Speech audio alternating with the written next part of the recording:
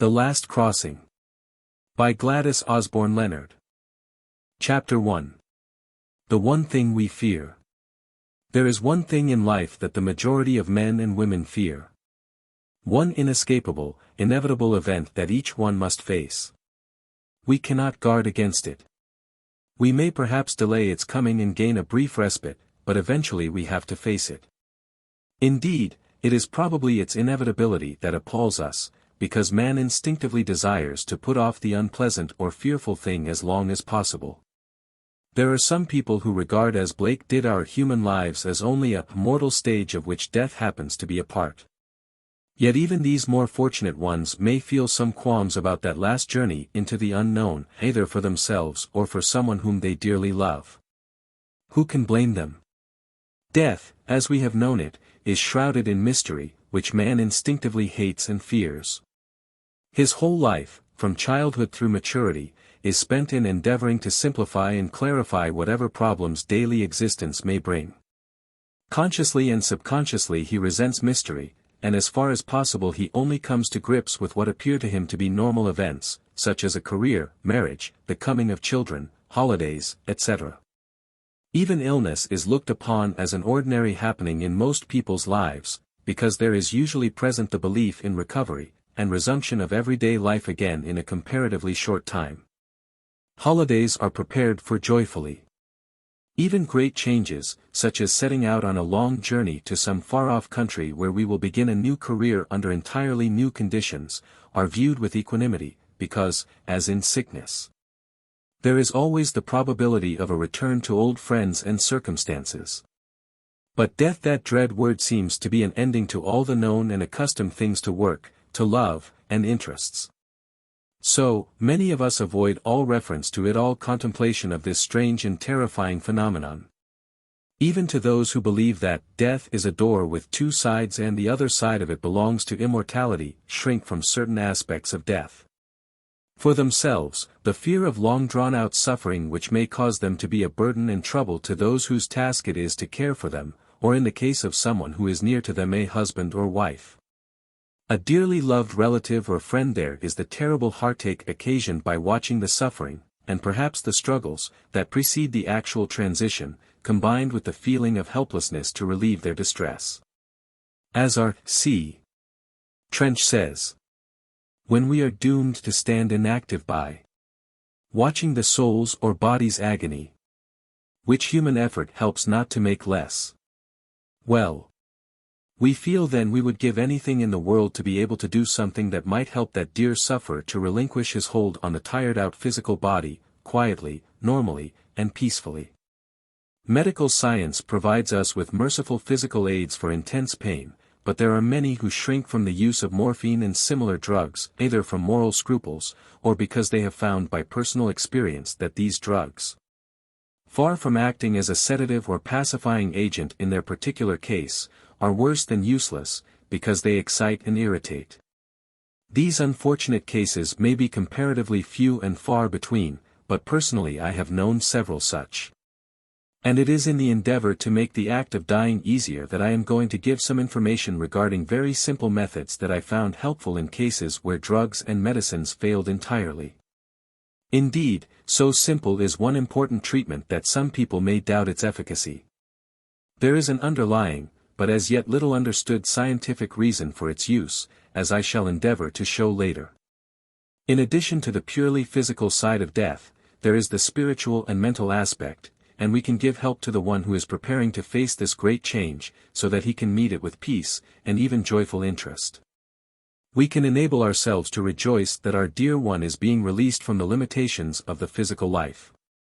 We can be glad that he is doing so, providing we know or understand something of that new condition of existence which he is about to enter. In order to provide such information as I can give on these two important aspects of the case, I am drawing principally on my personal experience, and also from some first-hand experiences related to me by other people which support and substantiate my own conclusions. How do you find this book? Any thoughts about the book or the author? Any suggestion for improvement? Please take a moment to share your thoughts in a comment. If you like it, share it with your friends who might enjoy it as well. Subscribe to keep in touch. Visit CompleteAudiobooks.com for more quality content. Chapter 2. Our Two Bodies. 2,000 years ago St. Paul said, "There is a physical and there is a spiritual body." Today many eminent scientists are beginning to accept the existence of this second body as a proven fact, and some among them have demonstrated its existence beyond all shadow of doubt. Witness the Kilner screens, invented by the late Dr.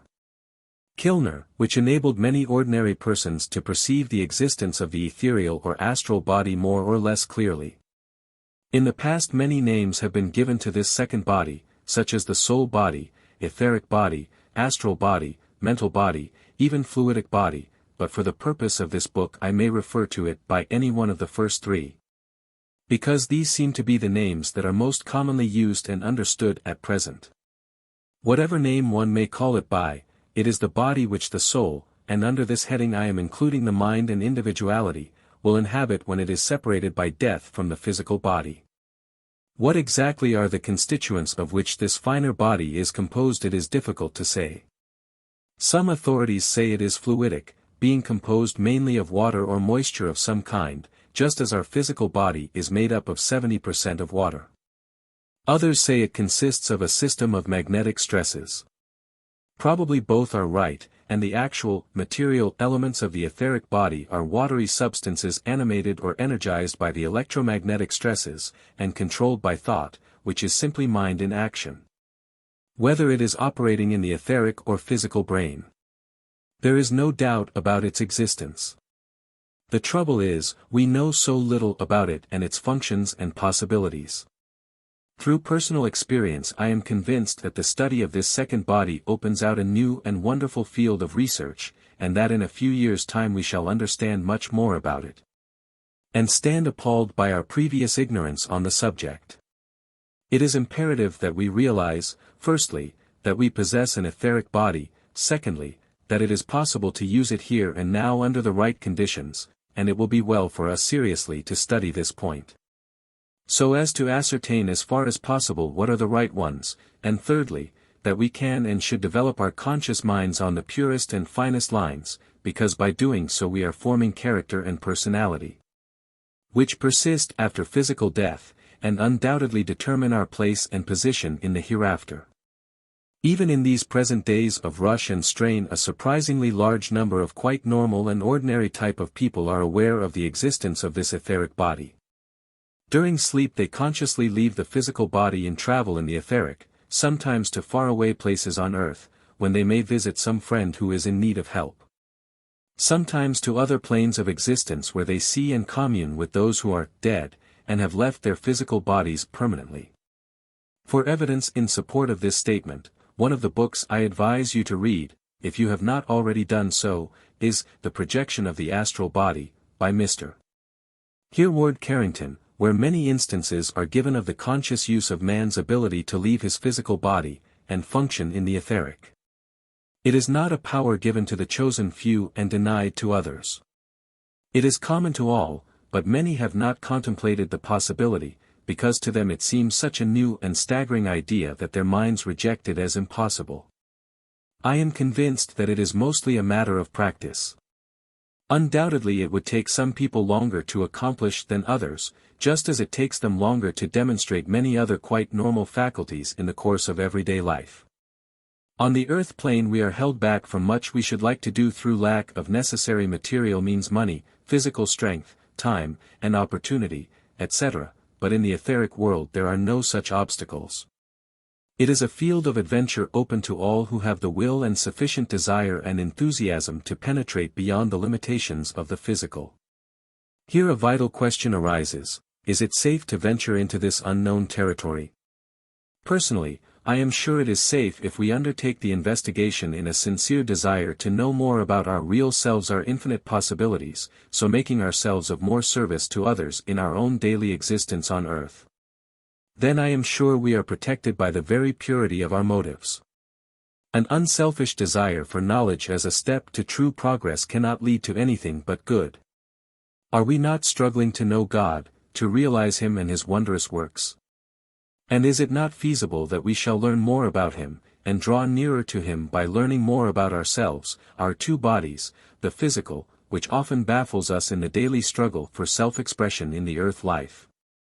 And that lesser-known vehicle, the etheric body, in which the soul dwells, and through which we can make a more conscious and definite link with that infinite source of supply, which is always available, could we but reach out to it.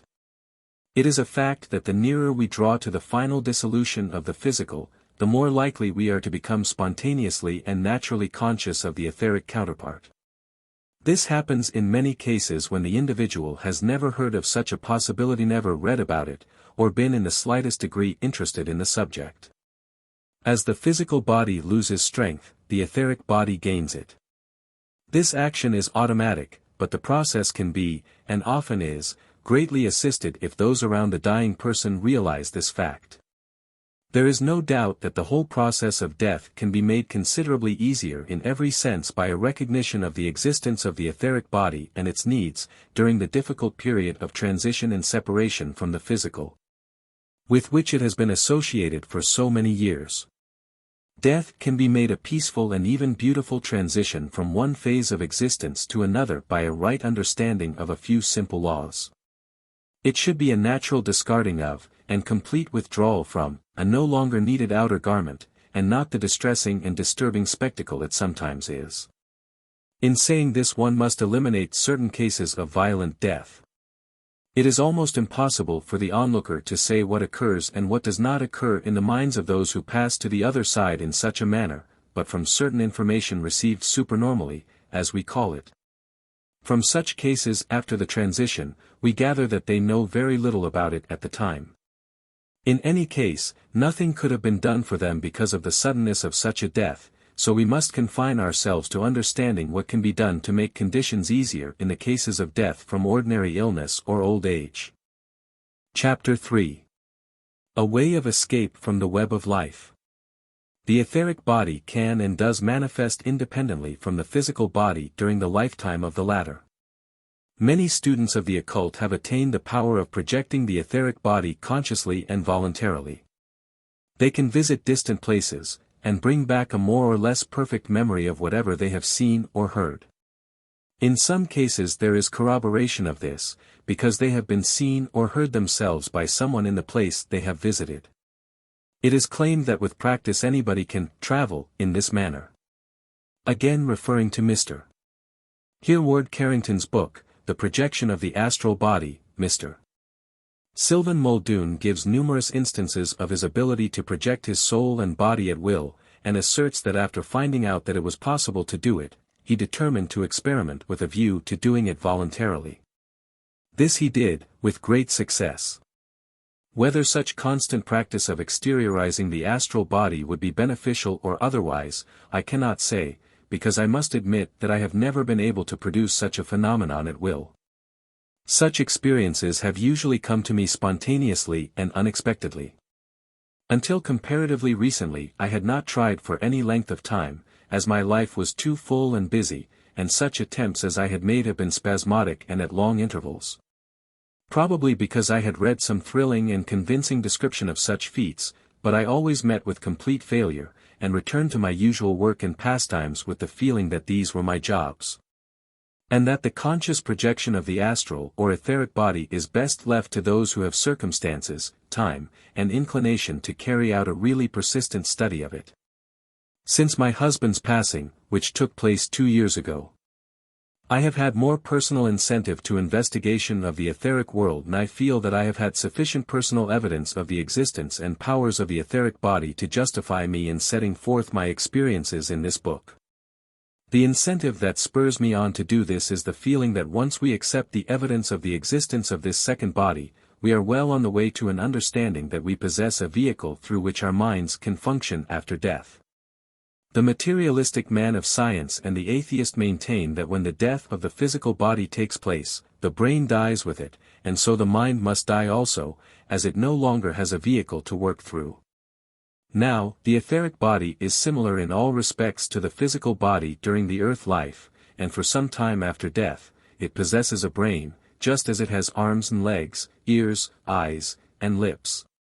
When I state, for some time after death, I do not mean that I think this second body ever dies, or ceases to exist, but I think it may undergo certain changes in the course of time. As the soul progresses and attains to higher planes of existence, I think the etheric body may become finer, ever tending toward a more perfect state of development. This etheric brain makes a far better and easier instrument for the mind than did the physical brain, because it has not the disadvantages of the grosser physical conditions to weight and harass it.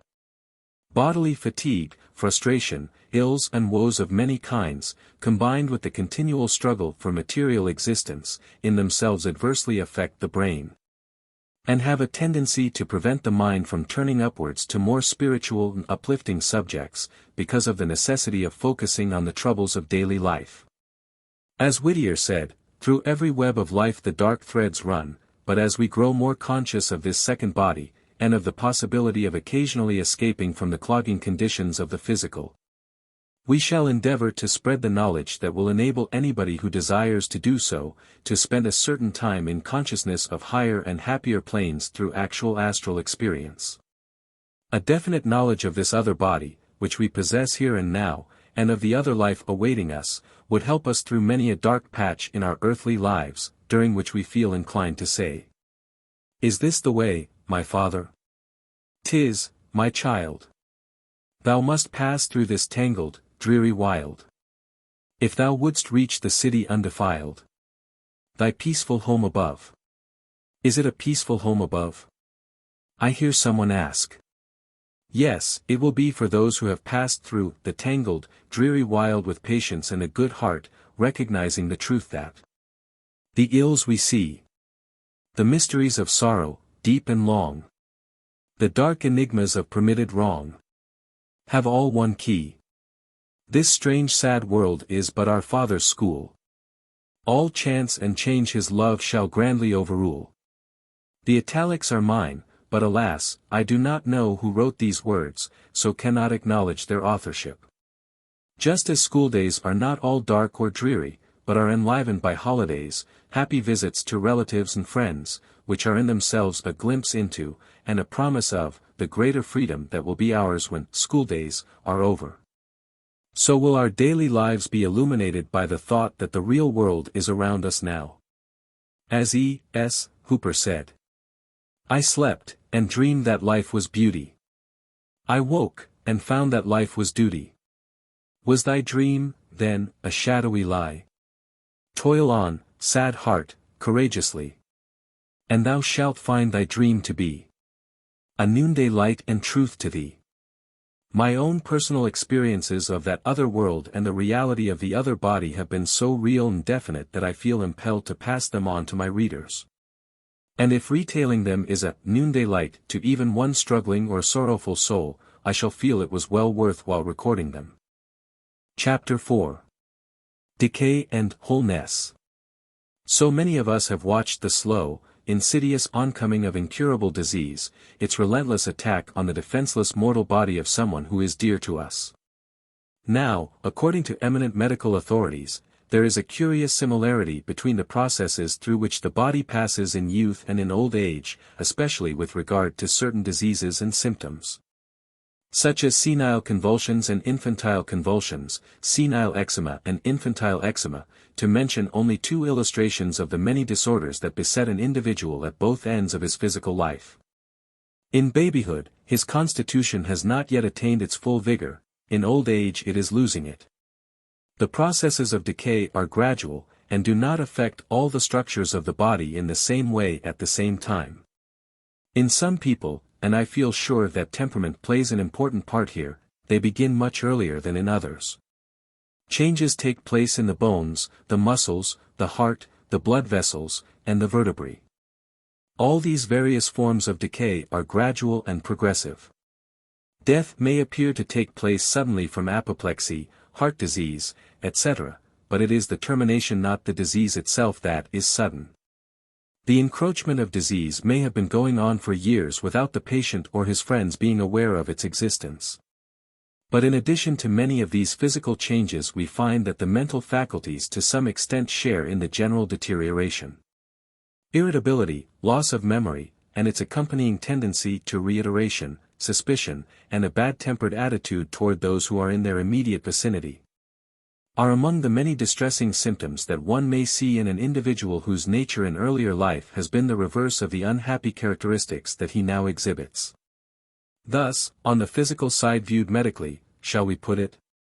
These psychological changes are brought about by a general breakup and deterioration of the physical body, but there is another aspect of the case which has been to a large extent, if not altogether, overlooked.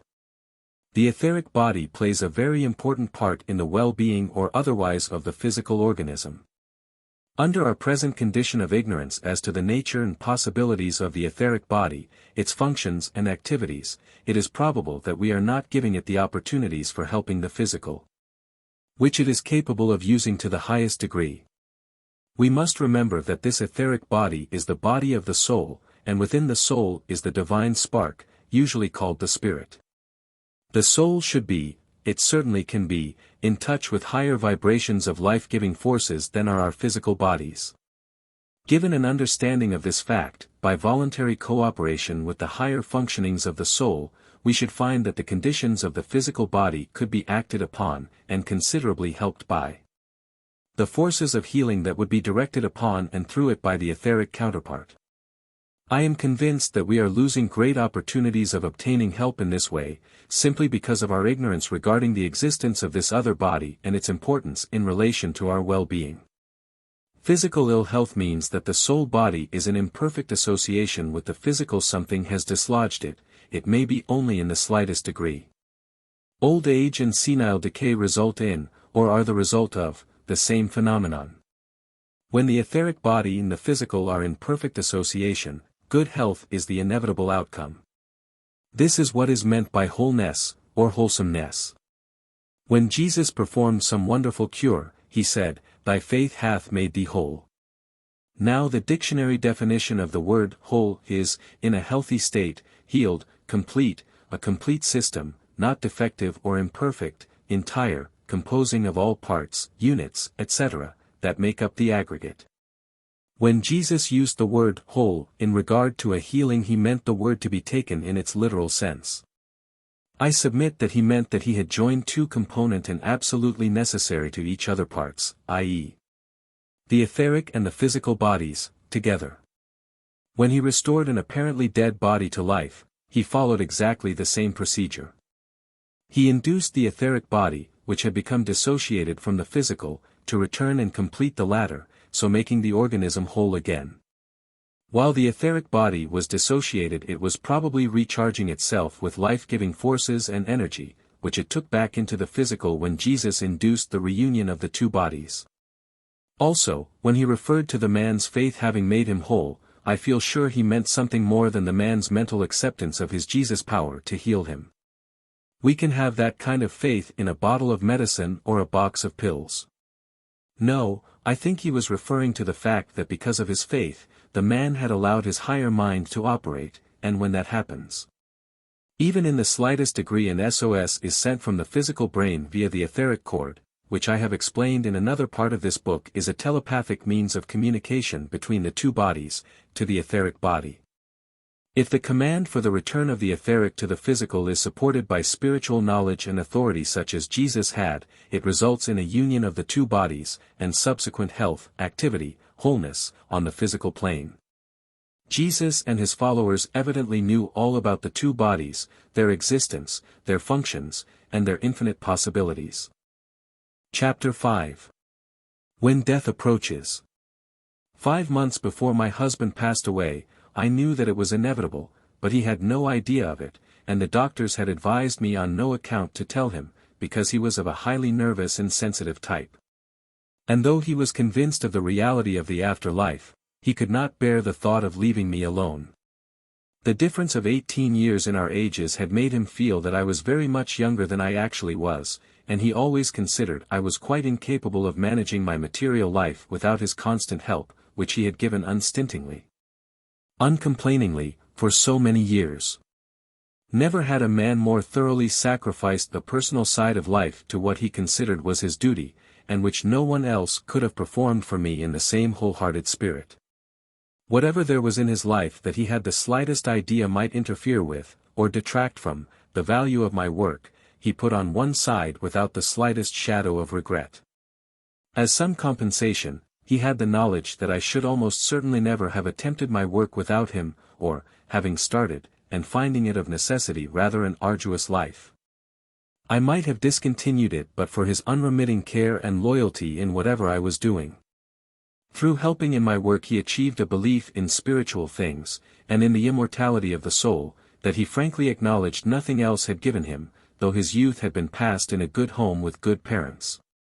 And he was brought up in the usual orthodox religious teachings. During his long, and at times painful illness, it never seemed to enter his head that he would not recover. An unfortunate phase of his illness was that morphine and other drugs had little or no beneficial effect in easing the pain.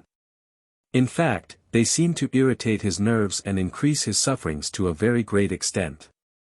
This would have made it a very difficult time indeed, but fortunately a most kind and unselfish friend, Mrs. Ethel Hodson, who lived not very far away from us, possessed the power of spiritual healing, and whenever she laid her hands on place where the pain was, it decreased almost invariably, and sometimes my husband would fall into a short sleep, from which he would awaken, very often, refreshed and free from suffering. Circumstances took Mrs. Hodson away from the neighborhood. How I missed her unselfish, never-failing help. Then I tried to do myself exactly what she had done, and to my great joy, found that I too could bring about a certain amount of relief, and overcome the worst of the pain, and sometimes mercifully eliminate it altogether. In other words, Mrs. Hodson to a greater extent, and myself in a lesser, were able to demonstrate the power of enabling the etheric and physical counterparts to reunite, thus inducing a state of wholeness again, in which pain cannot exist. We persisted in our efforts to make the best of the conditions, but the disease ran its course. Natural sleep became almost a stranger to my husband, and with the help of another dear friend, a nurse was found to look after him at night.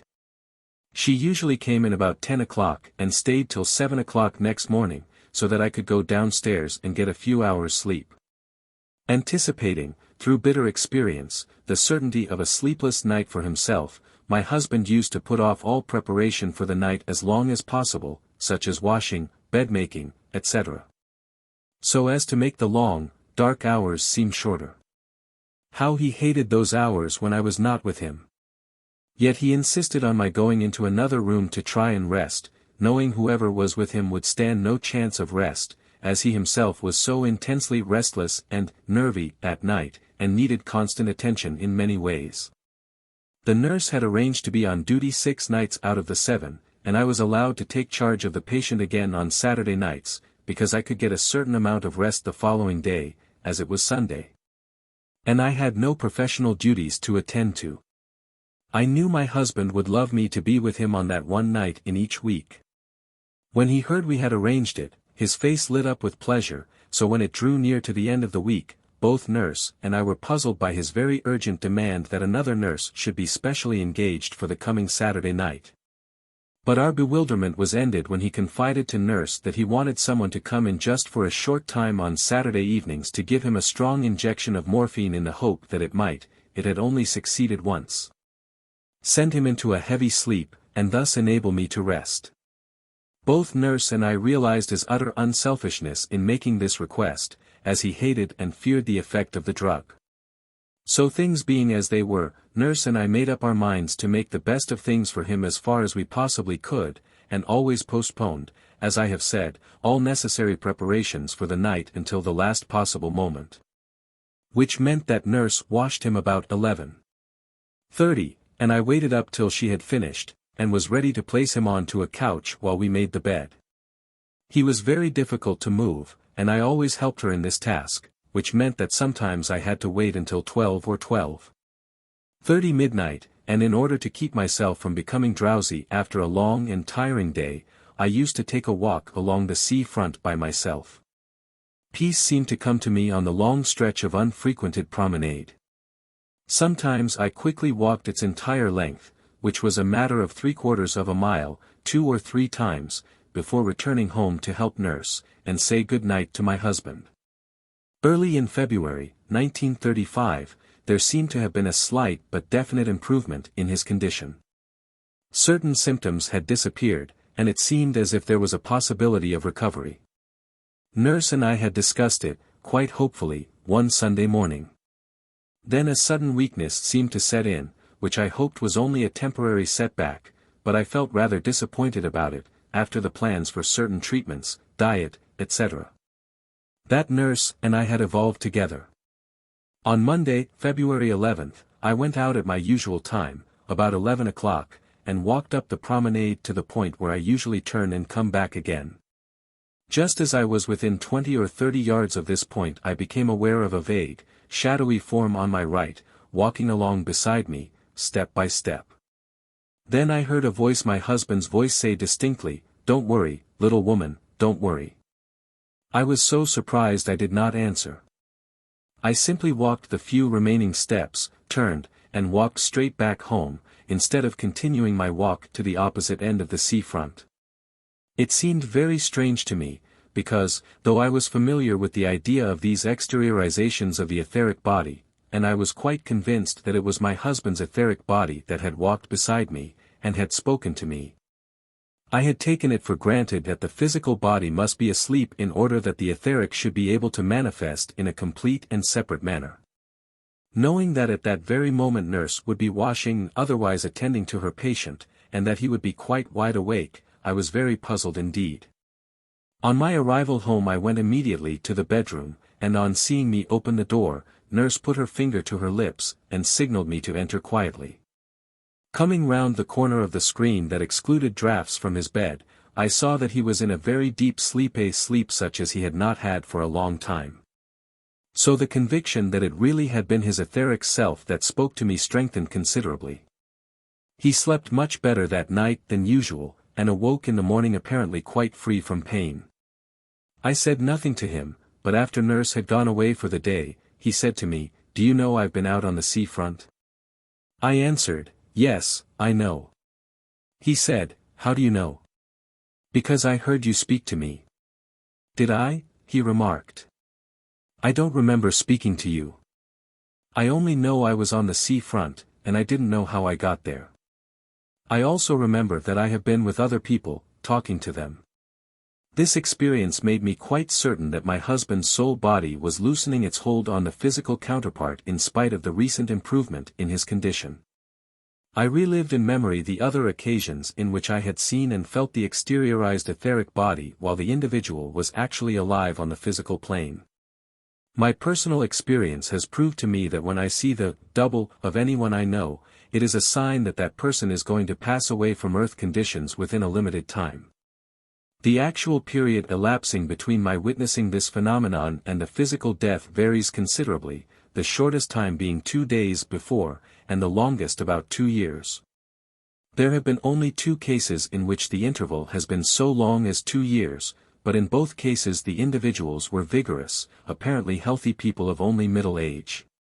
One would have expected them to be good for at least another 20 or 30 years, and they were considered to be remarkably fit and well by all who knew them. In one instance I saw 2 people at the same moment. They were unknown to each other, but I had known them both for several years. One Sunday afternoon in winter I walked into a room in a friend's house, and to my amazement, sitting on a couch, was the figure of a man whom I was expecting to meet on the Monday following. The figure was quite distinct in every detail. I stared at it for a moment, looked away, then looked back at the couch. My friend had disappeared, but a kind of misty patch appeared rather at the side of the place where I had seen him. A face built rather indistinctly in this mist, then gradually took definite shape. Naturally I expected to see the same person materialize, but to my surprise a different face built up, yet with a striking resemblance to the first one. As it happened, there were several features of a rather striking similarity, such as the cut and color of the hair and mustache, also the complexion and the general contours of the faces were somewhat alike. Here resemblance finished, as one man was considerably taller than the other. As the second face and form took more definite shape I recognized it as belonging to a man whom I had seen that very morning, and who was at that moment enjoying a game of golf. This form also only stayed for a moment, but it was long enough for me to be quite sure of the evidence of my own eyes. Well, the first man died 2 days later, and the second one 2 years after. The first one was unknown to me, taken suddenly ill at the time, but the second was to all intents and purposes quite well. On another occasion I went out to do some shopping, and while crossing a patch of waste ground, I noticed an extremely strong scent of sweet peas. It was as if a large bunch of them, fresh and fragrant, was held close to my face. After about half a minute it disappeared. A quarter of an hour later, while looking in the window of a confectioner's shop, it came again, more strongly than ever. I looked around, with my usual caution, but could see nothing to account for it. Some derelict building land on one side, and a small bungalow with nothing in the garden except a grass plot and some ramblers and chrysanthemums not yet in bloom on the other side of the cake shop. I moved on and looked in another shop about 400 yards from the first, and the scent came again. I racked my brains to think what the meaning of it was, because these things do not come to me often and there is always some definite reason for their presence when they do. I had never been specially fond of sweet peas, but I remembered one very close friend who had a great affection for them, and on the last occasion when I stayed in her house she had filled my bedroom with them. And had also given me a large bunch to take home the next morning. We had had quite a long conversation about the merits of sweet peas, particularly about their scent, and we both remarked that the variety she grew had an especially sweet and strong perfume. This incident came very clearly into my mind as the only one that could have any connection with my present experience, but I could not see its import at the time, as I knew my friend was alive and well. A few days later another friend, who knew the one who gave me the sweet peas, and I went walking beside the sea, when quite suddenly, in the midst of discussing a subject that interested us both very much, I felt my first friend beside me. And a feeling of deep depression and sorrow came upon me. So strong was it that I stopped walking, and cried out to the friend who accompanied me, "Oh! I feel that Mrs. B. is here, and that something is happening to her, something that is sad and terrifying. I feel awfully upset. Something is very wrong with her." My friend wondered what it could be. Our afternoon's outing was spoilt, as the depressing condition did not wear off so quickly as it usually does with me. Chapter 6. Rolling the stone from the grave away. Very soon after I heard that Mrs. B. had that very afternoon been to see a specialist to whom she had been sent by a doctor. She had been suffering from what she thought were rheumatic pains, and she went to the examination quite light-heartedly. To her horror she was told that she was suffering from malignant cancer in its worst form, and that she had only a short time to live. It was a great shock, as she had relatives on the earth to whom she was devoted, and many interests and philanthropic work. She hardly knew how she got home. She was scarcely conscious of her surroundings, and some time during the latter part of the day she had a kind of seizure from which she recovered only to face the usual course of the dread disease, which she did with courage and fortitude. Once the surprise and shock had worn off.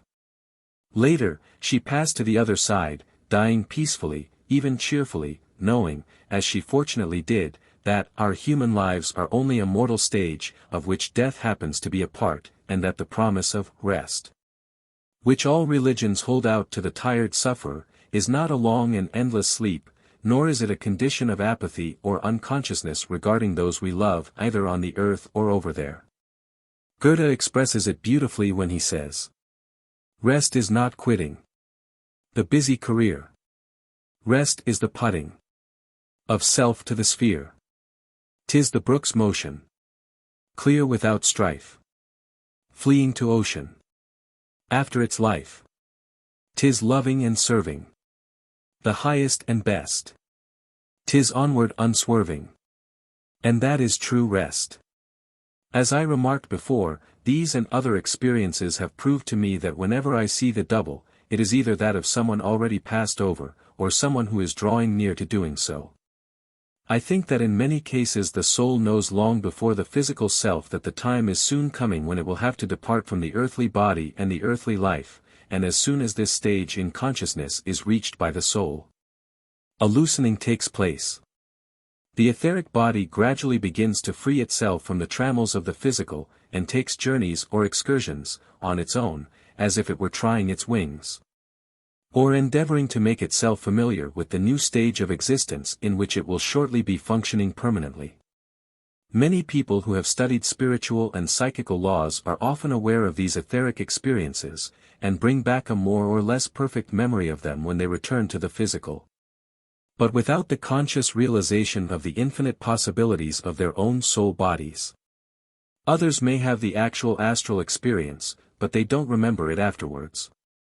I am aware that many people may have seen the etheric doubles of people who are known to them, and who do not die soon afterwards.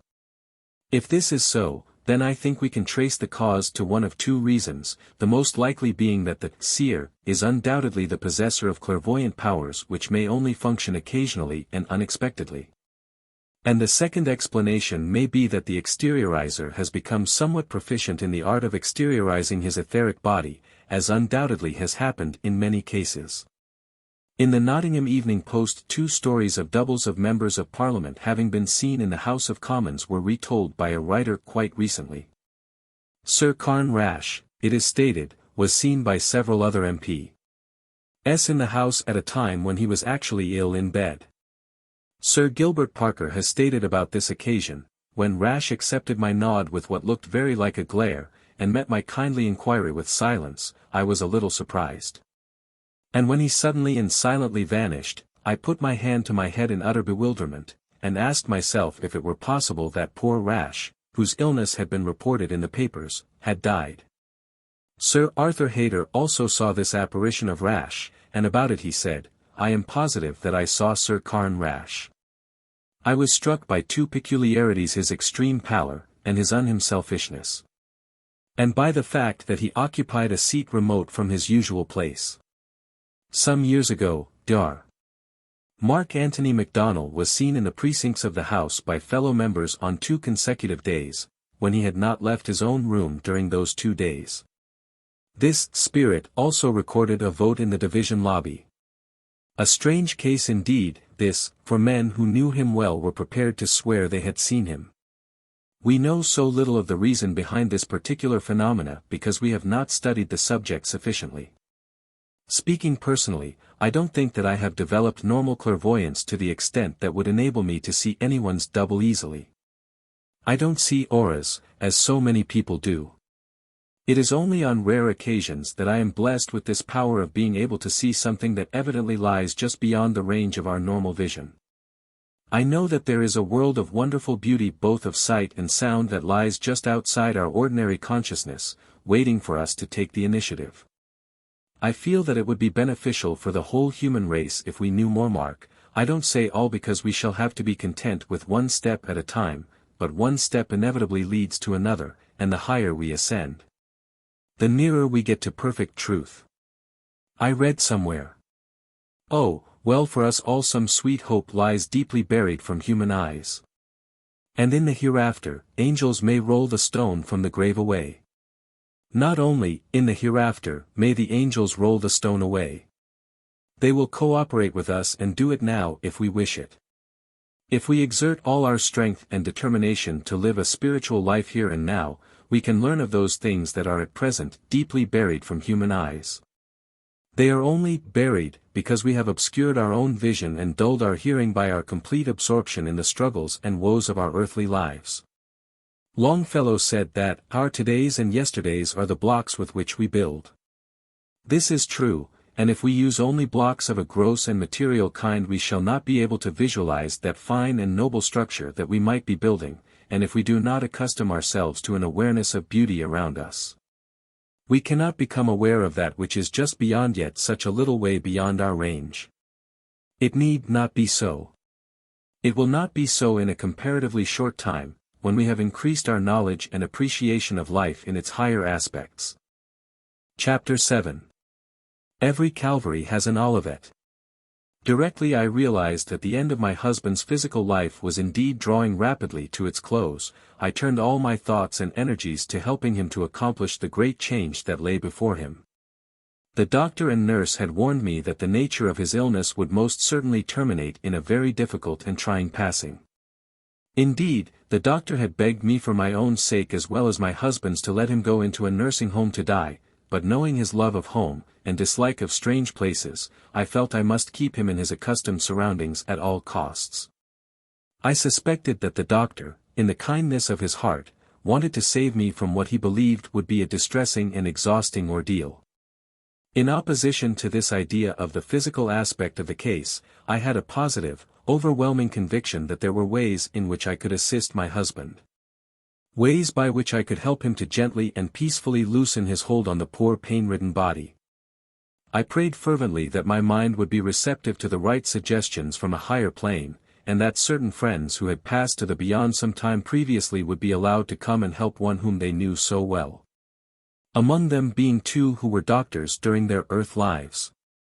I begged them if it were not against God's will that they should do so to impress me what to do both physically and mentally for my husband, and I also asked that they should help him on the spiritual plane, both before, during, and after his passing. I am sure that in these times of sorrow and impending separation, the two worlds physical and etheric draw very near to each other. It is one of God's merciful dispensations that a wider vision is given to us then. The way is opened, and would-be helpers over there break through the veil, and reveal themselves to us as ministering angels indeed. They help willingly and joyfully, sorry for our sadness, but glad for the sake of the one who is about to shed his physical body and join them. How beautifully George MacDonald expressed it when he wrote, "I think that death has two sides to it. One sunny and one dark, as this round earth. In every day half sunny and half dark. We on the dark side called the mystery death. They on the other, looking down in light. Wait the glad birth with other tears than ours. Yes, they wait the glad birth, and if only we would ask for their cooperation in the right spirit, with the right motive, they would impress those on the dark side what to do for the patient, and what not to do." For the first time since my husband's illness commenced, I felt impressed to give up my professional work entirely for the time being, and to devote myself to doing all I could to cooperate in making everything as easy as possible. Now, my husband had always been very difficult about diet and taking care of himself in any shape or form. He had been advised to drink plenty of pure water to help clear his kidneys of some of the accumulated poisons that they contained as a result of every kind of tropical disease and fever that he, as he put it himself, seemed to have had a perfect gift for contracting in his earlier years. All forms of starchy food were bad for him, but he loved them, and refused to drink plain water. Strong tea, that had been standing sometimes for 2 hours in the teapot, was his favorite beverage. Sugar and sweets, extremely rich cakes and puddings of every description were the foods he liked best. So you can imagine I was not very hopeful when the first impression I was given by our unseen helpers was to give him plenty of water to drink. This message came to me very clearly and definitely, while my patient was dozing the day after I had seen his double on the sea front. As soon as he awoke he asked me to give him a drink of water.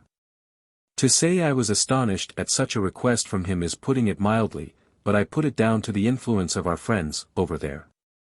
When I handed him the glass he said, "They told me to drink water." I asked, "Who told you?" But he only answered, "They said I must drink water." Up to that time he had enjoyed the food I had given him, but now he waved it aside and asked again for water if I did not give it him as often as he wished for it. He had never been fond of fruit, but I got some good grapes, skinned them, and took out the seeds, and gave him the pulp and juice only, which he now took eagerly. With the exception of a little weak China tea now and again, this was all the food he took. Even if they will take it, I am convinced that the dying do not need nourishment. To nourish the worn-out physical envelope which the soul is trying its best to shake off is only to create and prolong an unnecessary struggle between the two bodies. In many cases it does not even strengthen the physical, because it can no longer make use of solid food, which only clogs the system, and produces more pain and suffering. Death should be a letting go, and one of my objects in recording these details is to endeavor to help people to assist in this loosening process. The administration of drugs, morphine, for instance, is simply an artificial method of assisting what ought to be a perfectly natural and easy transition from the physical to the etheric body. Somehow I knew that my husband's passing would be easy, especially if I obeyed the impressions that came so subtly, yet so unmistakably into my mind, and the day following his surprising request for water. Something happened which pleased me very much. He had been sleeping, in fact, he was now sleeping more peacefully than he had done during the whole course of his illness, though only in comparatively short spells. As soon as he awoke, he turned to me and said, "I have been in a beautiful place, a beautiful institution. Do tell me who runs it, it is run so marvelously." No description that I could give in words would in any degree convey a true conception of the joy and wonderment that transfigured his face when he spoke these few words to me. The very tones of his voice were tinged with an almost breathless gratitude. I think that the atmosphere of the place that he had visited had given him such a feeling of hope and security that he was not very perturbed at finding no ordinary explanation of the occurrence. During that last week he went several times to the beautiful institution. I longed to know more details, but dare not plague him with questions in his increasingly weak state. It was sufficient joy to me to see the altered expression of his face, and the glad tones of his voice when he mentioned his experiences.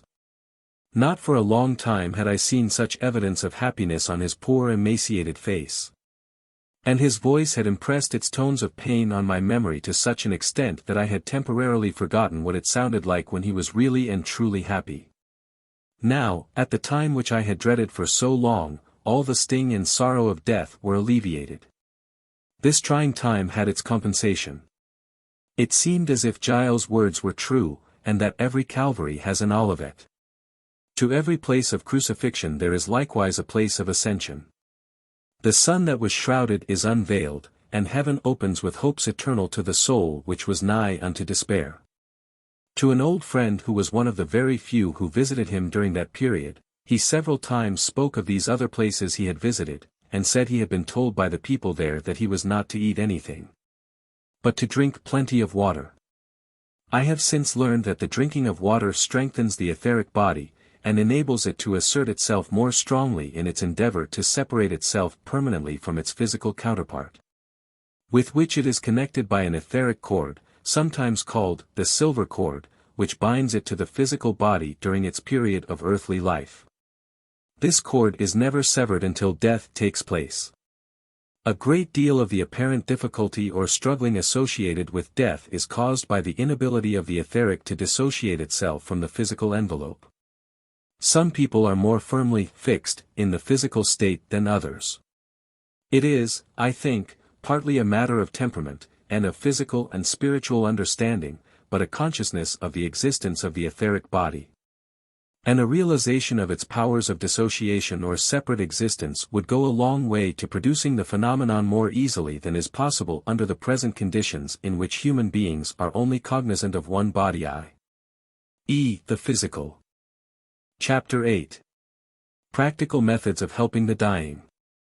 This last week of my husband's earth life was not an unhappy period, yet one could not help feeling the inevitable sadness of the parting to come obviously so soon. There was a peace in the air which had been lacking during the long months of trying to fight pain and discomfort, often unavailingly. Possibly our efforts had held a quality of stress, which never helps to create an atmosphere of peace. Many times I repeated to myself the words, "Drop thy still dews of quietness, till all our striving cease. Take from our souls the strain and stress, and let our ordered lives confess the beauty of thy peace." Here I want to give a word of advice that at one time I should have thought to have been unnecessary, but experience has shown me that it is badly needed. When the time of severance draws near, the soul and mind of the patient need absolute peace. Very often someone tiptoes quietly into the sick room, and holds a whispered conversation with the nurse, or whoever is in attendance. The conversation may be about the patient, or it may drift from him to other things. Whatever the subject may be, don't talk about it in the room. Go outside and discuss it. You may think the patient is unconscious, or partly so, and doesn't know what is happening. No, his conscious mind may not be cognizant, but now his unconscious or subjective mind is gradually coming to the surface. That greater part of the mind that cannot express itself through the limited physical brain is now beginning to assert itself. It is the soul mind, and because the soul is beginning to detach itself from the earthly body, the subjective or larger mind finds itself functioning imperfectly and intermittently in both bodies. Probably it functions more completely in the etheric brain and body, but until the etheric is permanently dissociated from the physical, this mind will find itself occasionally floating into the physical brain and recording flashes of awareness as to what is happening to, or around, the physical body. At this juncture it is most important that whatever is being done or said, or even thought in the room, should be directed towards the patient to help him, and should not degenerate into a kind of trivial chatter about the patient or any other topic. If this is allowed, he will be disturbed, puzzled, and in an effort to understand what is going on around him, his mind will fasten onto the physical brain more tenaciously than is good for it. All our efforts should now be concentrated on making it easy for the soul and mind to free themselves from the physical mind. We must not try to do it for him, that would be unwarrantable interference with the natural progress of events, but we must do all in our power to assist the patient's soul to do it for itself. This is the chief thing we must aim at. Well-meaning people have often taken God's will into their own hands. Their attitude toward the patient has been, "Poor soul. It's time he went. The sooner the better for him. We must pray, and concentrate on him being taken quickly to save him further suffering," and so on. Their motive is good, but the result is that some part of the subconsciousness is aroused, that portion of it that has been labeled self-preservation, or the first law of nature, and which is always fighting to preserve its hold on the physical body.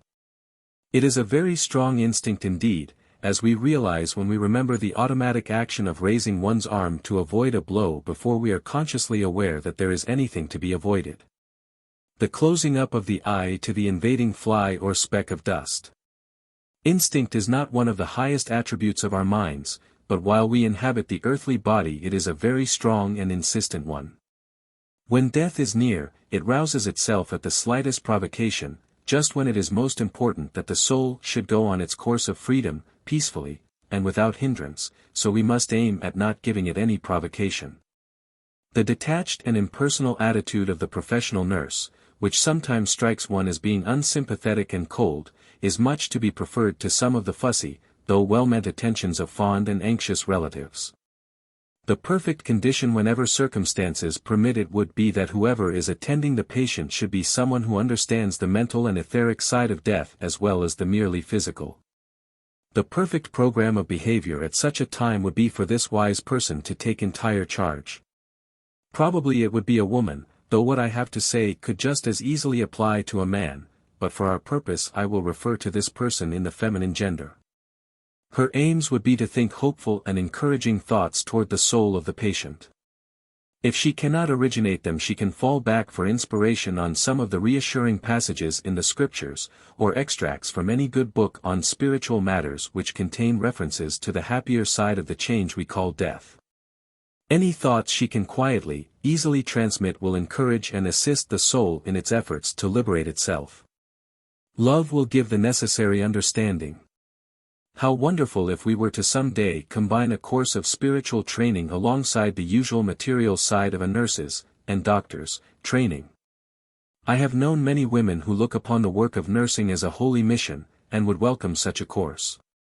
As Keble said, "There are in this loud, stunning tide of human care and crime, with whom the melodies abide of the everlasting chime, who carry music in their heart through dusty lane and wrangling mart, plying their daily toil with busier feet, because their secret souls a holy strain repeat. Yes, there are many who would fain carry the music in their hearts, and the holy strain, to all who need it. And such a possession need not interfere with the practical common sense that is necessary for carrying out what are called the more practical, mundane side of nursing. We should find ourselves more easily able to ply the daily toil with busier feet, in consequence of our spiritual knowledge. While we are awaiting this state of affairs, a balance of physical and spiritual knowledge in medicine and nursing, we must just do our best with the material to hand. It is wonderful how insight and intuition can spring from love, and teach the unskilled exactly what to do. Was not Longfellow right in saying, "Ah, how skillful grows the hand that obeyeth love's command? It is the heart and not the brain that to the highest doth attain. And he who followeth love's behest far excelleth all the rest." So if you are not skilled nor clever nor experienced, you can still do so much, so very much, to make that passing a thing of beauty and of ease if you choose. Just the same quiet, careful attitude that you would adopt to a child who is learning to walk, or to essay any new task. The average soul is exactly in the position of a child in its relation to its new life. Remember, there are other souls waiting to help. Souls who are already in the great beyond, and are even now waiting to assist the new arrival as soon as he frees himself. Loving hands are stretched out, beckoning the tired and weary soul to a place of peace. Some sheltering shade where sin and striving cease, as Wordsworth said. We must cooperate with those unseen helpers. They long for us to do so, and if we lift up our hearts and minds in simple expectation, we shall find that they will impress us what to do for the best. He will give his angels charge over thee is literally true, especially in this critical period when the two states we call life and death draw so near to one another that for a short time we can scarcely perceive the dividing borderline. Toward the end of my husband's last week on earth I was sitting alone with him. He had fallen into one of those easy, peaceful dozes to which he had been a stranger for so long. I had given him drinks of water, put through a small filter, and very little solid food.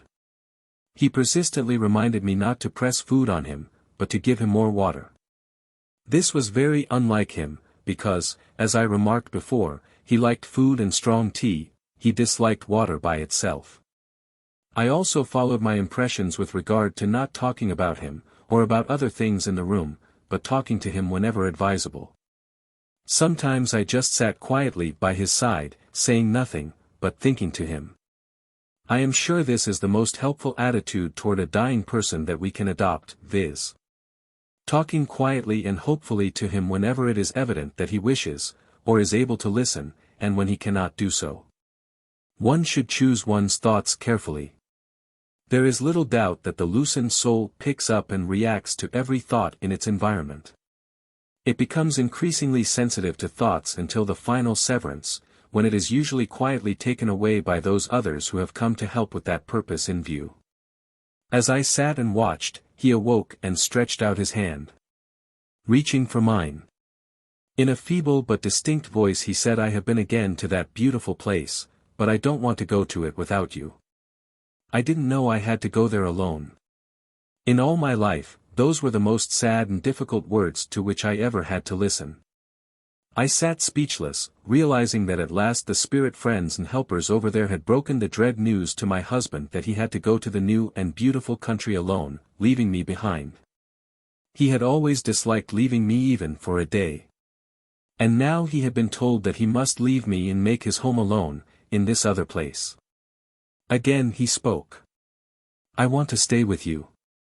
These other people are very kind to me. They are all right to me, but I don't want to go alone and leave you. Can't I stay with you, darling? I don't want to stay with them without you." I did not know what to say. The words came pleadingly from his lips. His hand feebly clung to mine.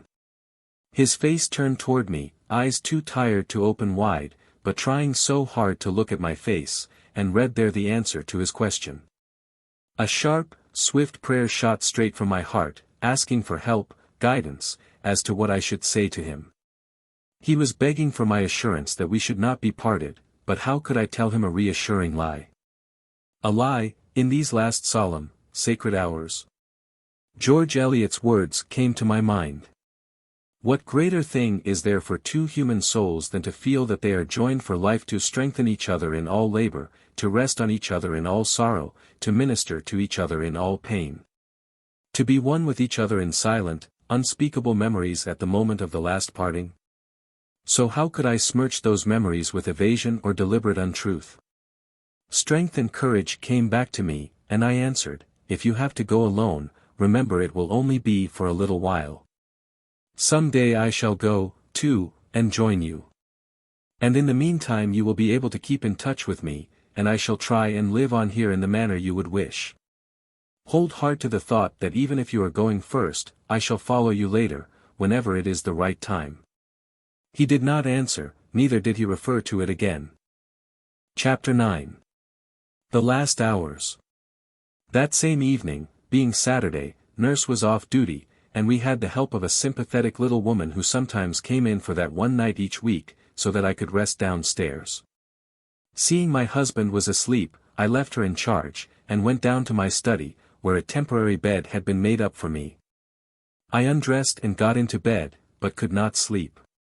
Quite distinctly I received the strongest impression to get up and go back to my husband, that his time was now very short, so I must make the most of every minute, and help him all I could.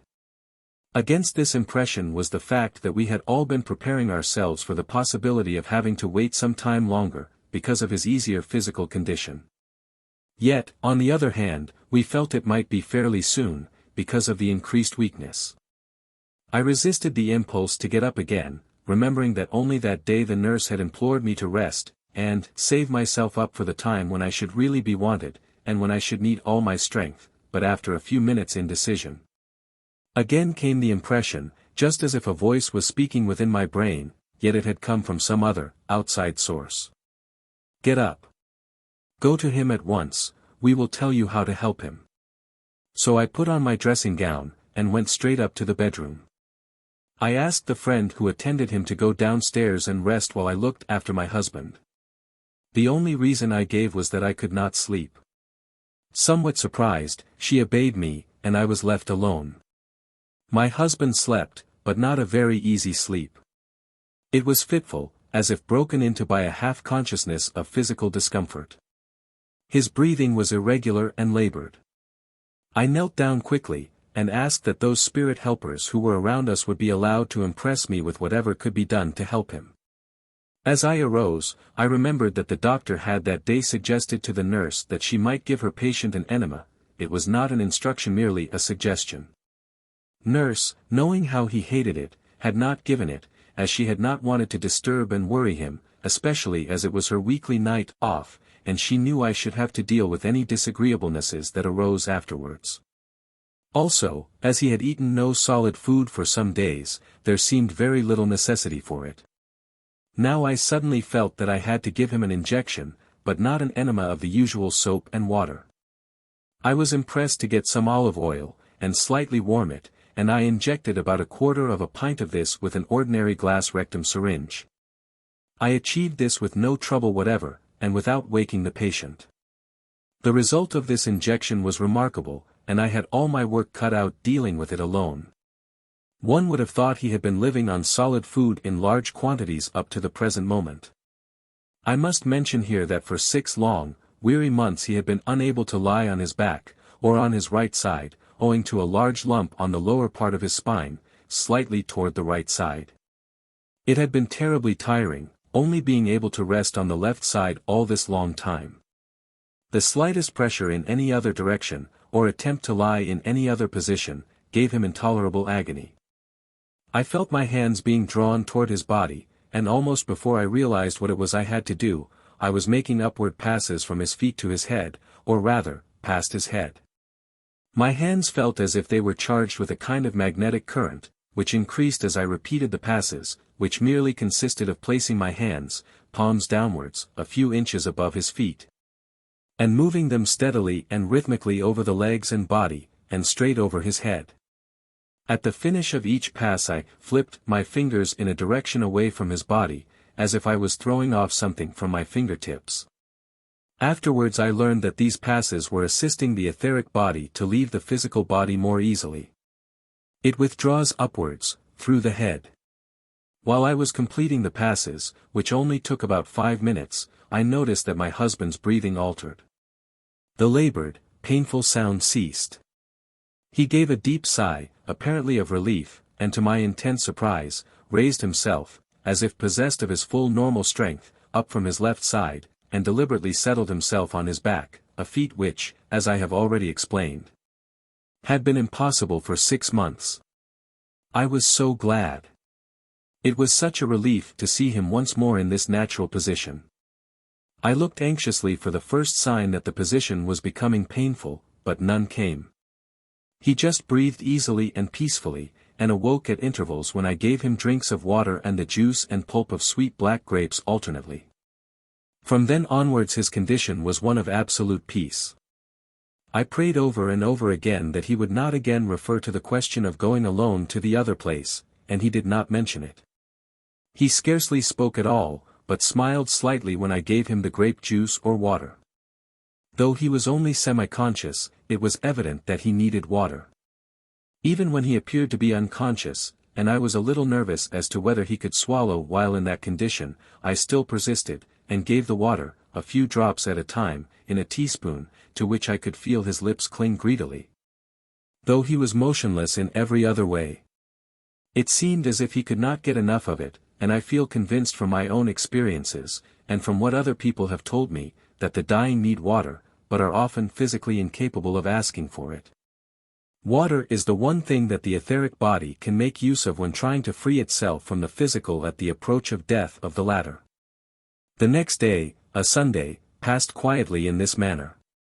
One or two of his relatives came in, but only stayed a short time, so I was able to hold peaceful, encouraging thoughts over him all the time. The hours did not drag. I seemed to live half on the earth, and half on another plane, where I felt I was mentally cooperating with the unseen helpers who were in the room, though invisible. I kept my patient's feet warm with a hot electric pad, carefully regulated and wrapped up so that it could not burn, or become uncomfortably hot. Warmth of the feet, and a comfortable coolness, not cold or draft, at the head seems to facilitate the withdrawal of the etheric body either temporarily during normal sleep, or near death, but especially in the latter case. Late that evening, when nurse came on duty again, she begged me to go down again and get a good night's sleep, so as to reserve my strength for when it should be needed, as she again reminded me. I felt that the time was very near for the passing, and very reluctantly I went downstairs, and, as on the previous night, I was not surprised to again get the strong impression to return to my husband. He wanted me, I felt sure. Yet I hesitated. Was I being foolish, using up my strength unnecessarily, as nurse said? I fought the impulse to go back to him for over half an hour. Then again it came so forcibly I could no longer resist it. I arose, and went straight up to my husband's room. I entered very quietly, wearing soft slippers. He could not see me, as there was a large screen between the door and the head of the bed, but to my intense surprise, he raised himself up on one arm, almost to a sitting position, and urgently signed to me to come near to him. He said my name, urgently, imploringly.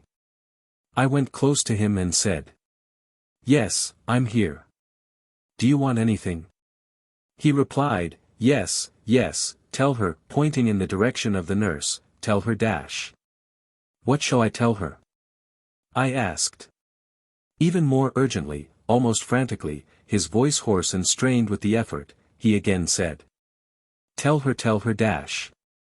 His voice failed, but with his right hand still extended, he made a circular movement in the air several times. Then he fell back exhausted, but still conscious. I could not imagine what it was he wanted me to tell the nurse, so I just said, "Never mind, whatever you want you shall have. Don't worry, I shall guess or find out soon, I feel sure." While I was speaking, my hand went out, from force of habit, to the drinking water on the table near the bed, and I gave him some. He drank, and immediately after gave a deep sigh of satisfaction, a long, dash, and the tense, anxious look was replaced by a smile of relief. I then realized that I had not impressed nurse with the need for constant sips of water, and the explanation of the circular motion of his hand burst upon me. And I remembered that whenever he had wished for a certain drinking cup with a spout which I had lately bought him, and was very easy to drink from in small quantities without spilling, he used to say, "Give me a drink in the you know my dash," and rather impatiently he would describe these circles in the air with his hand. So I realized that while I was downstairs he had wanted water, and had made these gestures, which had of course conveyed nothing to the nurse. For the moment I had myself forgotten what they meant. He had thought I had only come up again for a few moments, and was afraid I was going away again until the morning, and that he would not be able to get the water he so badly needed. I told him I was not going to leave him at all, and I lay down for the rest of the night on a divan in the room, but did not sleep. All night long Nurse and I gave him drinks of water. She was afraid that he could not swallow, but I felt I should quickly see when it came to that point, and she told me to get a clean linen handkerchief, and dip a small part of it in water, and let him suck it, which he did later the next day. When drinking from the spouted cup or spoon had become obviously impossible. I had noticed that his mouth was terribly sore inside, so I thoroughly mixed equal parts of honey and glycerin together, slightly thinning them with a little water, as the cold weather had made the honey very thick. And I applied this on another linen handkerchief spread over my finger to the roof of his mouth and all round his gums. This was a great relief to him, I could see. It is important not to use ordinary rags, no matter how nice and clean they may be, for either swabbing the mouth or giving the drinking water, as small threads or pieces of cotton might come off in the mouth and cause intense discomfort. Most of the next day he took the water and the grape juice. In the afternoon Nurse looked in as a precaution, but saw her patient peacefully sleeping, so went away again, intending to return later in the evening, as usual. Soon after she left, he woke and said distinctly, "This is a lovely place," and a great joy spread over his face. I knew he had just come back from the other place again. These were the last actual words he spoke. One of my husband's nieces came in about 3 o'clock, and sat watching beside his bed while I lay down on the divan. Curiously enough, I was not tired, though I had had no sleep for some days, and very little before then. About 3:30 we made some tea, and I again took my usual seat close to the bed.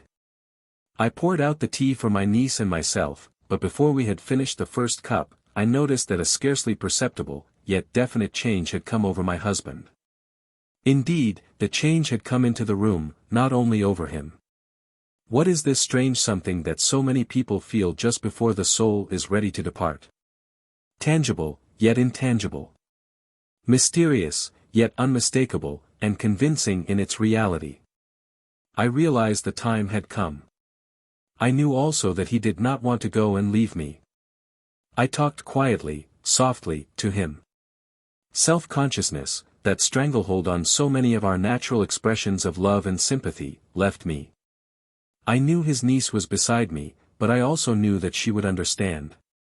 So I told him to go willingly and peacefully to the beautiful place, where he would be safe, and free from all pain and discomfort, to go gladly away with those loved ones who had passed through the same gateway.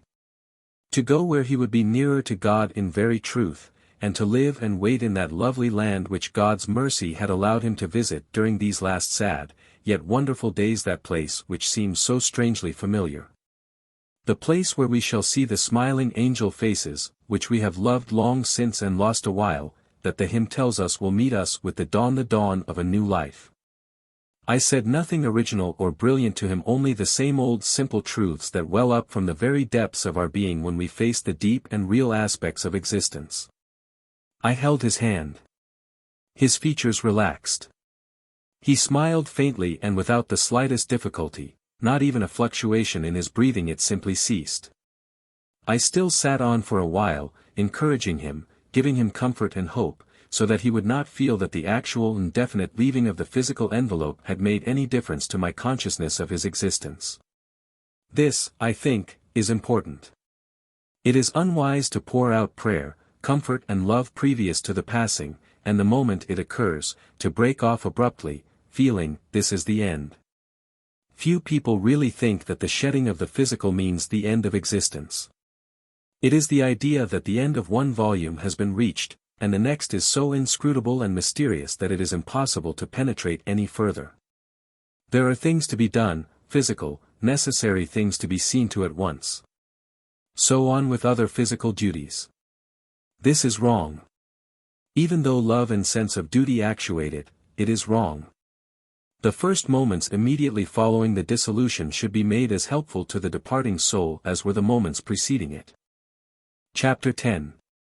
Fear of being buried alive.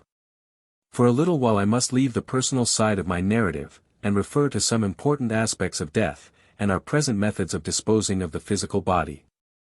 People who are exhausted by severe pain, or die as the result of an accident, or are entirely ignorant of the possibility of survival, drift into a state of unconsciousness on leaving the physical body. They probably remain in this condition while their friends take them away from the earth plane and for some time afterwards.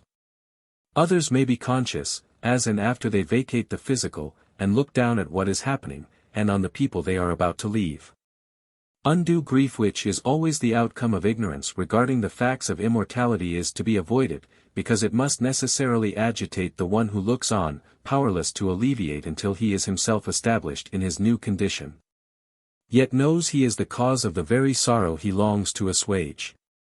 He may be drawn back to his earthly body by his desire to help.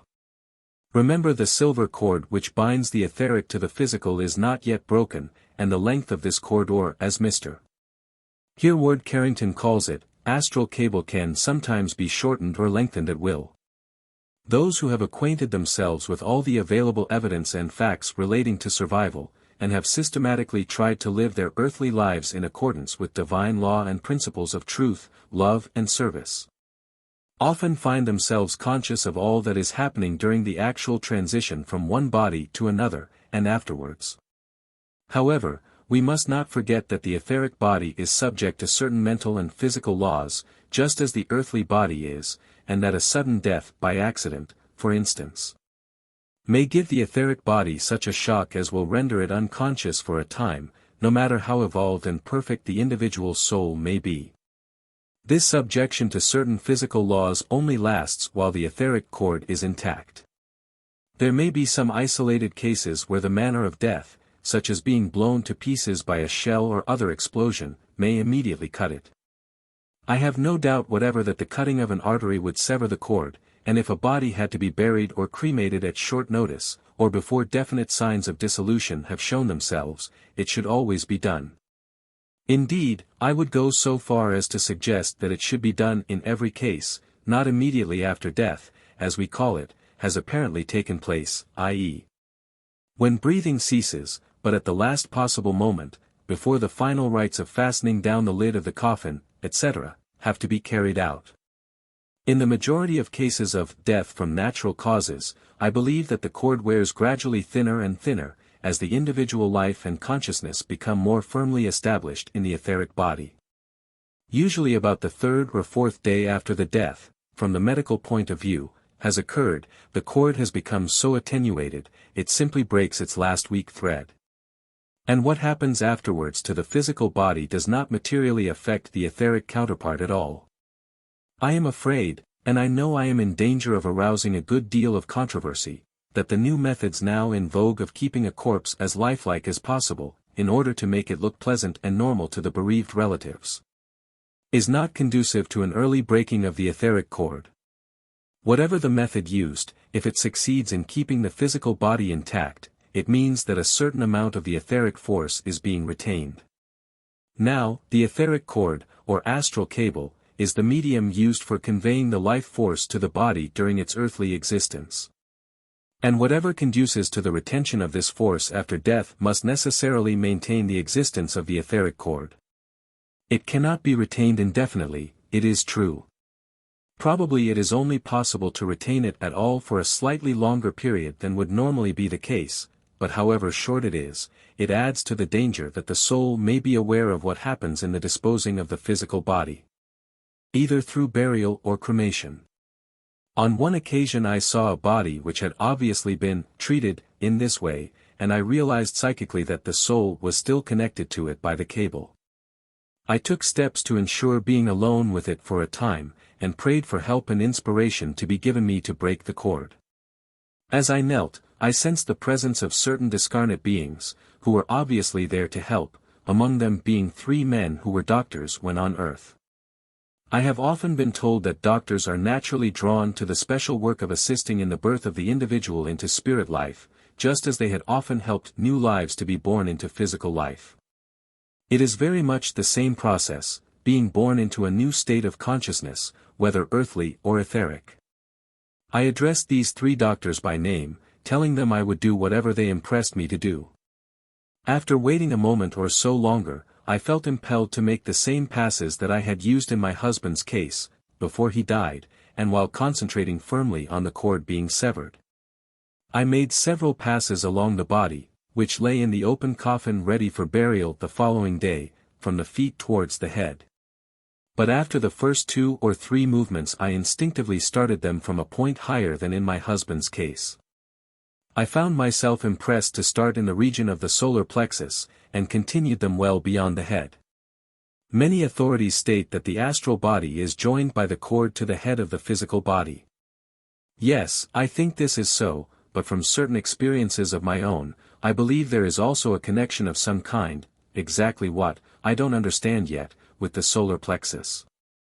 On this occasion I was strongly impressed to work between the solar plexus and the head, as if I had to clear something away from that region.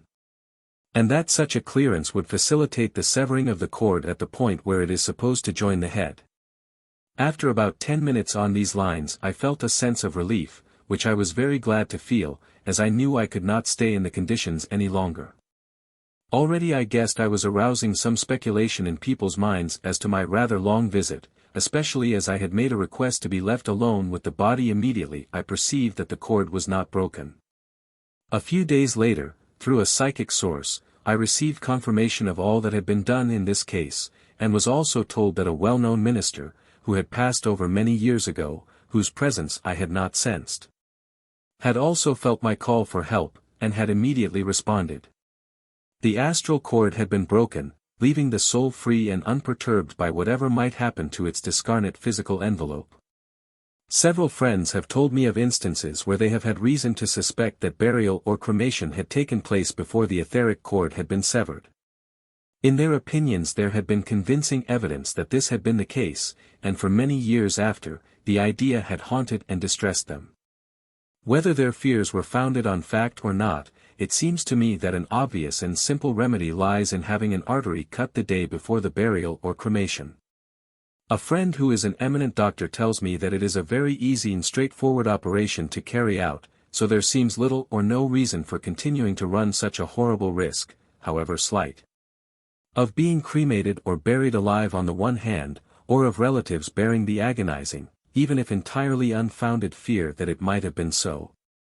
Any surgeon will carry out this simple act, which can do no harm if it appears to do no good, and I advise everybody to leave instructions, not in their wills, which are often left unread until too late, but in some safe place, or with somebody who can be trusted to see that their wishes are faithfully carried out. Chapter 11. Sorrow as an Avenue to Joy. I soon learned that my husband belonged to the ranks of those who are immediately conscious in their new condition. This was undoubtedly due to the fact that on the one hand his etheric body had been strengthened by the continual supply of drinking water, and on the other by his belief in, and knowledge of, survival in its personal and detailed sense.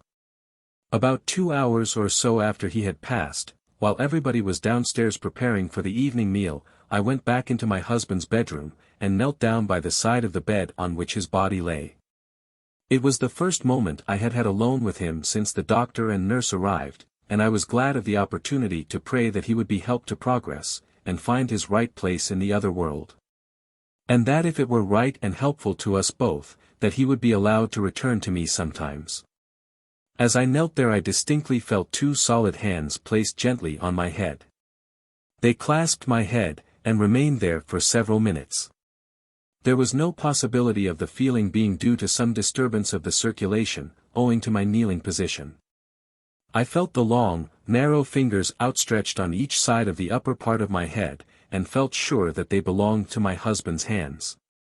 Often in his earth life when I had been sitting in a chair, reading or writing, he would come up behind me and place his hands on my head in just such a way. The touch was extraordinarily comforting. After a little while I rose, strengthened beyond measure, and went about the many tasks that were waiting to be done. Next morning I went to the local undertakers to arrange about the funeral. It was something that had to be done, and I had made up my mind that I would do everything as normally and cheerfully as possible. But in spite of my good resolutions I could hardly refrain from remembering that I was carrying out the very last service that remained to be done for the physical part of one who was so near and dear to me. As countless thousands of bereaved people must feel in such circumstances. So I came back a little dejectedly, I confess. My feet lagged as I approached the entrance to my house. I felt tired, dispirited. I opened the gate, and closed it mechanically, and proceeded up the curving path that leads to the front door. About 2/3 of the way up, I saw my husband standing in front of me, a little to one side of the path. He was trembling with excitement. His face was alight with pleasure and joyful astonishment, as if he was longing to tell me of the marvelous things that had happened to him. He began to say something, and then apparently broke off, and looked at me as if he were surprised to see that I had been out so early in the day, and asked quickly, "Where have you been?" Taken aback by the nature of the question, and the realization that my answer would of necessity seem strange and unnatural to him in his present state of joyful well-being, I stammered out. "I've been to see Mr." mentioning the undertaker, whom he knew. "What for?" he asked. Confusedly and almost apologetically I answered. "Well, you know something had to be done about things about getting rid of your body." He looked so bewildered at this that I hastened to explain a little more, still stupidly and hurriedly. Because the purely material and normal reason that I had to give him seemed so extraordinarily fantastic and unreal in the face of the reality before me. As I explained, his face cleared. Brushing the whole matter impatiently aside, he exclaimed, "Oh, never mind about that old body. I don't want the thing, but I've so much to tell you." And then something broke.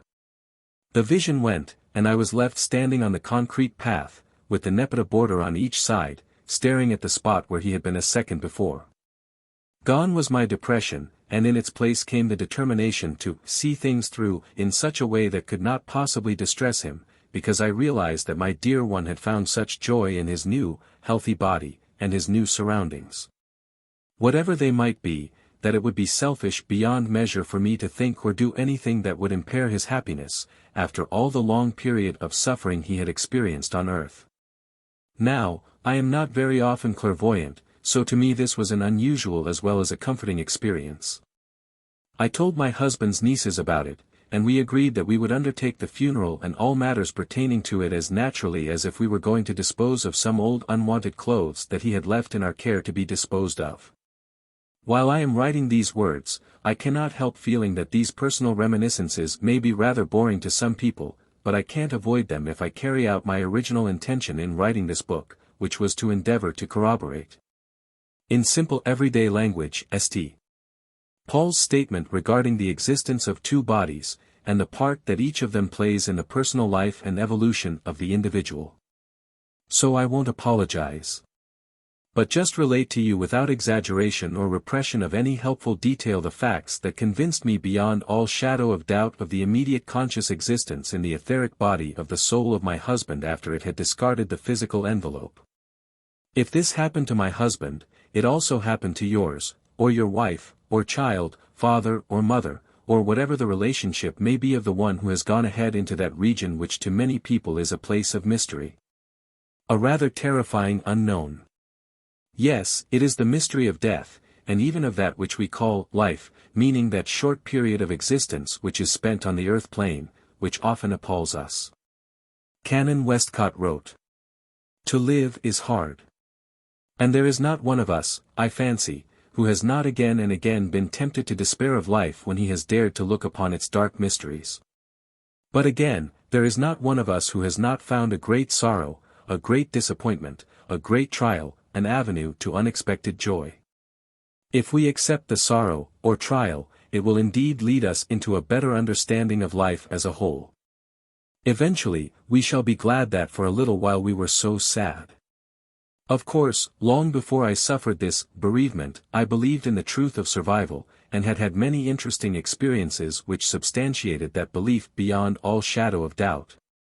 But when someone passes with whom one has spent 27 years of one's life, it is a physical break, and any phenomena that occur that remind one of their continued existence beyond the grave. are more impressive and valuable than any other experiences that one has had in a more general way, fascinating and interesting as they may have been. Probably numbers of people have had more outstanding experiences than mine, but they don't all tell or write about them, so you aren't any wiser. That is one of the reasons that emboldens me to speak of mine, because as someone, I'm not sure who, wrote, "To truth's house there is a single door, which is experience. He teaches best, who feels the hearts of all men in his breast, and knows their strength or weakness through his own. I can't claim to know all men's strength or weakness as my own, but perhaps I know a good deal of their sense of sorrow and loneliness as my own. And it makes me long to give them something which will encourage them to realize the essential truth of the words, there is no death. What seems so is transition." Chapter 12. A terrible experience. My husband died on a Monday. Each day we went in and out of his room quite naturally, to see to anything that required attention. We did not darken the room by drawing the curtains. His favorite flowers were beside him, and now and again I went into the room for a few minutes alone, and sent out a prayer to help him in his new life. I had arranged to have his body put into the coffin at the last possible moment, late on the Thursday evening. The funeral was to be on the Friday, at Golders Green Crematorium, because at that time there was no such place nearer to us. Also my husband had once mentioned that he preferred cremation to burial, and that he liked Golders Green Crematorium, because on one occasion he attended a cremation there, and was agreeably impressed by the surroundings. It was a long drive, about 65 miles. In the one car following the hearse were my husband's 2 nieces and an old friend. We carried out our determination to be sensible and cheerful, and I don't think any of us shed a tear during the entire day. On the way, I had one clairvoyant glimpse of my husband. He was sitting on a vacant front seat in the car. Whether he then realized the purport of our errand or not, or whether he did realize it, but feeling happy and satisfied with his new condition, he did not at the time attach any great importance to it, I was not sure. He certainly appeared unperturbed, even cheerful, as if we might have been going on one of our motoring jaunts together, as in the old days.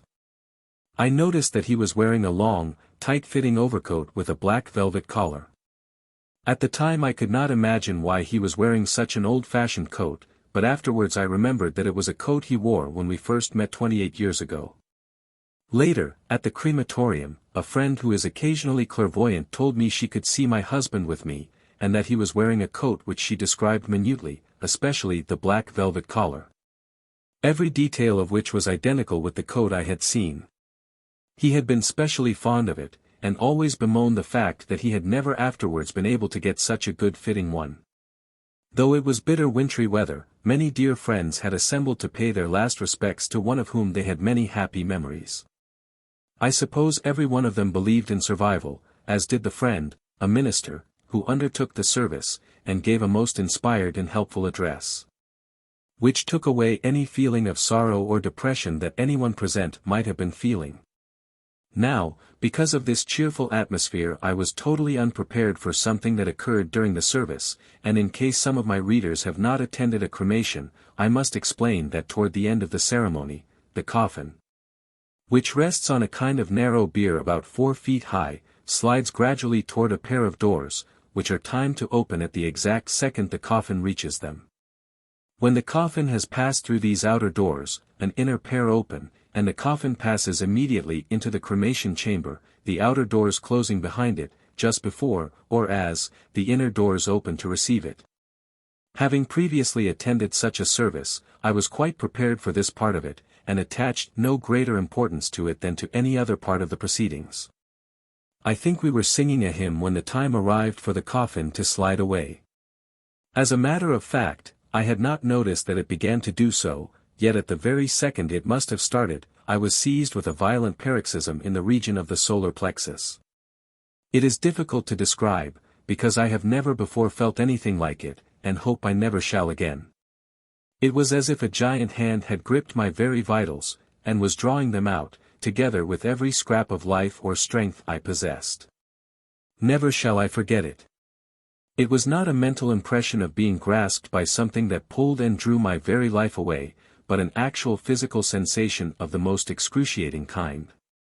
My internal organs seemed as if they were being dislocated, and pulled out from their usual positions. In sheer agony, yet at a loss as to how to account for it, I looked up, and saw the coffin had begun to move, and was about a third of its way to the outer doors. Still, I did not in any way connect this fact with the terrible drawing on my body, but as the coffin advanced nearer the doors, the internal pulling and dragging on my solar plexus became worse. I felt I was about to die. I still remember the dreadful feeling.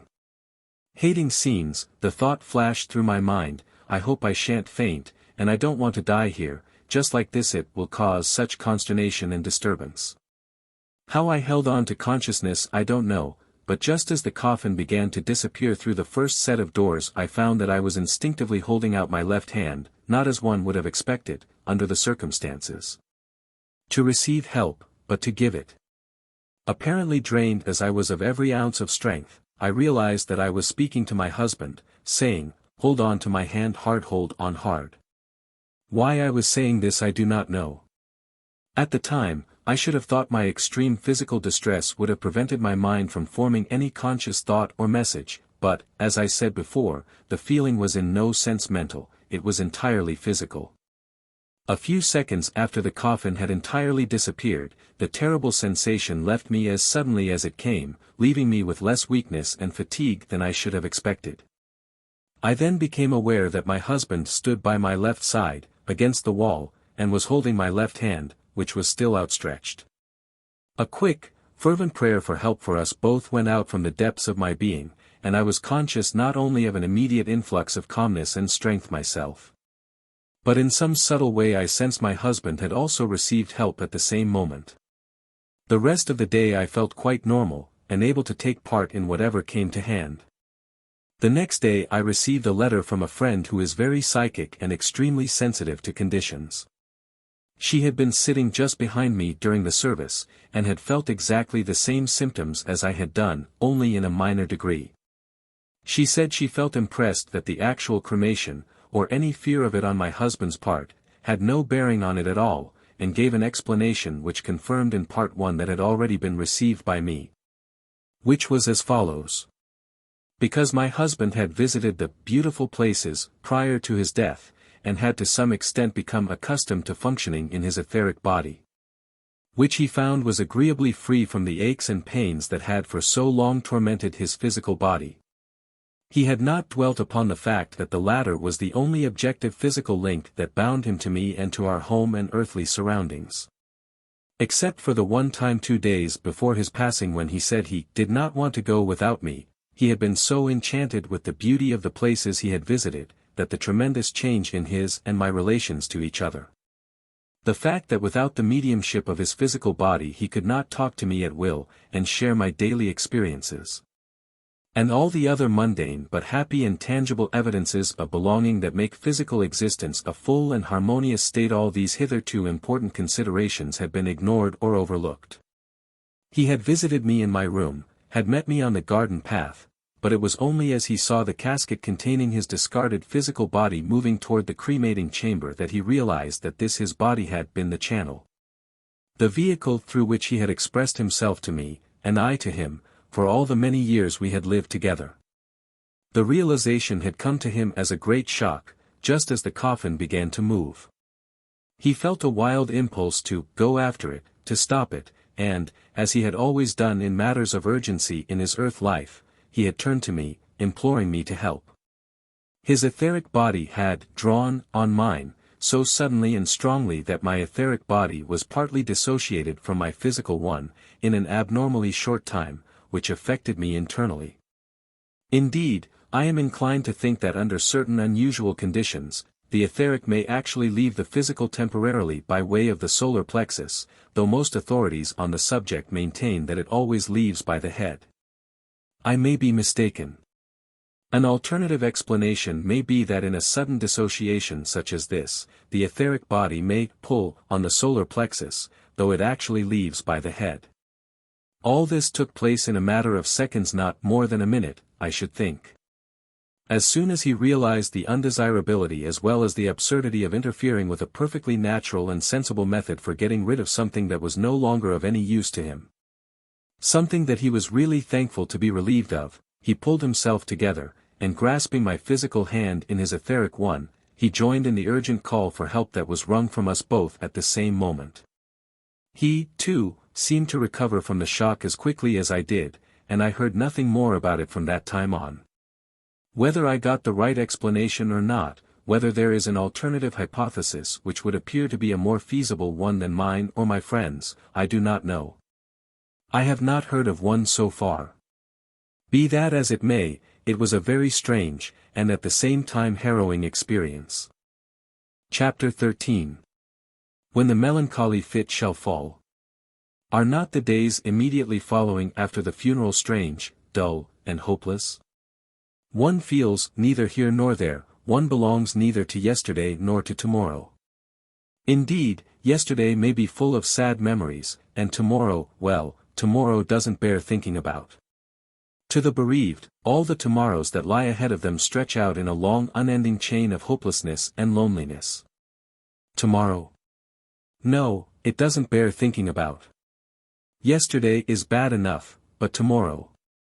So we often turn back in our thoughts, and drift into a kind of half-dead, half-alive existence in the past which has at least its memories, but the future who knows? Will it ever again hold any experience that we can share with the lost, loved one, anything that we can ever do again together that will in its turn become a happy memory? To say that I felt such desolation as must come to some people would be an exaggeration. I had the great privilege of knowing that death is only one side of the door, and that life eternal is on the other, but alas, while one functions in a physical world, one often reacts wrongly to the many difficult and depressing conditions that may confront one in the daily round of earth life. Keats said, "And when the melancholy fit shall fall, sudden from heaven like a creeping cloud, then glut thy sorrow on a morning rose, or on the rainbow of the salt sand wave, or on the wealth of globed flowers." It was a few days after the funeral, and things had begun to fall into their usual routine again, that I had my first and worst melancholy fit. I was standing in my little greenhouse, facing a box of overcrowded seedlings, that obviously cried out for more room. Trowel in hand, I started out to carefully pot each half-suffocated plant, when the fit descended on me, just as Keats put it, sudden from heaven like a creeping cloud. Out of it burst the devastating thought. What is the use of doing this? He will never notice it now, or will he? He lives, I know, but will he be interested in such homely little jobs as these? Half my former pleasure in doing them was because I anticipated his eager interest in, and approval of, the results of my efforts. Now, what's the use? I stood then appalled by the thought that never again could I depend on sharing all these interests with him, at any moment of the day I wished, as I had done in the past. Quite suddenly, I heard a voice by my side. I recognized it as my husband's. Quietly, but firmly, he said, "Listen. You have got to go on living. You can't cease living, can you? Then face it, and live it as well as you possibly can. Do everything well. Even this potting, it's an example. Don't forget. You must live, so live well." The stark, obvious truth of this struck me. I pulled myself together. Never since have I felt the creeping cloud to the same extent. As soon as I have seen the least sign of its approach, I remember the words I heard in the greenhouse. Being February, there were no morning roses on which to glut my sorrow, but there were a few buds on the almond trees and some benighted primroses putting forth brave faces in spite of the intense cold. Yes, nature is a healer, and my advice to any bereaved soul who is in a position to do so, is to seek consolation in her, in the woods and the fields, in a garden if there is one, or even an indoor plant. Trees, plants, and all living things can and do help us to step forward from despair toward hope. Everything, no matter how humble, that contributes toward that end, should be sought after. I have found that vases of flowers in which the water is regularly changed, and growing plants, are helpful to our etheric bodies, apart altogether from the mental stimulus we get from their aesthetic appeal to our own sense of beauty. They are actually life-giving, and I feel sure that their presence feeds the etheric body to some extent, and makes it easier for it to express itself, or function in whatever way the mind is directing it to do so. We are told that the presence of flowers or plants in a bedroom is bad, because they eat up the oxygen. Whether they do or not, I personally have found them of great help in all spiritual and psychical experiences, and have derived a feeling of physical well-being from them. This may be, of course, merely an indirect result of the spiritual and psychical benefit derived from them. Let us not disdain help from the humblest things that aid us in carrying on with those tasks that must be done, petty, trivial as they may seem to us, who still stand under the edge of the creeping cloud of sorrow. The small things. Life is made up of them. Love, happiness, sanity itself, rests on them. How true are Coolidge's words. One stitch dropped as the weaver drove his nimble shuttle to and fro, in and out, beneath, above, till the pattern seemed to bud and grow, as if the fairies had helping been. And the little stitch dropped pulled the next stitch out, and a weak place was left in the fabric stout, and a perfect pattern was marred for aye, by one small stitch that was dropped that day. One small life in God's great plan. How futile it seems as the ages roll, do what it may, or strive how it can, to alter the sweep of the infinite whole. A single stitch in an endless web, a drop in the ocean's flow and ebb. But the pattern is rent where the stitch is lost, or marred where the tangled threads have crossed. And each life that fails of the true intent mars the perfect plan that its master meant. I make no apology for writing in this very personal strain about my own private sorrows and their accompanying difficulties. Are they not common to us all? And if some of us find a way of alleviating them for ourselves, shall we not pass on our knowledge to others, no matter how trivial and commonplace it may appear? Volumes are written on people's experiences in traveling, dieting, camping out, and 1,001 subjects. Unless one recognizes the value of, and relates one's own experiences, one cannot give anyone else the benefit of them. Few indeed are the numbers of those who have escaped pain and sorrow. We might lose much else if we lost pain, or the power to register pain. Can we realize peace unless we have first experienced pain? Somewhere I read that life is pain, and pain is purification, and after purification comes peace. Thanks be to God, who giveth us the victory. The victory over what? The victory over self, over pain, over all that hinders perfection and keeps the soul in its low prison house of personal desires. So let us take all the comfort we can from nature, and from doing those little acts that may help others along their paths, but above all, remembering that in prayer we shall find our crowning solace. The material aids, such as the beauties of nature, even daily service for others, are only plasters for our wounds. But prayer, which is conscious cooperation with God, sets the real, inner, vital healing power in motion. Praying always with all prayer and supplication in the Spirit, but not praying as if we had to besiege God to soften his heart toward us or to overcome some reluctance on his part to help us, which is unthinkable. But remembering that prayer is our greatest tangible link with God. Here we are, and there is God. His link is there, but where is ours? Whenever we find it imperative to couple two necessary parts of anything together in order to make them into a perfect whole or combination, we fix a link or coupling point on each part. We couple a carriage to an engine. The bolt on the door is useless without its corresponding slot on the frame. In front of me lies a watch and chain, on the watch a ring that fastens into a link on the chain. And this is prayer, the link between ourselves and God. Through prayer we are keeping our hold on his power, and his willingness to help us. Also in prayer we lift ourselves on to a higher spiritual and mental plane, and on that plane the one who has passed over can meet us, and join us in our intercourse with God. It will be to our mutual advantage, I am sure of that. The habit of prayer will lead us to the habit of meditation, or should do. Don't rush into prayer, don't gabble it quickly, as if you had dashed into a post office, and were hurriedly scribbling a telegram in place of that longer letter you ought to have found time to write, and didn't. On the other hand, don't explain too much, don't embroider, don't dwell on tedious details. Realize what it is that you feel, and express it as simply and straightforwardly as you can. Whatever it is that you cannot find words for, God will understand. He will find them in your heart, if you are genuinely seeking to give yourself the opportunity to speak to God. After prayer, if circumstances permit, and do your utmost to help them to fit in with your spiritual needs. Don't always fit in the ladder to your material conditions as a kind of make-weight that you can just afford to throw in. Sit quietly with open mind to God, to His guidance, which will come without question.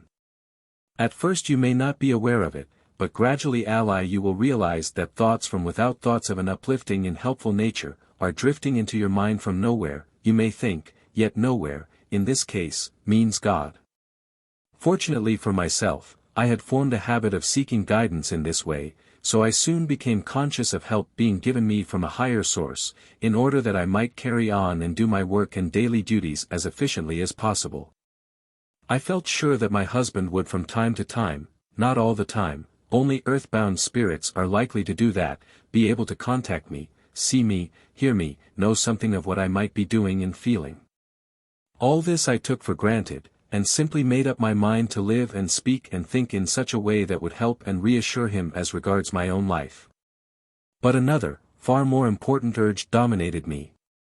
I must know where he is. Follow him on to his new territory, even if only for a moment's glimpse. But I must do it, I must. Chapter 14. Nothing venture, nothing win. On a few occasions, yet often with long intervals in between, I had made astral excursions into the other world. So far they had always happened unexpectedly. I have described them in a book called My Life in Two Worlds, so won't repeat them here. Wonderfully convincing as they had been to me, proving beyond all shadow of doubt that there is another world and another life awaiting us beyond the grave.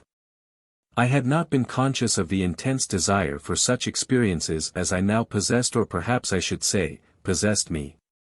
And I was fated to discover that extreme anxiety to penetrate into the conditions of that other life defeats its own object.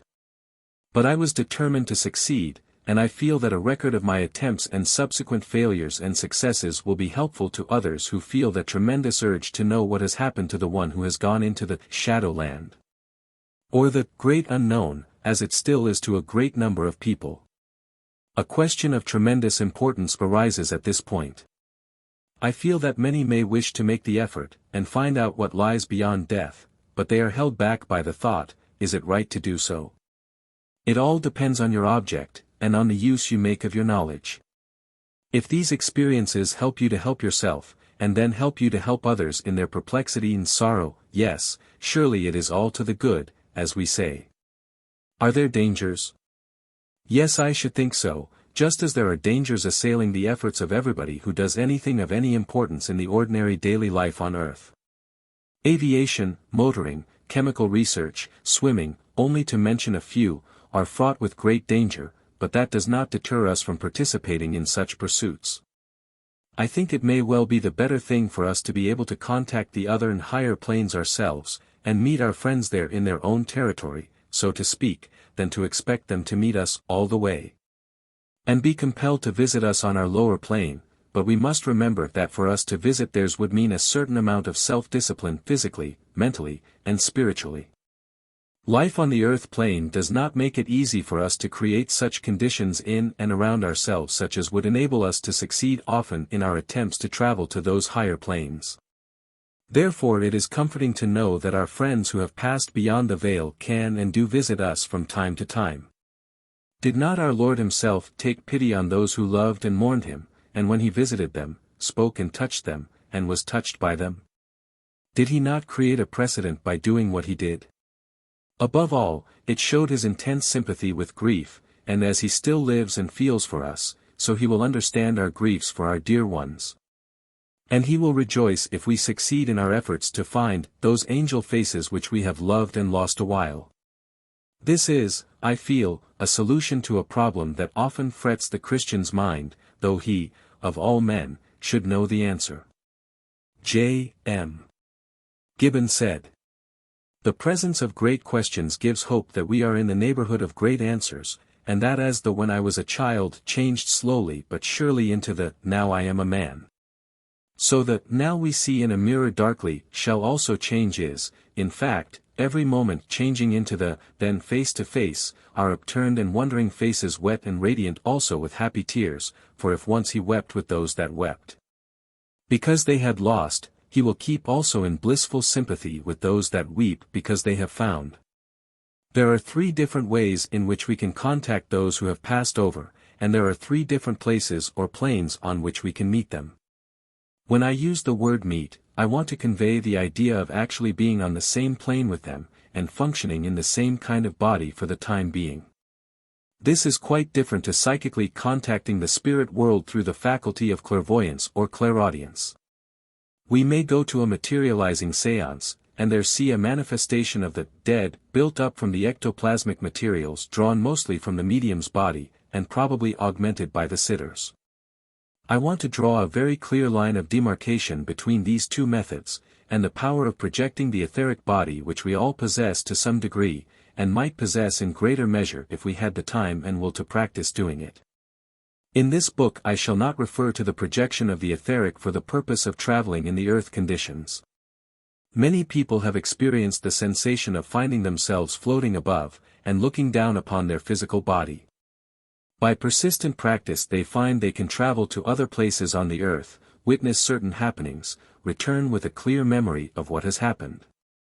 And subsequent inquiries have proved them to have been correct in their accounts of what they saw or heard.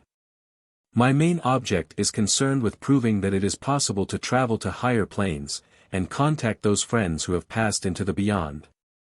And I must confess there is a very personal feeling at the back of my desire to present the subject in this particular light, because after my husband's passing, I felt I must find out all I possibly could as to how he was and where he was. As I said, there are 3 distinct methods of contact through astral or etheric functioning. First, the dead can visit us on the earth plane in their etheric bodies, but it is easier for us to see them when they do so, if we ourselves are functioning in our etheric bodies at the same time. This, I find, can, and does, often happen.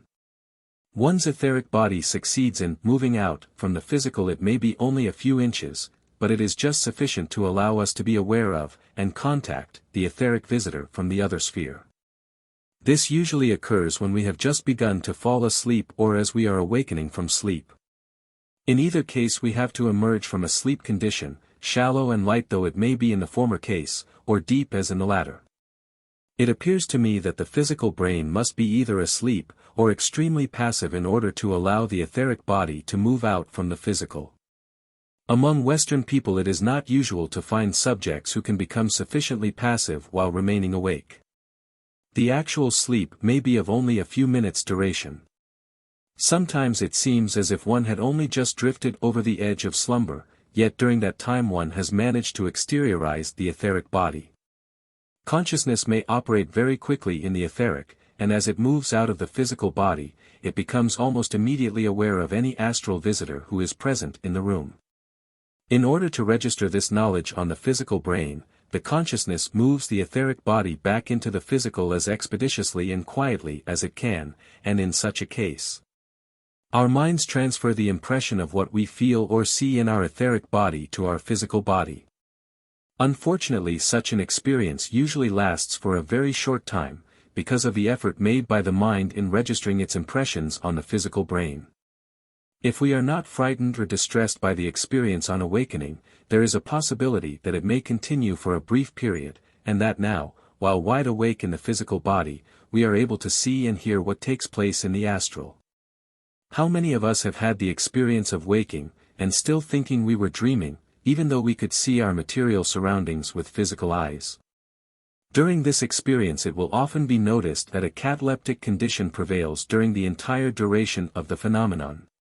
Many people imagine this cataleptic state to be part of a nightmare from which they have awakened, especially if, as so often happens, the subconsciousness has thrown up into the conscious mind some long-forgotten incident that has caused fear or sorrow in the past.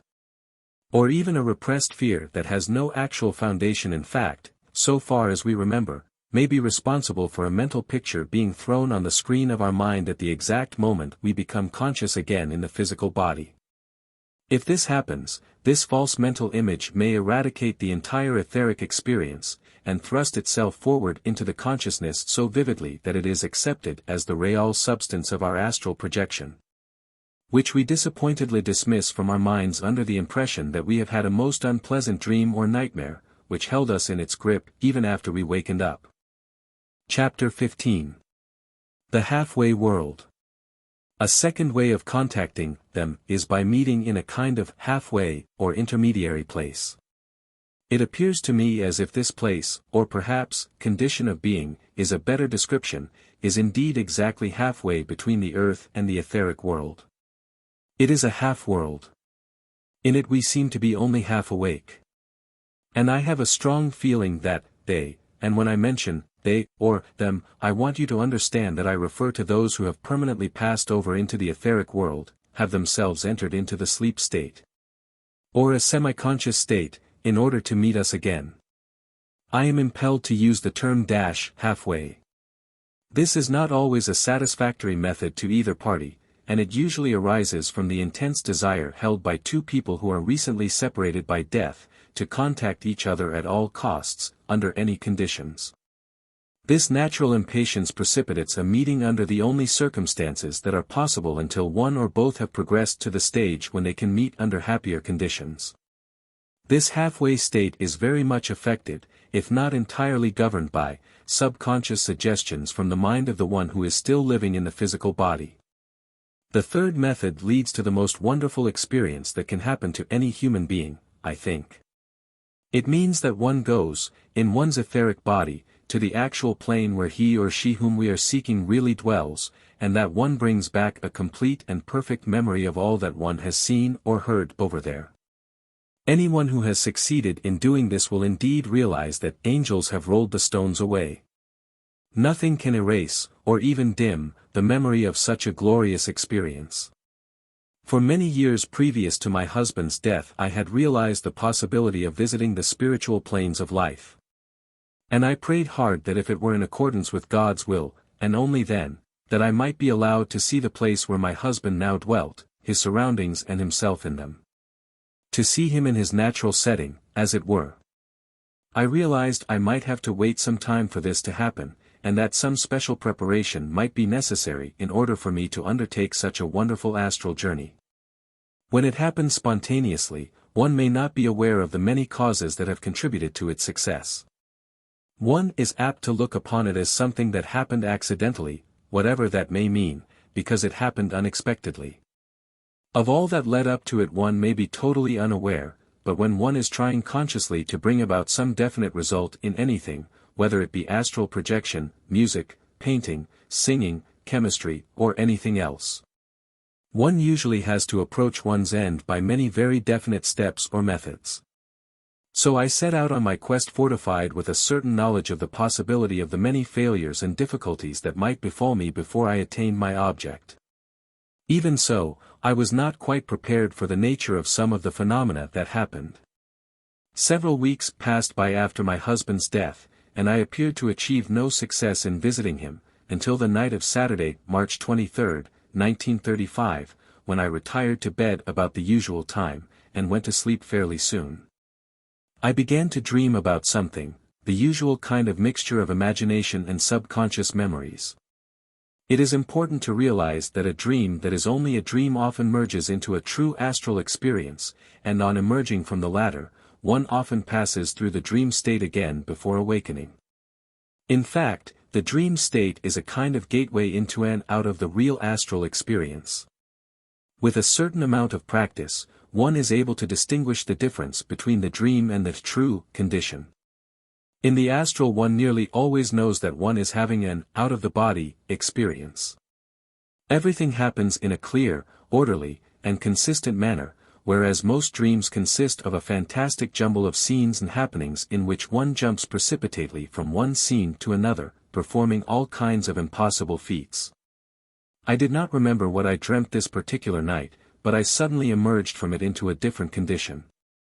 I realized I was in the astral, but I felt sure I was not on the etheric plane where my husband would be living. I guessed that I was in one of the halfway places. I could not see the distant scenery, only the near surroundings were visible to me. Outside this radius there seemed to be a kind of grayish mist. I noticed this vaguely, because my whole attention was riveted on my husband, who stood before me looking somewhat vacantly in front of him. He seemed to be half asleep. I quickly moved toward him and kissed him on the lips. He started slightly, and looked at me as if he was very surprised to see me. This expression quickly faded, and one of relief and gladness took its place, and he returned my kiss several times. As he did so, I remembered that I had been in this same place once before since his passing, but that I must have forgotten on waking. During that previous visit he had been less awake, and I had looked at him in some consternation, wondering should I speak to him or not. Would it give him a shock? A voice belonging to someone outside my area of visibility spoke and said, "You may kiss him." I did so once, but he seemed not to be aware of it, and I had immediately lost control, and had withdrawn to my physical condition. Often when one is functioning in the etheric world, one remembers having been there before. The memory is more clear than when one remembers in the physical world something that one did yesterday. On this second, as I now knew it to be, occasion, I felt myself drawing away, back to the earth condition, and awoke remembering everything quite distinctly, but feeling rather disappointed with my experience. I felt I had not seen my husband at his best, but I think he realized that he, too, had been functioning for the time being on a plane that was not his own natural one, just as I had been doing. Chapter 16. A Strange Experiment. After this experience it struck me that it would perhaps be more satisfactory if my husband were able to visit me in my own room on earth, where the surroundings would be familiar to me, and also to him. Though it was no longer his real plane of existence. He would remember the room, and expect to find me in it.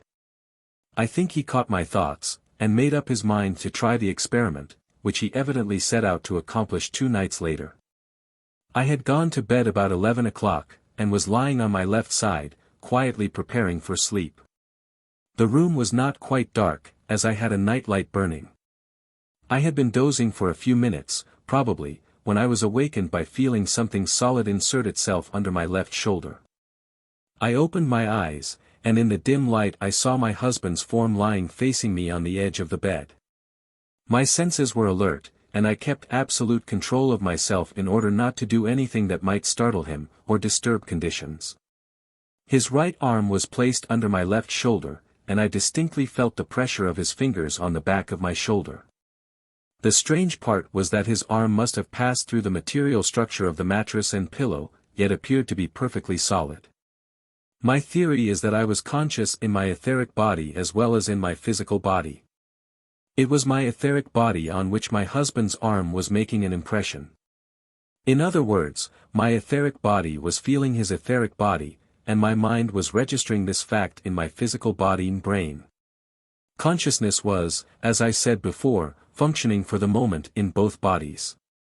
As I looked at my husband I could see the china ornaments on the mantelpiece just a few feet away, gleaming in the light from the street lamp outside, and the night light in the room.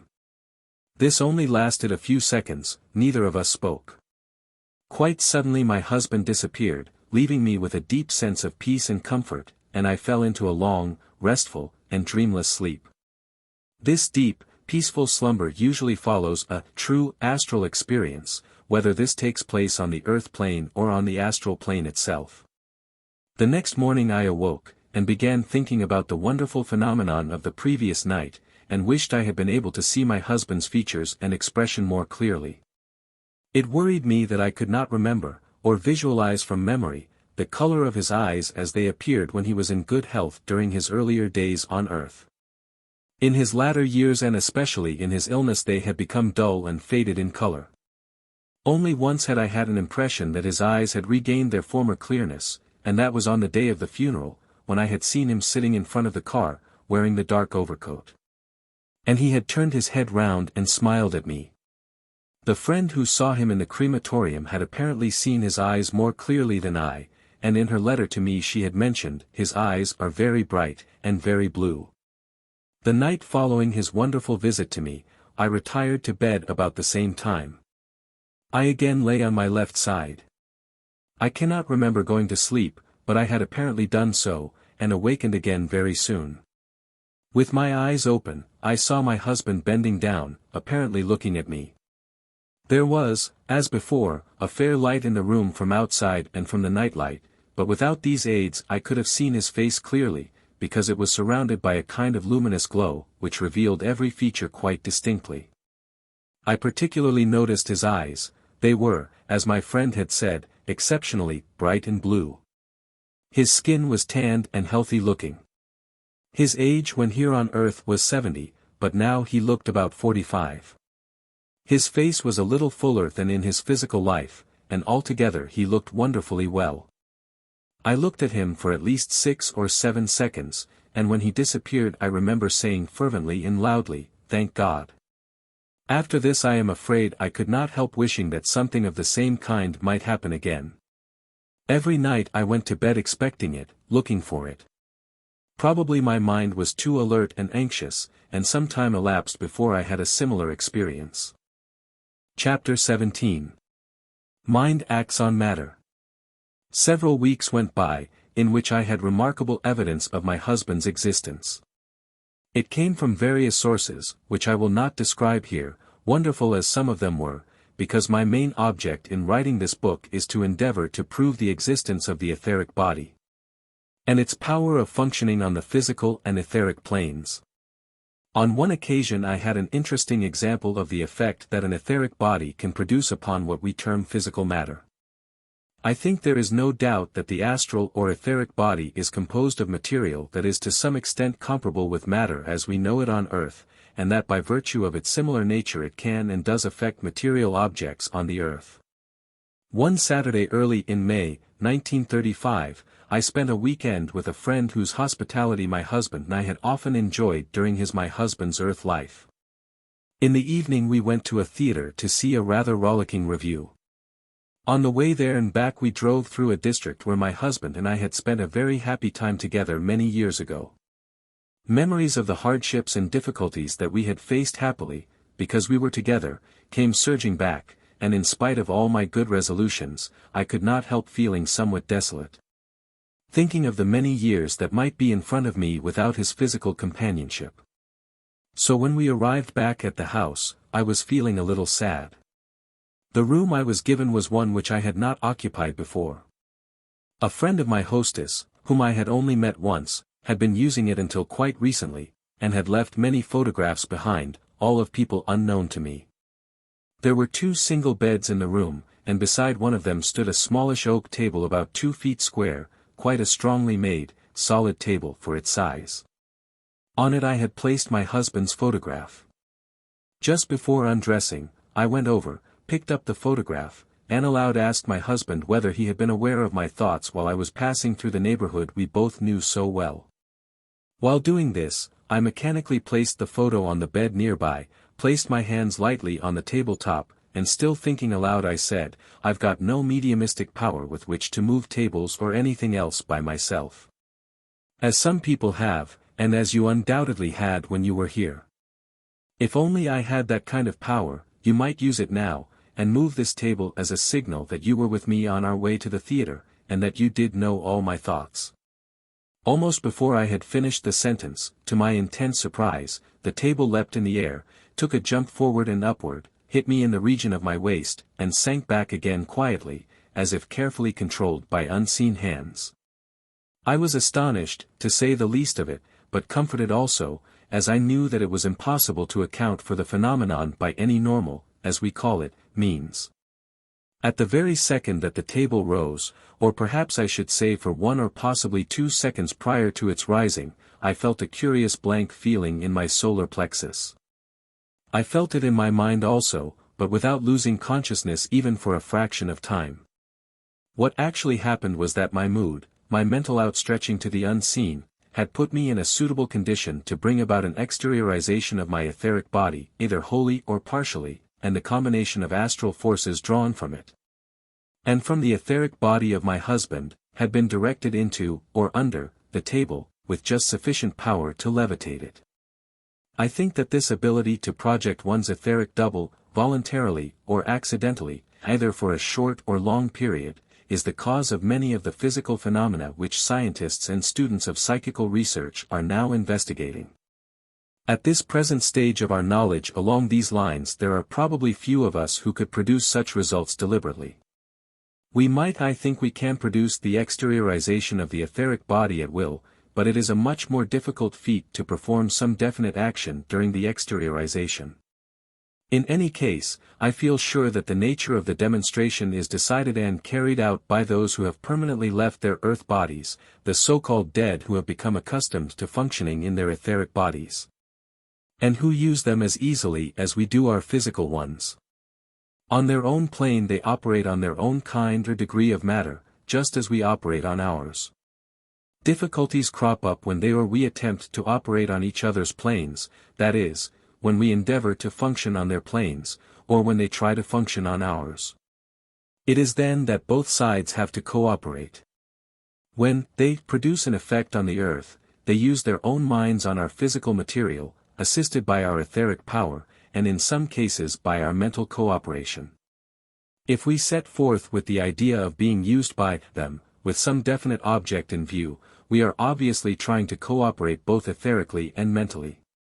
In sudden unexpected phenomena we may be cooperating etherically, but not mentally, and this is what happened in the case I have recorded. The night following this levitation, when I retired to bed, I went over to where the table stood, removed the photograph, placed my hands on the tabletop exactly as on the previous night, and waited. I stood there for quite a quarter of an hour, then I walked away, waited a while, went back and tried again, but with no result, probably because there was not the soul need of help and comfort, as there had been on the previous night. Even if my husband had been willing on his part to repeat the performance, it is possible that my own astral could not loosen, or exteriorize itself sufficiently to carry out its share of the experiment.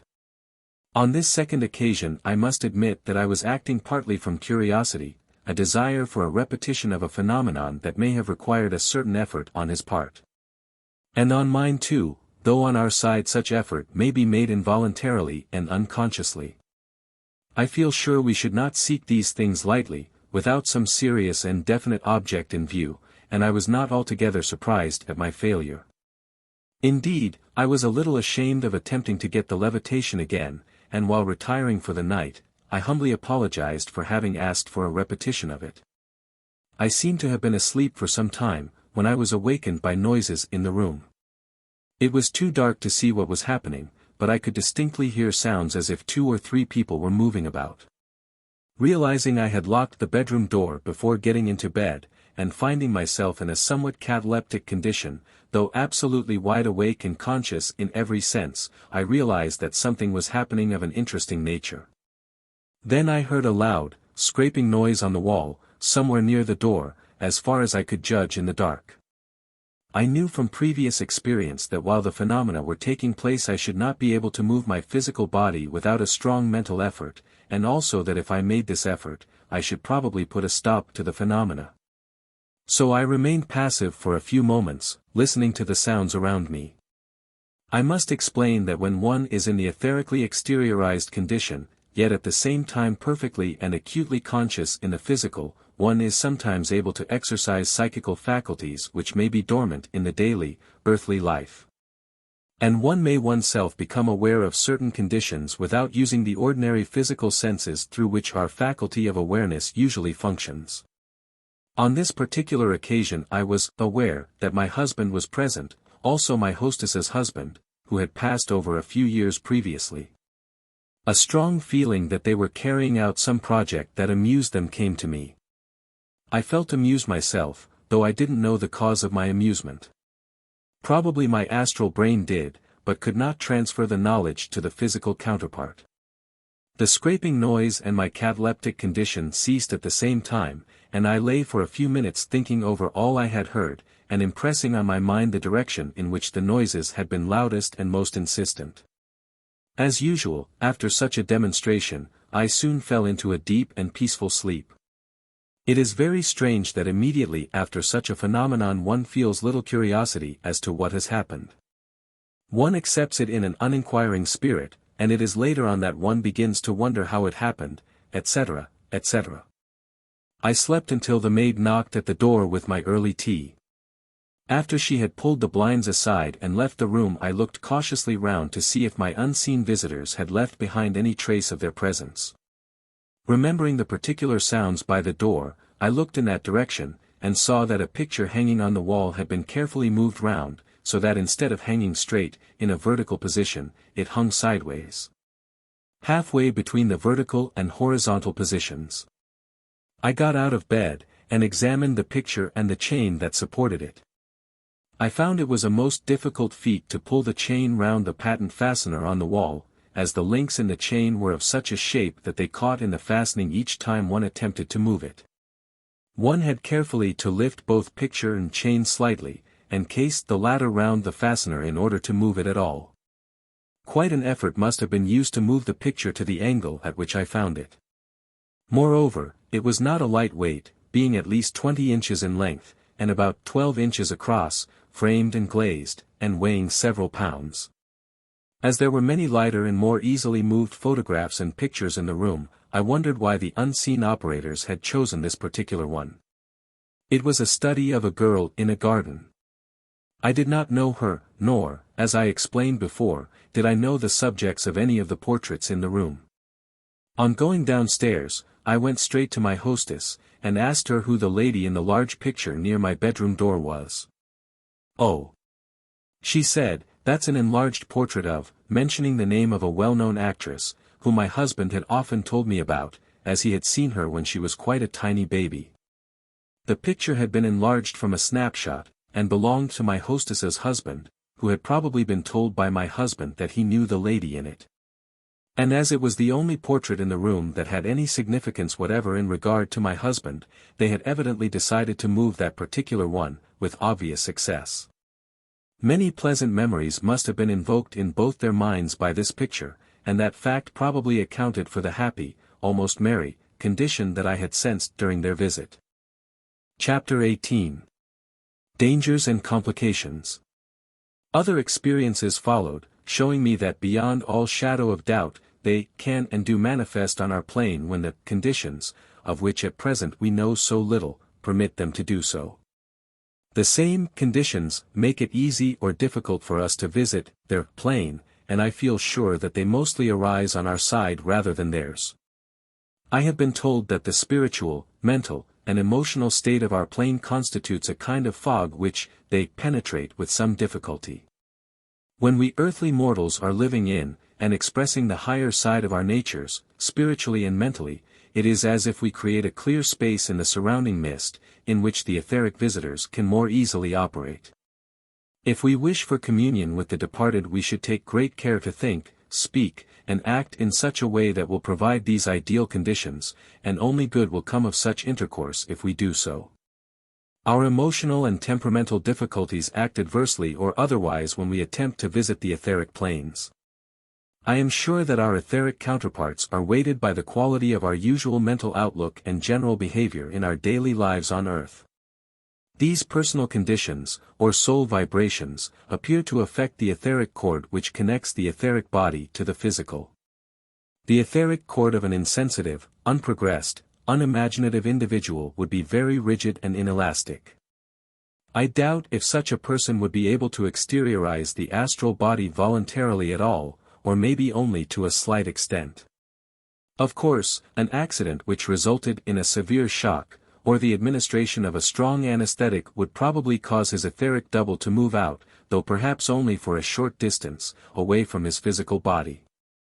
The inference is that the more spiritual our lives on earth, the easier we make it for our friends over there to visit us, and the easier for us to visit them in their conditions. Unless we learn to control our thoughts and emotions, we run a greater risk of encountering difficulties when we try to embark on any astral travels. This I proved for myself within a few days of the incident of the moved picture.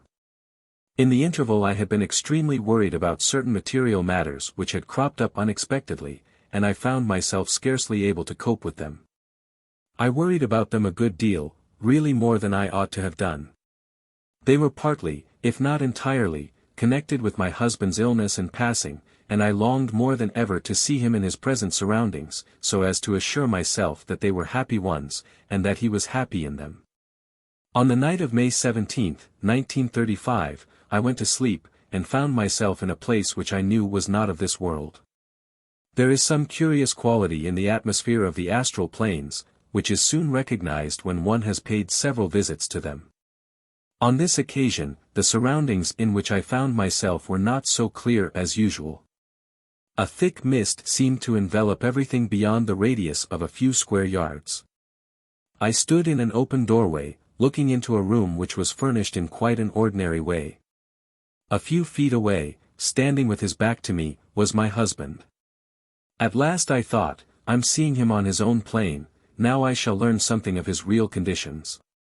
I stepped forward and put both my arms round him. He turned quickly, I lifted my face and kissed him.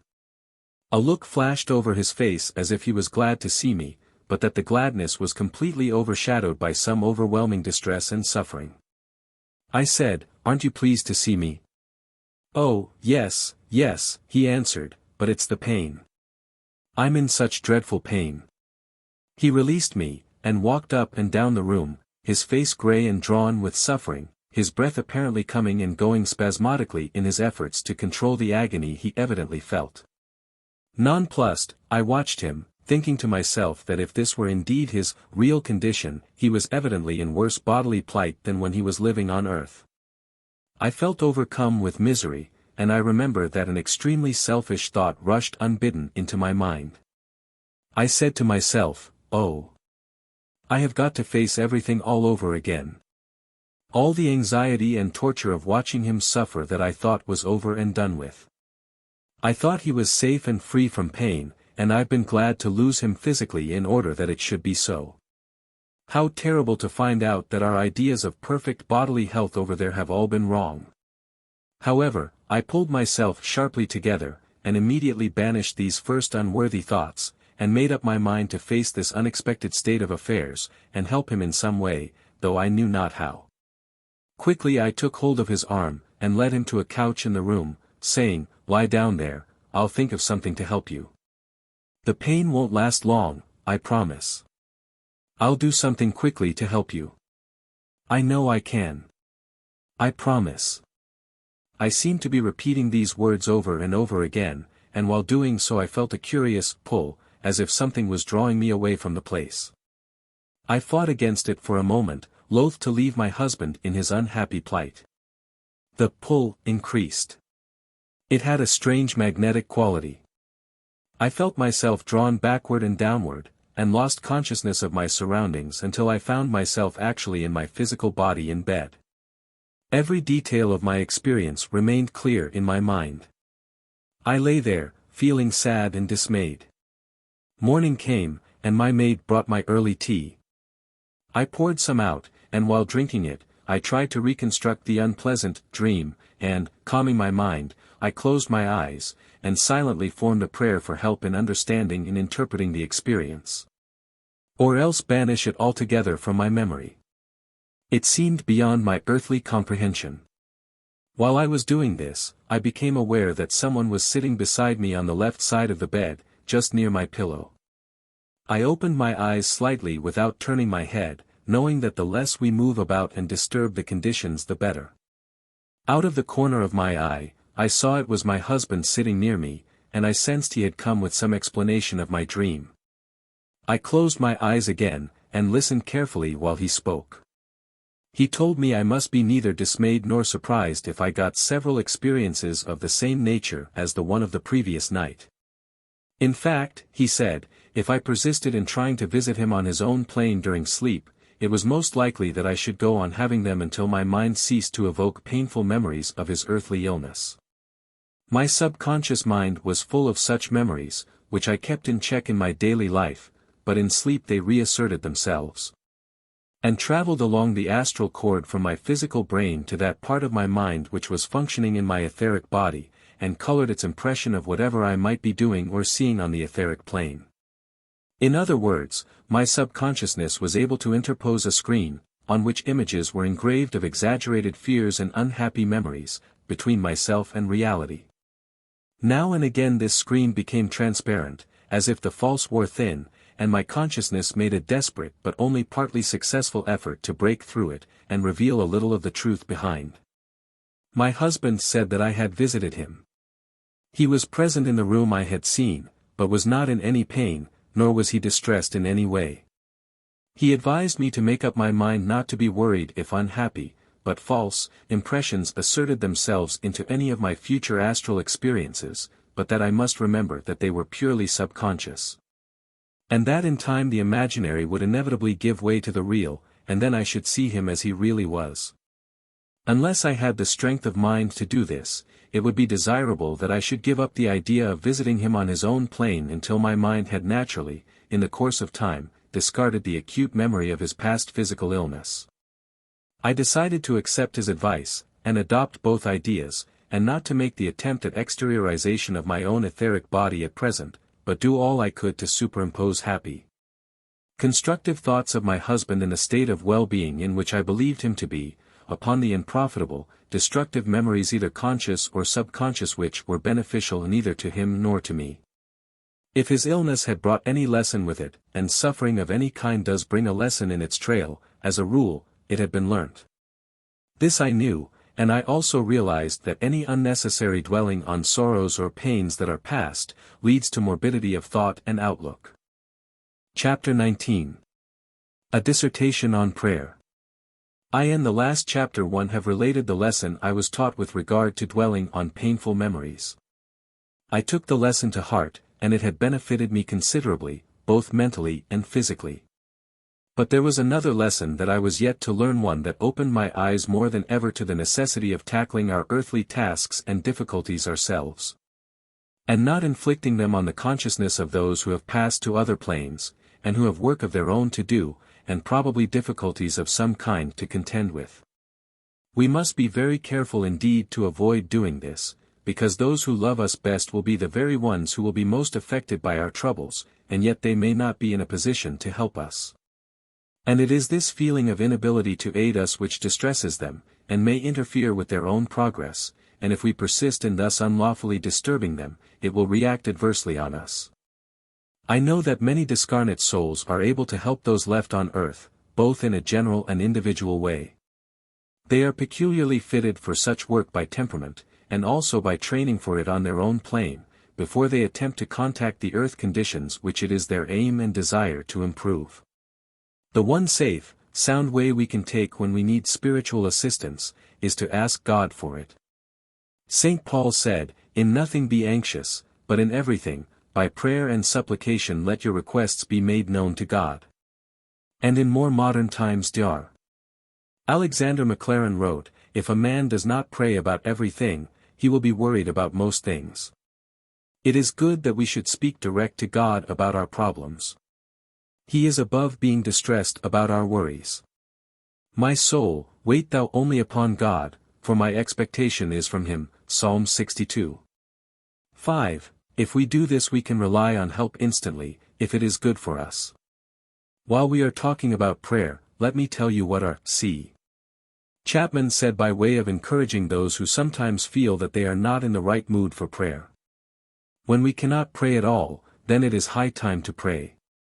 We honor God by fighting with inward difficulties, and show our faith in the intercession of our Lord Jesus Christ by bringing our coldness of spirit to the great High Priest. True boldness in prayer is not to be judged by good words, but by this test: how far is God's will the guide of the soul? The italics are mine. I realize only too well how we can excuse ourselves from prayer because we don't feel in the mood. We cannot express ourselves easily to God at the moment, but it is our very inability to contact him, our coldness of spirit, that we should take to him, and if we do so we shall soon find that we have caught hold again.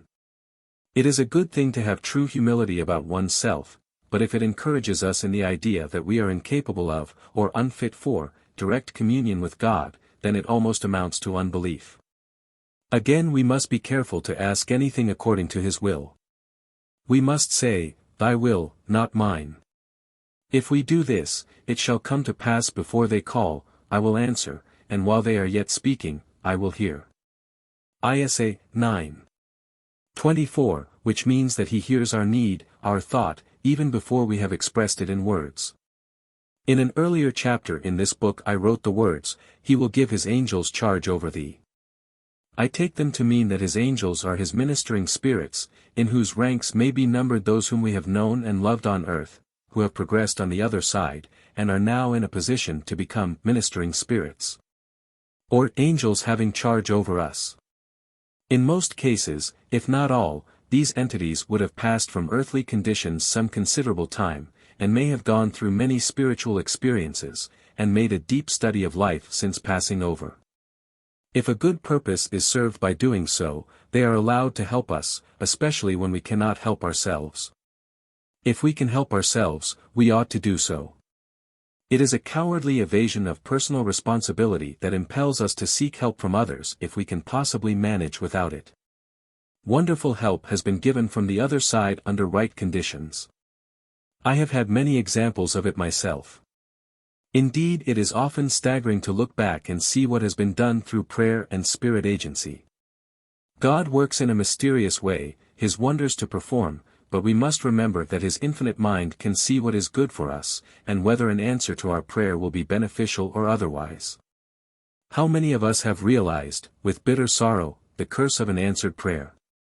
If only we had left the matter in His hands after making the request, saying, "According to Thy will, not mine," things would have been all right, but what often happens is we ask God for something, and instead of leaving it to Him, we follow it up by mentally concentrating all our forces on one point, i.e., that what we think is good for us shall and must be brought to pass, and we proceed to bring it into being, because, as I said before, thought is mind in action.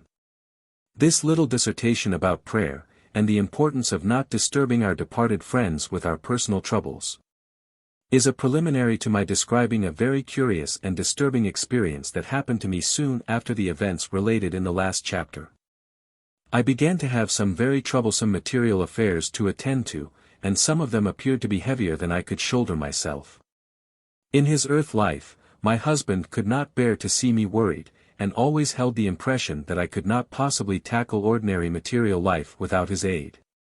Undoubtedly that impression was at the back of his mind shortly before his passing, when he said he did not want to go to the beautiful places, and leave me behind.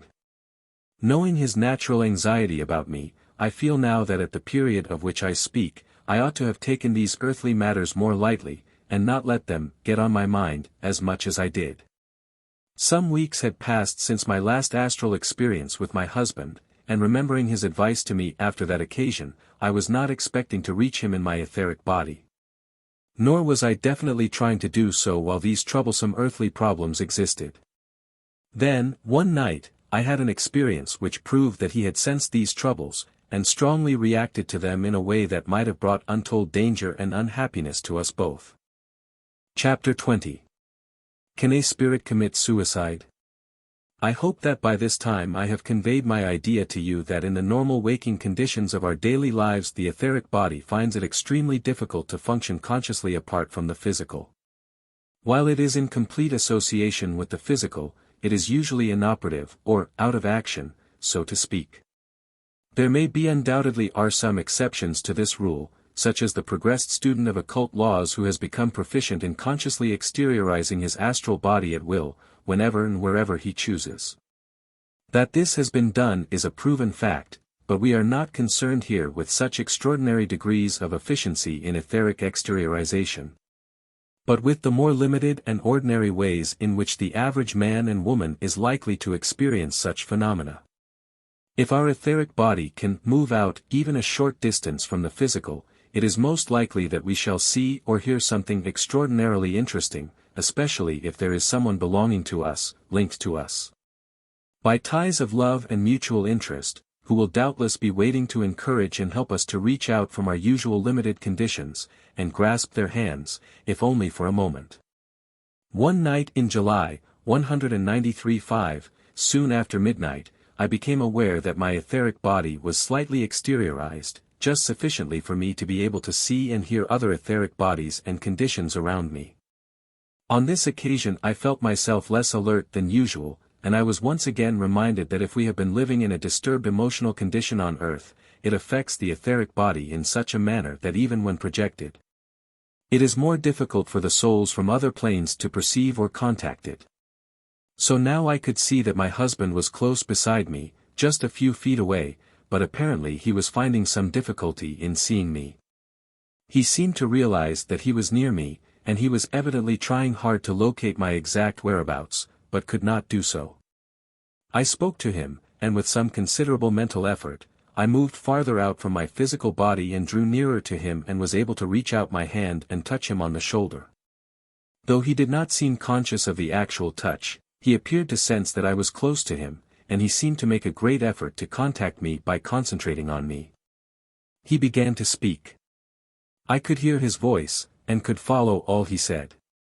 He spoke very deliberately, as one might speak on a long-distance call through the telephone if one were speaking on a matter of great importance, and wanting to make sure that the listener at the other end could really hear distinctly. My husband said he realized the extent of my difficulties, and that he felt that I needed him with me, and that if I felt I could not carry on without him, he would come back to me. I said, "How can you come back to me? What exactly do you mean?" Though he did not appear to hear the actual words, I saw by his face that he had mentally received my question, and he gave the most astonishing answer. I could commit suicide. Amazed, dumbfounded, almost disbelieving, I asked him what he meant. Again he seemed to sense my question, and immediately replied. There are forms of suicide on the astral plane. And I wonder if there is a form of suicide that I might take in order to be with you again, so as to protect and help you? I cried out, no. Of course you must not do any such thing, don't even think of it, put it right out of your mind at once. If you did do it, I am absolutely certain it would not benefit either of us.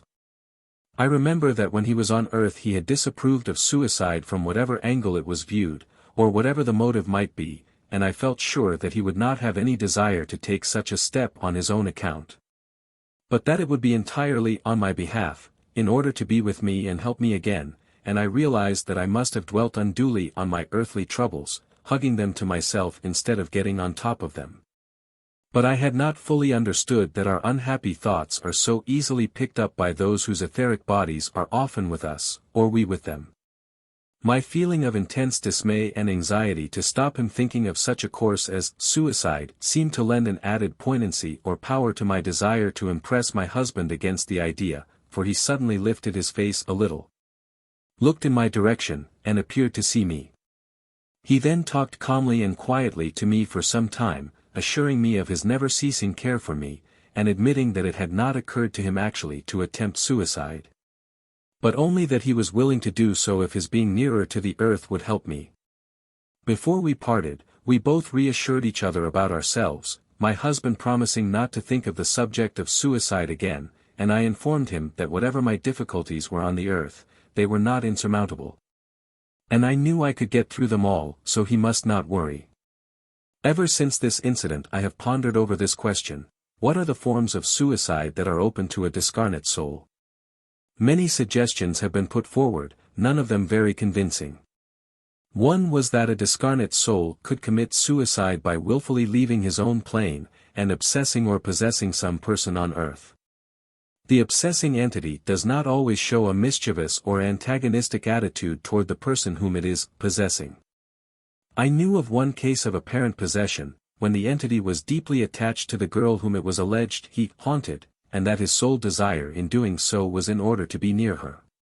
Personally I was not sure that this, or any other similar case I have had definite first-hand experience of, was one of genuine possession.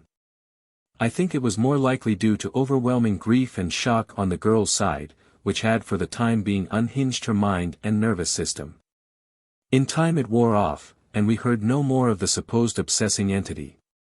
Another suggestion advanced was that those who wished to commit this kind of suicide were spirits who were waiting in the spiritual planes for their next incarnation on earth, and that they might desire to anticipate the time of that incarnation and go back to the earth life before they were spiritually ready to do so, the idea underlying this suggestion being that those who pass over usually have to wait a certain time on the astral planes, studying and developing their souls in readiness for their next earthly incarnation, which probably takes place in 3 or 4 centuries of time. With regard to this point, I have no opinion to offer. I don't know.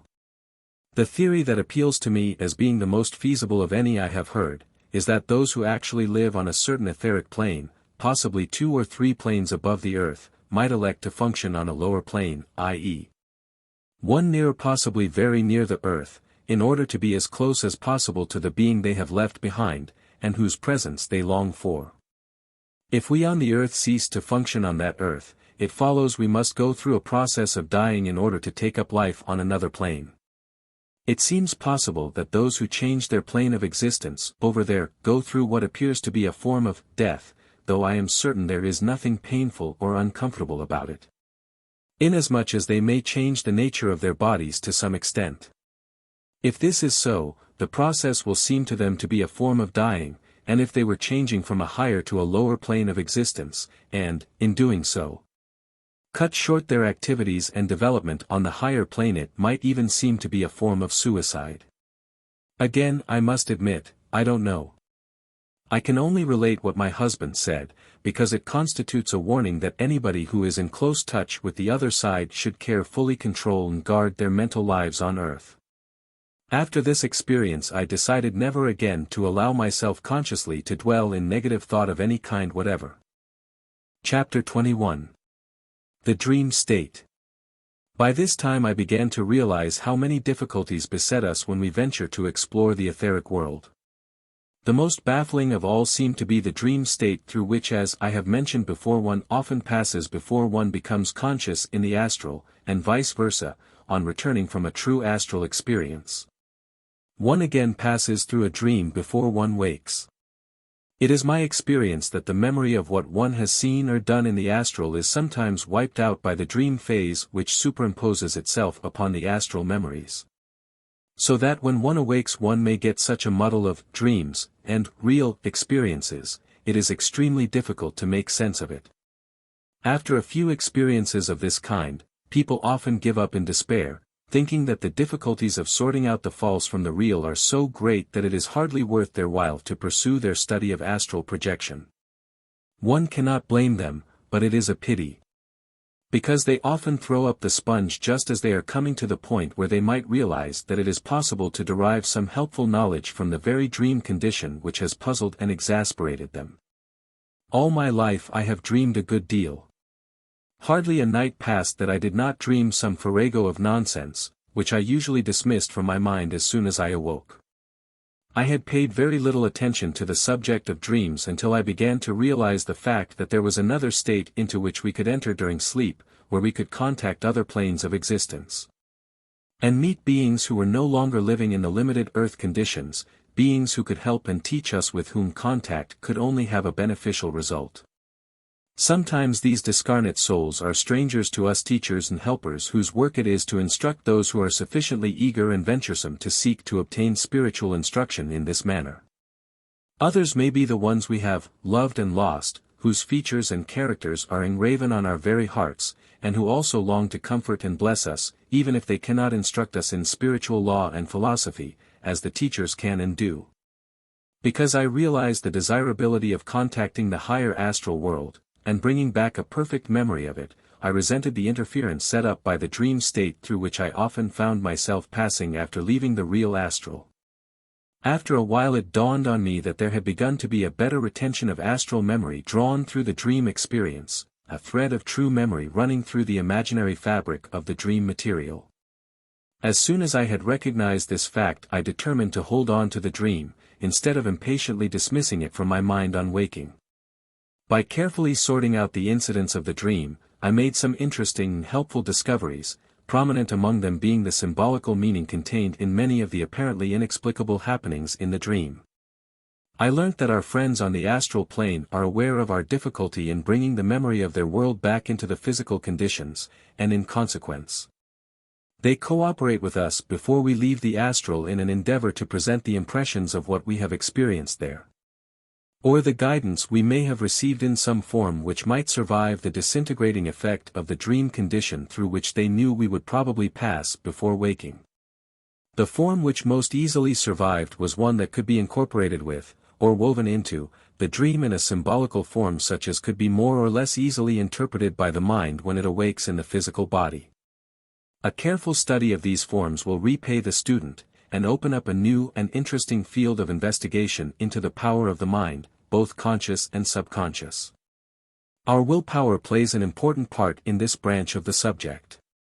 By recognizing the fact that our spirit cooperators on the astral are endeavoring to assist us to bring back some helpful material from their plane, we can gradually train our minds to accept and retain whatever is beneficial to us. And it seems to elude the destructive elements in the dream world better if it is disguised in symbolical form. Why these destructive elements exist I don't know. It may be that they arise out of our subconscious collection of fears, inhibitions and failings which well up during sleep. But a persistent desire to reach out and hold on to that which is constructive and beneficial ultimately overcomes the tendency of the subconscious to interfere. As in everything else, practice makes perfect, and eventually overcomes all obstacles. This is especially true in the field of astral investigation. At one period I was being very perturbed by family matters, which threatened to bring about a very serious and undesirable crisis unless something intervened to prevent it.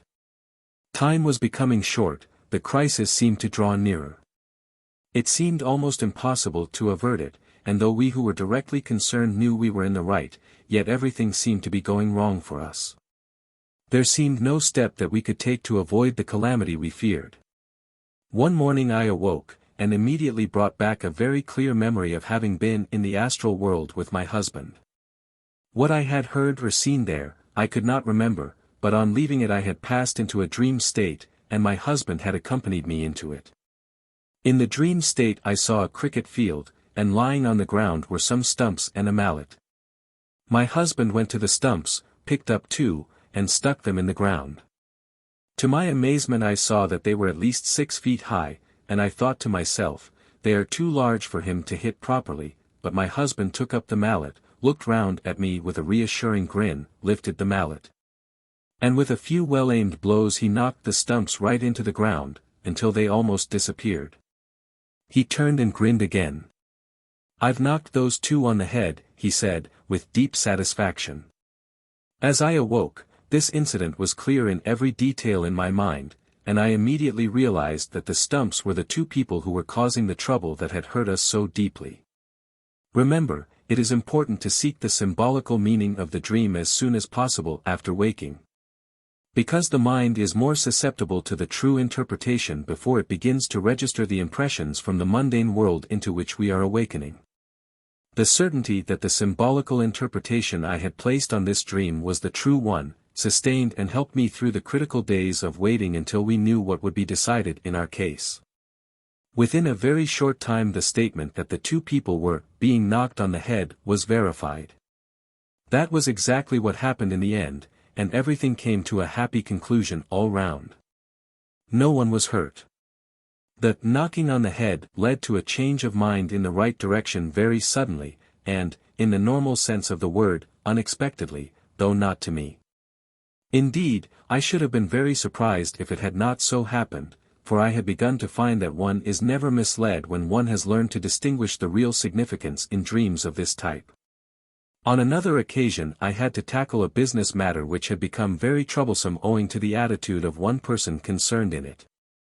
This person was renting some premises from me, and in order to force me to make some concessions that would have been grossly unfair to me, and quite outside the terms of our contract, she said she was going to vacate the house and leave it on my hands at what was an extremely difficult time for such a thing to happen. She was aware of this fact, and exploited it to the fullest extent. I felt quite helpless about the matter, and went to bed one night after having prayed that I might get some light given me in dealing with this unpleasant and difficult problem. Once again I visited the astral plane, but probably because of my perturbed mental condition, I could not remember what had happened, except that I had received some spiritual comfort and sustenance there. I passed into the dream state, and dreamed that I saw a dog approaching me. I am very fond of animals, and am not particularly nervous even of strange dogs. However, this one approached me in an obviously unfriendly spirit. I noticed it was a light, ginger, color, and as it came nearer it bared its teeth, and snarled in a most unpleasant way. It advanced with the apparent intention of attacking me. My husband, who had seemingly accompanied me from the astral back into the dream, stood beside me, and as the dog approached, he said, "Don't worry, it can't bite you, it's only pretending to do so." I immediately awoke, and remembered that the hair of the dog was of the same color as that of the person who was causing me so much anxiety. Absurd as it may appear, there was also some definite yet subtle resemblance to her in the dog in other ways as well as the hair, which was of a pronounced and uncommon shade. I acted on the assumption that my adversary could not bite me. I ignored her threats, and very soon proved that all her threatening tactics had been mere bluff, as she had realized the awkward position I should be placed in if she carried out her threat. And she had relied on my giving in to any unjust demand rather than face the alternative. Directly she realized that her conduct had no effect whatever on me, my dream upheld me and gave me confidence, she capitulated, and I had no further trouble in the matter. A question arises as to how these symbols are given to, or received by us in these dreams. Do we, ourselves, manufacture them mentally? If so, how do we know what kind of symbol would be of most use to us as a warning or premonition? Are they chosen for us by other beings, discarnate souls who are living in the great beyond, and who may know more than we do about the events that are likely to affect us in the immediate future? If these souls are bound to us by ties of affection and mutual interest, it is possible that we discuss some of our problems with them on their own plane, and that illumination and guidance are received by us, not on trivial personal matters, but on those larger issues which may affect our work and progress. I think this latter hypothesis may well be the true one, and that when we endeavor to bring the understanding we have gained through to the physical body, we find that we cannot bring the meaning through intact. And our own minds cooperate with those of our spirit helpers in making a selection of suitable symbols that will be easily understood by us on waking. For instance, if the dreamer had a horror of drowning, that might be selected as a particular warning symbol. Another person might react in some definite manner to the idea of falling, flying, rain clouds, stones, knives, or many other things. As we draw near to our physical bodies after visiting one of the astral planes, memory of all we have seen and heard on these planes often seems to fade as we approach the physical. As our etheric body approaches the physical counterpart, the astral cord becomes shorter and thicker, and less elastic. And it is in my experience that when it has diminished to a few feet in length, sometimes a little more or less consciousness and memory are apt to cease to operate. Why this is so, I do not know. I say, apt to cease to operate, because there are occasions when the consciousness is carried intact from the etheric into the physical, even when the etheric is functioning at short distance range. And a complete memory of all that has occurred is brought forward into the physical brain. Probably the selection of symbols that would best suit the case is made on the etheric plane, and a mental picture is made up of them by ourselves and our spirit friends, so that should we, on nearing the physical, lose our consciousness of the astral scene we have taken part in, and even perhaps of the very mental pictures we decided upon, our spirit cooperators, who have not forgotten, can present the picture to us just before, or as, we are waking. They give it to us as a strong mental image, or series of images, throwing them on our brain like a magic lantern throws a picture on a screen, or it may be described as a form of astral hypnotism. One of my pet horrors is any kind of crawling things, such as spiders, beetles, snakes, etc. I am far more frightened of them than I should be of a wolf or other wild and supposedly fierce animal. This idiosyncrasy of mine was used to good effect one night in the form of a symbolical dream. I was away from home at the time, having a specially pleasant holiday in the quiet restful home of a friend at Bath. While there, I felt that I should probably contact my husband in the etheric world, and bring back the memory. One night I became aware that I had succeeded in projecting my etheric body, and also that I had managed to visit some higher plane, where I had seen and talked to my husband. On returning I had lost the memory of what had actually happened there, and felt very disappointed. Then I found I was passing into a dream state, and that my husband was somewhere near, though I could no longer see him. In front of, and quite close to me, was a large, venomous-looking snake. It reared, and deliberately thrust its head toward me to strike me. As it did so, I put out my hand, and rested it on the creature's slimy, repulsive-looking head. Afterwards I remembered with amazement that I had felt no horror, or even aversion, but only an intense feeling of pity. I found myself saying while I fondled its head, "You poor thing. You can't hurt me. Oh. You poor thing." It did not bite me. Its head sank down, and I immediately awoke in my physical body, remembering the episode in every detail, though I was aware that some astral experience had preceded it which I had forgotten. I felt impressed that the snake was a symbolical meaning to me of something about to happen, of which I must not allow myself to be frightened. The next day I returned home, traveling on the Sunday. My house was empty, as it was my maid's day out, so I quickly unpacked, and disposed of my luggage, and went into my sitting room, where a large pile of letters awaited my attention. I opened a few at random, and then feeling rather tired after the journey, I thought I would only open one more. I picked up one which I could see was in the handwriting of a friend whom I had been asked to help, and previous to my visit to Bath I had been endeavoring to do so. I had only known her a short time, but she was a most interesting and attractive personality, though an invalid for some years. When I looked at the words at the beginning of the letter, my senses reeled. Some of the foulest accusations that one human being could level at another were contained in that letter. Horrible, poisonous, appalling statements. It was unbelievable. Never had I thought it possible that a human mind could frame such accusations, and as I read, I discovered to my further horror, that they were directed to me, referred to me unmistakably. I felt myself go cold and faint with horror at the awful words that stared at me from the notepaper. I literally found my legs could not support me, and as I sank back into a chair that fortunately happened to be just beside me, the dream of the snake came back like a picture flashed suddenly into my mind from without.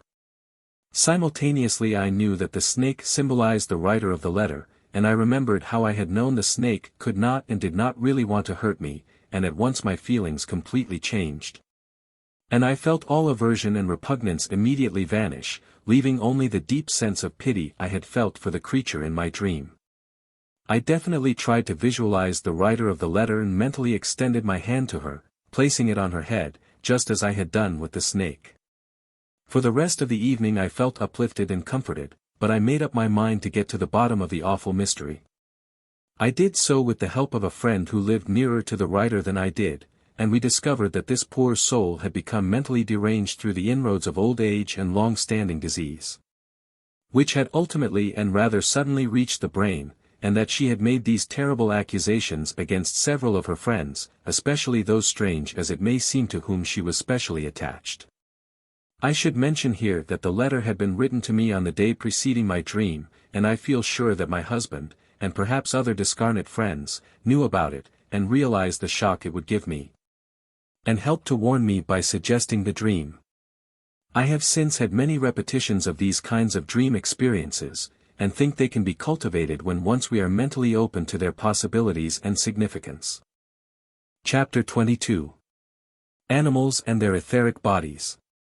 There is no doubt whatever that we are beginning to realize the existence of the etheric body. And many scientists and serious investigators have given a good deal of time and attention to the matter during recent years. Much has been written on the subject of the aura, which has been detected, and even photographed by a certain apparatus fitted with a special lens. Some people are gifted with a range of vision which seems to extend to a lesser or greater degree some distance farther than other normally sighted people can see. Those who can do this often describe the aura as being luminous and colored. The colors seem to vary somewhat, and include all the colors in the spectrum, but I have noticed there is a prevalence of different shades of gold, ranging from the palest yellow to a deep, brilliant reddish shade, and also of violet or purple, and its many varying tones. I am sure that the aura is an emanation from the etheric body, and not from the physical, as some people appear to imagine. There is some curious magnetic quality about it. Though I cannot often see the aura myself, I have been keenly aware of the magnetic power from it, and without turning round, I could feel that someone had come up noiselessly, and I could also sense to some extent the type of person, or the emotional or temperamental qualities they might possess. This power of sensing without seeing may be labeled psychic by many people. This word is now used to include whole multitudes of nebulous and vague suppositions. The dictionary definition given to it is, belonging to the human soul, spirit, or mind, and we can easily understand that the existence of the etheric body, which is the house of the soul, can be felt even when it cannot be seen objectively. Though the dictionary uses the term human soul, I have had convincing proof that animals also possess etheric bodies, which can manifest themselves during their physical life on Earth, as well as after death, though to a somewhat more limited extent than the human can.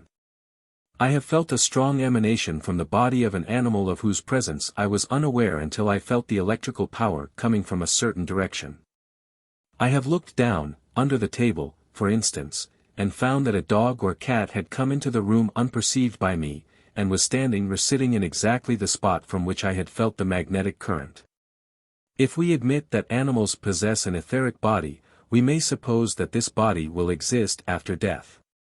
I have had what to me was convincing evidence that animals do continue to live, and that their minds and memories function very much as those of human beings, in relation to their friends on Earth. I will relate one very striking example of after-death survival and manifestation of animal life. I have had several such, but this particular one happened recently and is very clear in my mind. For many years my husband and I owned a very intelligent, domineering, autocratic, disobedient, belligerent, and withal lovable Pekingese. Doesn't this description fit the majority of the breed? 11 years ago she died at the age of 14. My husband was profoundly attached to this dog, whom we had called Ching, regardless of the fact that it was a female. A few weeks ago I was awakened from a sound sleep by feeling something moving about on my bed, close to my right shoulder. I was lying on my left side, a little on my face. Whatever it was on the bed was patting or pawing my shoulder. I was rather startled for a moment, as the touch was so solid and definite. Remembering that nothing evil could touch me so long as I myself realized the paramount power of good, I pulled myself together, and tried to put my left hand and arm, on which I had been partly lying, out from under the bedclothes, and to reach back over my right shoulder in an endeavor to touch whatever it was that was touching me. In doing this I found, as had happened before in such cases, that I was partly cataleptic. The room was not quite dark, I could see the fireplace, mantelpiece, and cupboard door opposite me. Making a tremendous mental effort, I managed to extend my hand out and back over my shoulder. Anybody who has had a similar experience will understand how difficult a feat it is to move about at all during the cataleptic condition. If it is very deep, it is impossible to move at all for the time being, but even if one is only partly so, it feels as if the limbs are weighted with lead when we attempt to move them. However, I succeeded, and my hand came into contact with a fluffy, furry object. Also, with an effort, I managed to ask, "Is it Ching?" The effort to move and speak was so great that I soon lost the power to do so, and collapsed into a deeper cataleptic state. My arm and hand dropped back again, and every limb stiffened. As this was happening, I became conscious that my etheric body was moving slightly out from my physical, and I realized that my consciousness was beginning to operate in both bodies simultaneously. I have explained in a previous chapter that this phenomenon can take place under certain conditions, especially when this state of catalepsy is present. Though my physical body was lying on its left side, facing the fireplace, which I could still see distinctly, I could now see, equally clearly, the foot and the right-hand side of the bed, to which my physical back was turned, and part of the room which was shut off from my range of physical vision. A curious feature of these circumstances is that one seems to see the etheric objects with about the same or only slightly more clarity than that with which one sees the physical, which is in great contrast to the vividness with which one sees surrounding objects when one is entirely dissociated from the physical. The darkness of the room appears to affect the etheric vision to about the same extent as it does the physical. This, I think, may be entirely due to the cataleptic condition which limits the faculty of sight in the etheric body while it is so closely associated with the physical counterpart. As one is seeing in both bodies simultaneously, it may well be that the amount of consciousness of seeing is halved. As I say, this is usually more noticeable when the subject is in a state of entire or partial catalepsy, which I have found customary when power is being taken from us by the etheric operators in order to produce some definite manifestation on the physical plane. As soon as I became aware that my faculty of sight was operating in my etheric body, and that I could see and feel without moving my physical body, I gave up all effort, and prepared myself to observe carefully anything that might happen. At the foot of the bed I saw my husband standing. He was regarding with great interest the antics of the moving object on my bed.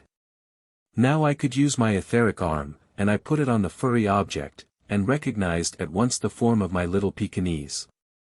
I passed my etheric hand over head, back, and under her chest. When she realized that I was doing so, she nearly went mad with delight. She plunged, and leapt, and rolled over. As she rolled on my hand, I felt that she weighed about the same as she had in her earthly life. The soft silky hair on her chest, and the long, hanging ears were the same. I remembered how, long ago, she used to plunge about and roll over on my hand while I was trying to stroke her when I awoke in the mornings. And she knew that at last the time had arrived when I would speak to her and touch her again after the long night's silence. During this time I could see both my husband and the dog, and though the light from the window was dim, I noticed there was a kind of faint, luminous glow in the vicinity of my husband's body, and that of the dog. As I fondled her, my husband answered the question I had asked when I first tried to touch her, saying, "Yes, it is Ching," as if he was afraid I should doubt the evidence of my own senses unless he assured me that it was really so.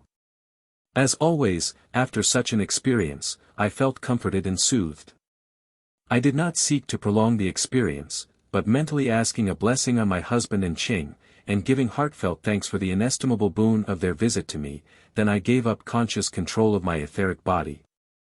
And after a moment or two's quiet reflection in my physical body of all that had happened, I sank into a deep, restful, and dreamless sleep till morning came.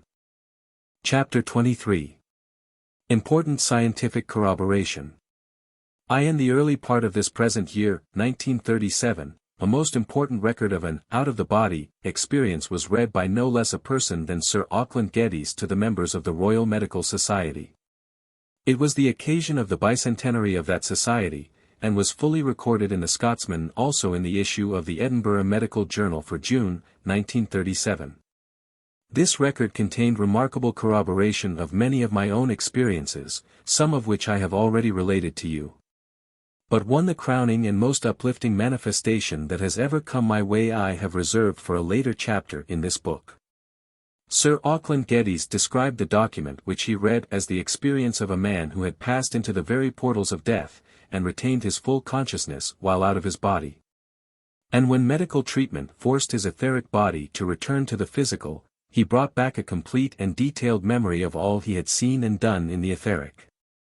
The record was immediately taken down by a skilled secretary.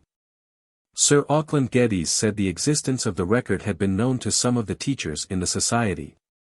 But he requested that anyone who knew to whom this strange experience befell would respect the anonymity and professional secrecy in which the communication was veiled.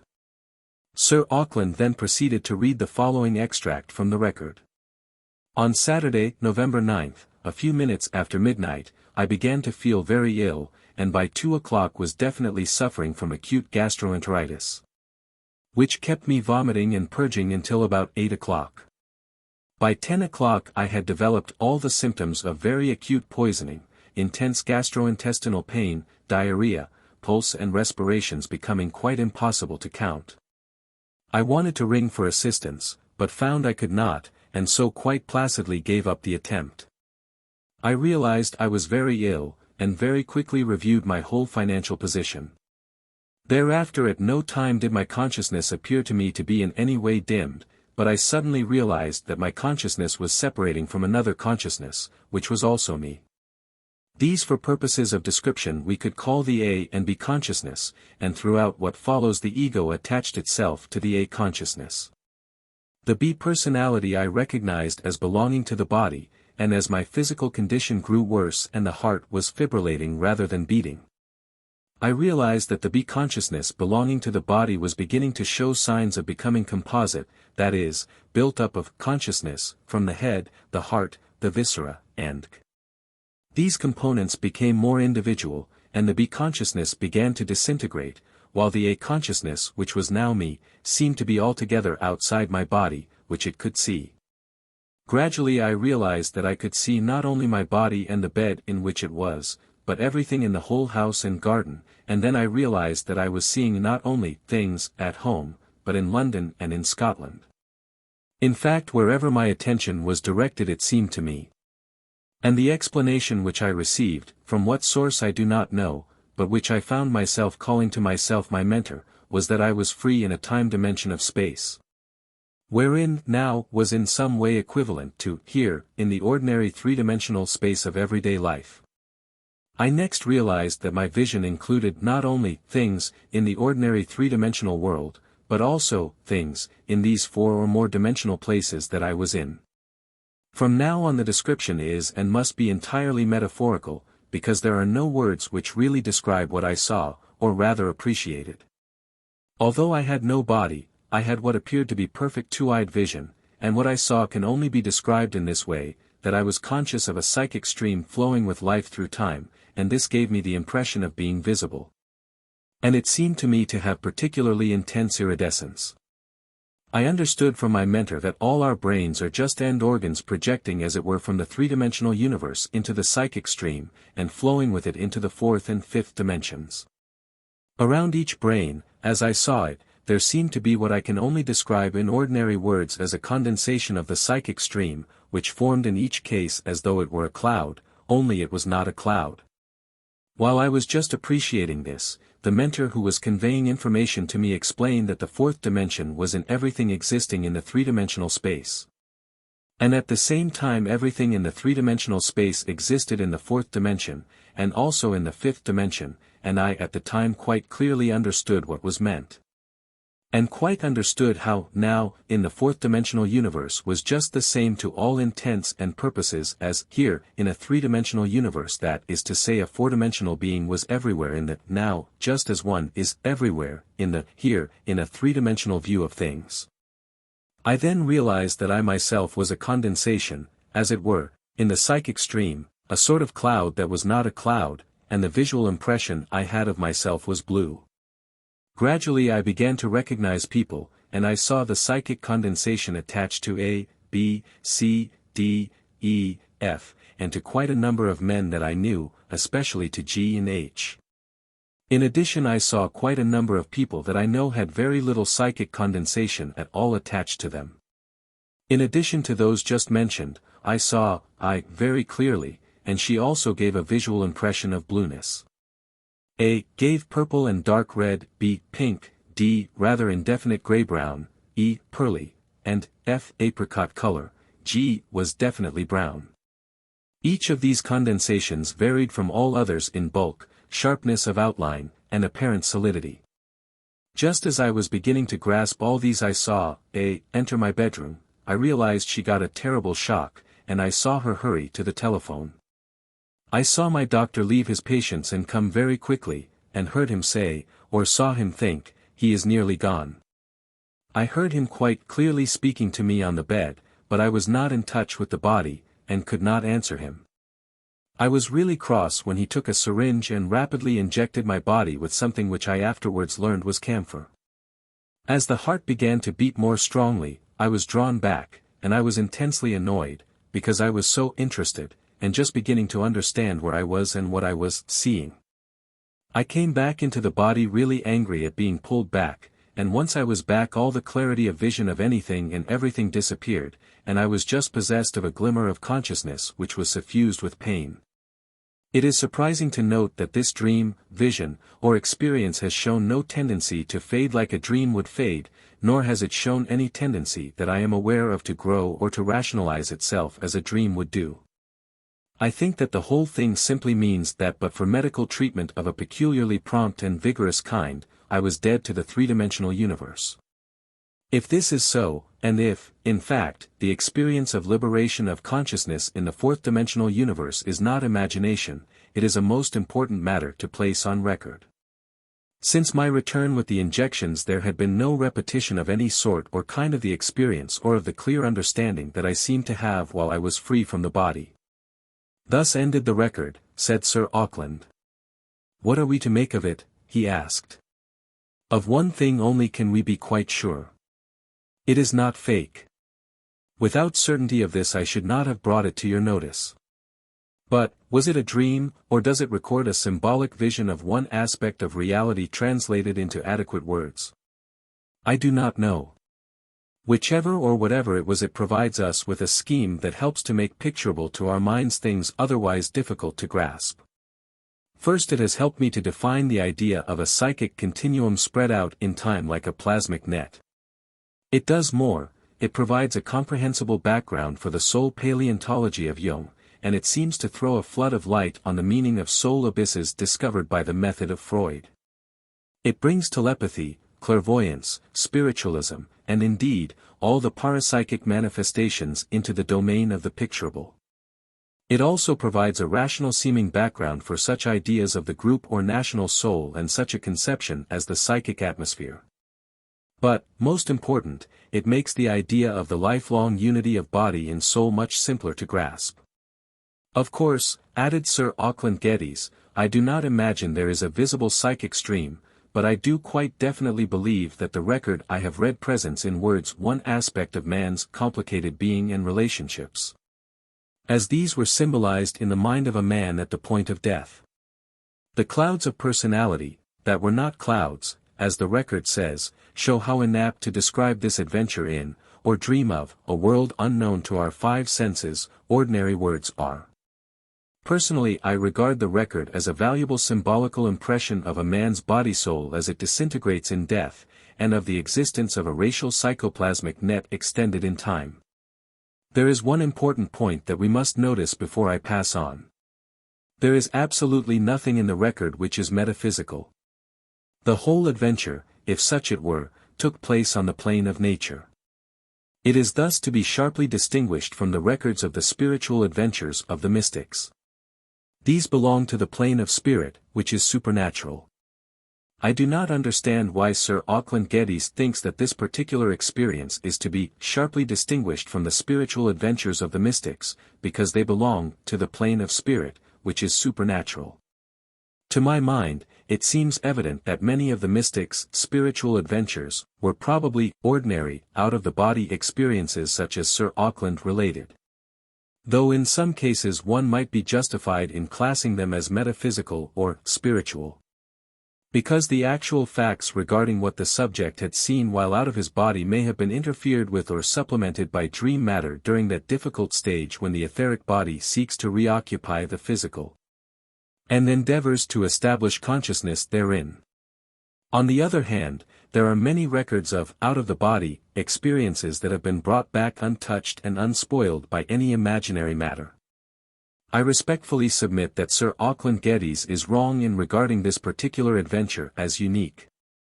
There are many such authenticated records in the annals of psychic science, but it is probably the first time such an experience has been brought openly before such a body as the Royal Medical Society. On the same occasion on which he read the foregoing record, Sir Auckland referred to the hitherto incompletely explored area of man's being. He remarked that medical students learn some zoology, physics, chemistry, anatomy, physiology, pathology, etc., etc., but they were never given a chance systematically to study man as a whole. Beyond their scientific knowledge of man lay an incompletely explored area in which important things happened without discoverable physical cause. But they had all become so sure that science was the only door to knowledge that they tended to ignore the older ways of approach.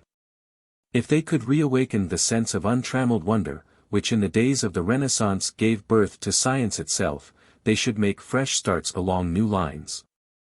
But for the time being, and for a little longer, science was queen of the mind. The brilliant record and achievement of science showed how rich had been the prize won for each of them by disciplined curiosity. But that must not obscure from them the fact that today's science was running into blind alleys from which it could only emerge by escaping from direct touch with human understanding. They could not grasp man as a whole. This did not mean that it was impossible to improve their understanding. On the contrary, once they had ceased to fear what seemed to them non-rational, and recognized that human reason could not grasp all reality, they could get to know a lot about him. The body-soul of a man was only the house in which his real self lived. Man was also a spirit, and this spirit in some way had become a partner in the body-soul, making the diagrammatic formula of man, body-soul-spirit. Chapter 24. The Light That Never Fails. In the last chapter but one I mentioned the luminous glow that surrounded the etheric body of my husband and the dog when they visited me. Also the fact that the aura of a living person displays a more or less radiant quality which appears to fluctuate according to the health or emotional state of the individual. Judging from all I have heard from reliable sources, and from what I have seen myself, I believe that the more highly evolved the soul, meaning the mind, personality, and character of the person, might be, the more brilliant would be the emanation of light from the etheric body.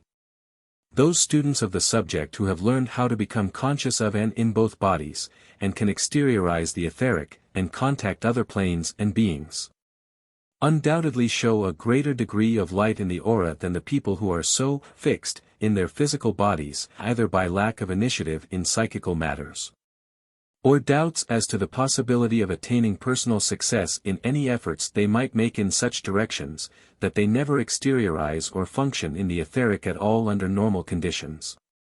By functioning in the etheric, I do not refer to the mere act of projection, which is nothing in itself, leads nowhere, and is simply a means without an end. As already stated, it can and does take place under the shock and stress of an accident, explosion, or while under the influence of an anesthetic. The crucial point is, what use do we make of our powers in this direction? If we so desire, we can learn much, both on the astral, and on our own physical plane, because the faculty of loosening the etheric rightly understood and used leads to greater sensitivity. Whether this sensitivity makes us open to destructive suggestions, or hopeful, illuminating, and constructive ideas, depends entirely on our willpower and freedom of choice, which we all have the God-given power to use, or not use, according to our desires. If we are seeking truth in our investigations, we shall find ourselves reacting to, and attracting, the thoughts that are the best for us. I read somewhere, but do not know the author's name, the following words. Seek truth at all times. Do not grovel with the false things of the world. Truth leads upwards, untruth downward. Truth holds kinship with God, untruth belongs to the evil one. Truth is open as the day, and its presence is light and joy, while falsity reigns in darkness and dishonor. Battle against error and wrong. Be not turned aside by every wind that blows, but be strong in purpose, and keep fast hold on the hand of truth, she will prove a faithful guide. All the so-called psychic gifts, such as clairvoyance, clairaudience, inspirational speaking or writing, manifest more strongly in an individual whose etheric body is easily loosened from the physical. An undue degree of looseness may carry with it certain disadvantages or dangers. Some authorities on the subject believe that an ignorant and indiscriminate use of such a faculty would lead to many mental and physical troubles, particularly epilepsy. To know that one can use a certain power or thing, and to choose to use it well is a fine achievement in itself, I think. Socrates said, "There is no difference between knowledge and temperance. For he who knows what is good and embraces it, who knows what is bad and avoids it, is learned and temperate, but they who know very well what ought to be done, and yet do quite otherwise, are ignorant and stupid." To be satisfied with mere eating and drinking, and the material conditions of life, does not take us any distance on the road to progress. No matter how attractive and comfortable our surroundings may be, we must not stagnate in them, and so fail to reach out to the higher, but more subtle beauties that lie just beyond the ordinary range of our physical senses. This is so well expressed in the following words. Thou mayst not rest in any lovely thing. Thou, who wert formed to seek and to aspire. For no fulfillment of thy dreams can bring the answer to thy measureless desire. The beauty of the round, green world is not of the world's essence, far within the sky. The tints which make the bubble bright are wrought. The bubble bursts, the light can never die. L. Larcom. So many writers and thinkers of the past seem to have been impressed to use the idea of brilliance, light, color, or radiance in describing conditions, people, or objects of the other world. They have got the mental idea of an actual objective fact. The etheric bodies of those souls who have permanently left the earth plane, the so-called dead, are strangely brilliant when one sees them in contrast to the darker, duller tones of the physical world. When they are living on their own natural plane, their bodies would be more in keeping with the surrounding atmosphere and scenery. The whole general appearance of the higher astral planes is considerably lighter than that of earth, as I will describe to you in a later chapter. Again, if the soul of a person still living in the physical body, but approaching death, exteriorizes and makes itself visible to any other person on earth, it is seen to be extremely radiant. Sometimes this actual radiance is the only indication that an astral visitor, whether still of the earth or from a higher plane, is present. The actual form itself is not seen. Many people who do not think of themselves as being possessed of psychic powers, see unmistakable rays, streaks, or balls of light, for which they cannot account. These are usually emanations from an independent etheric body. The appearance of the light sometimes lasts for only a second or two. I think that the length of time, and the size and intensity of the light, depend on some momentary fusing of the magnetic essence of both the astral visitor and the observer. In my own case, and according to the experiences related to me by reliable witnesses, the longest and most striking manifestations of light have occurred to me just as I was waking from sleep, and known that my astral was slightly exteriorized, though I was mentally functioning consciously and clearly in my physical body. On one occasion, when staying at a friend's house, I awoke and felt my attention drawn to the right-hand side of the room. There I saw a most brilliant light, which, as I looked at it, proceeded to divide itself into hundreds of separate rays, which arched themselves in most graceful and symmetrical fashion to about 8 or 10 feet in height, playing like a beautiful fountain of golden fire for at least 5 minutes. I lay and watched it, fascinated by its beauty. It declined gradually, exactly as if it had been animated by some power which had run down, like a battery. I felt that it was a manifestation of the presence of a loosened soul, one who was about to die. Actually, I think I had been completely exteriorized myself while asleep, and had been with both my husband and this other person, who was a keen worker in spiritual and psychical matters. And both he and I had then known that his soul was preparing for departure from earth conditions. At the time, this was merely a psychic impression on my part, but was very soon proved to be correct by other events that quickly followed, terminating in the death of this friend a short time after this demonstration. On another occasion, in my own house, I was sleeping on the ground floor in a room leading into the garden. One side of the room is entirely of glass, so one gets a good view of the garden. One night I awoke with the familiar feeling that I had just returned from some astral experience, and found I was lying with my face turned toward the window, outside which a large poplar tree stands, about 6 feet away. To my astonishment, the center and several of the branches were lit up by a most vivid and dazzling display of many lights. I turned my head this way and that to see if there was any normal reason for the phenomenon, such as powerful headlights from a car on the promenade, but there was nothing to account for it. As I looked, the lights grew in brilliance till the effect resembled that of the well-known and popular golden rain in a firework display. It continued for several moments, and was a delight to behold. As in the previous manifestations of a similar kind, it died down gradually as if the life of it had been withdrawn.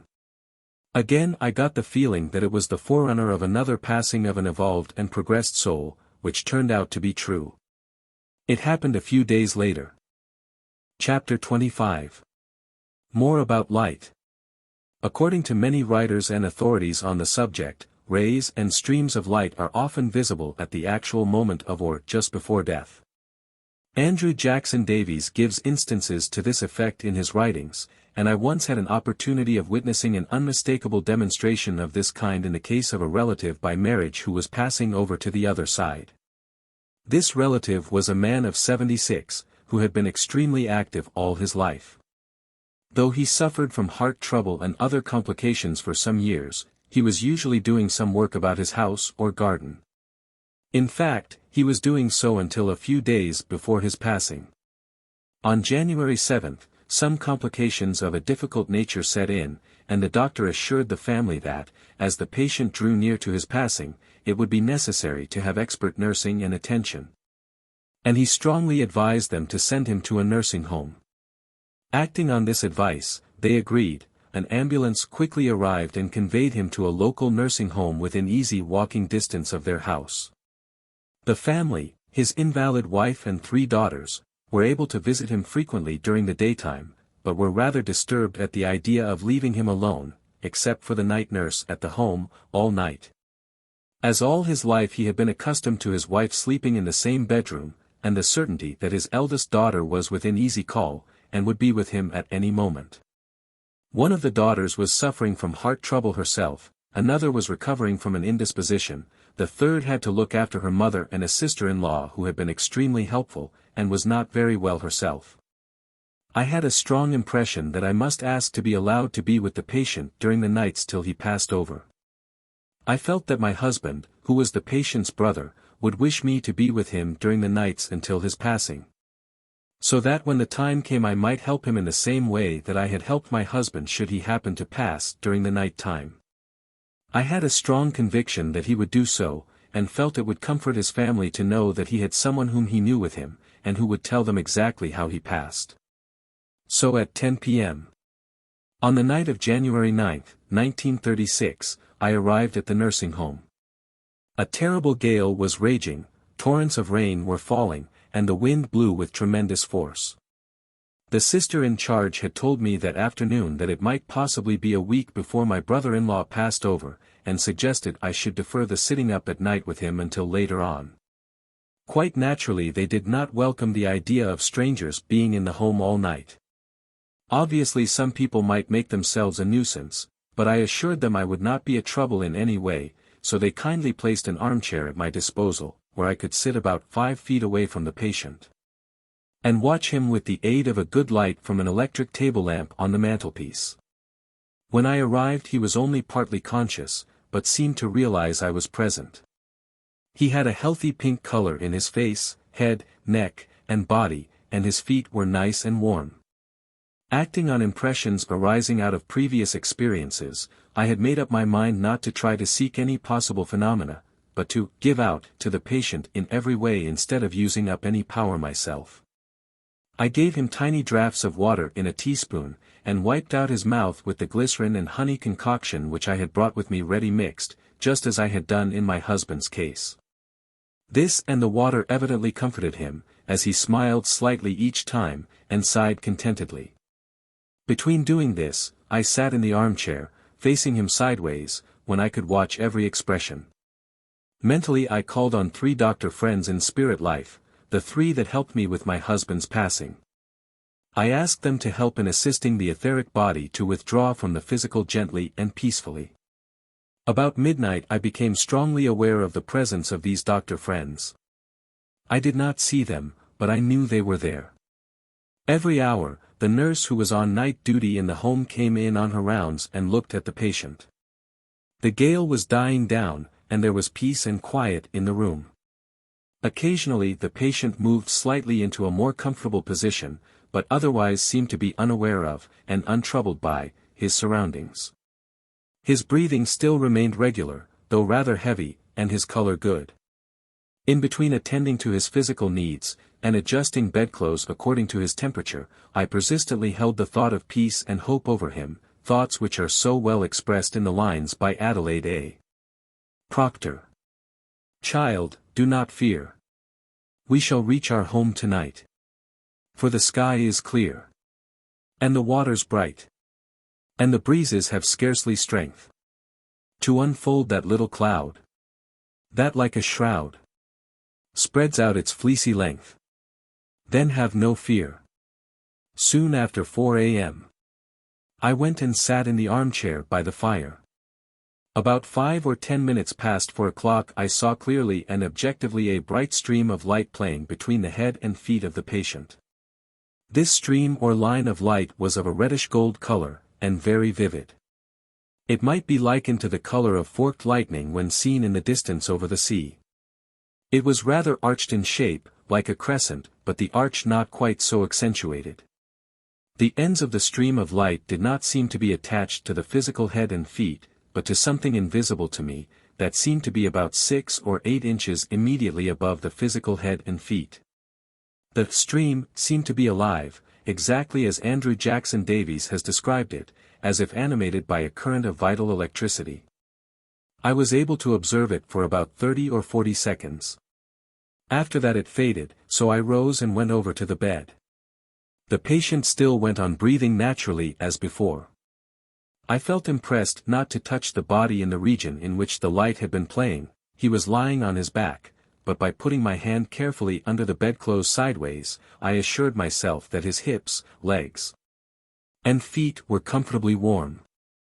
I sat down again, and at 4:45 I noticed that the part of the room in which the bed stood became enveloped in a kind of mist, so that it was isolated or shut off from its surroundings, forming a kind of little world of its own.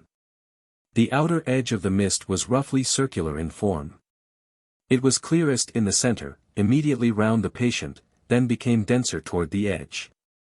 It was rather like looking at a scene through a circular window or porthole.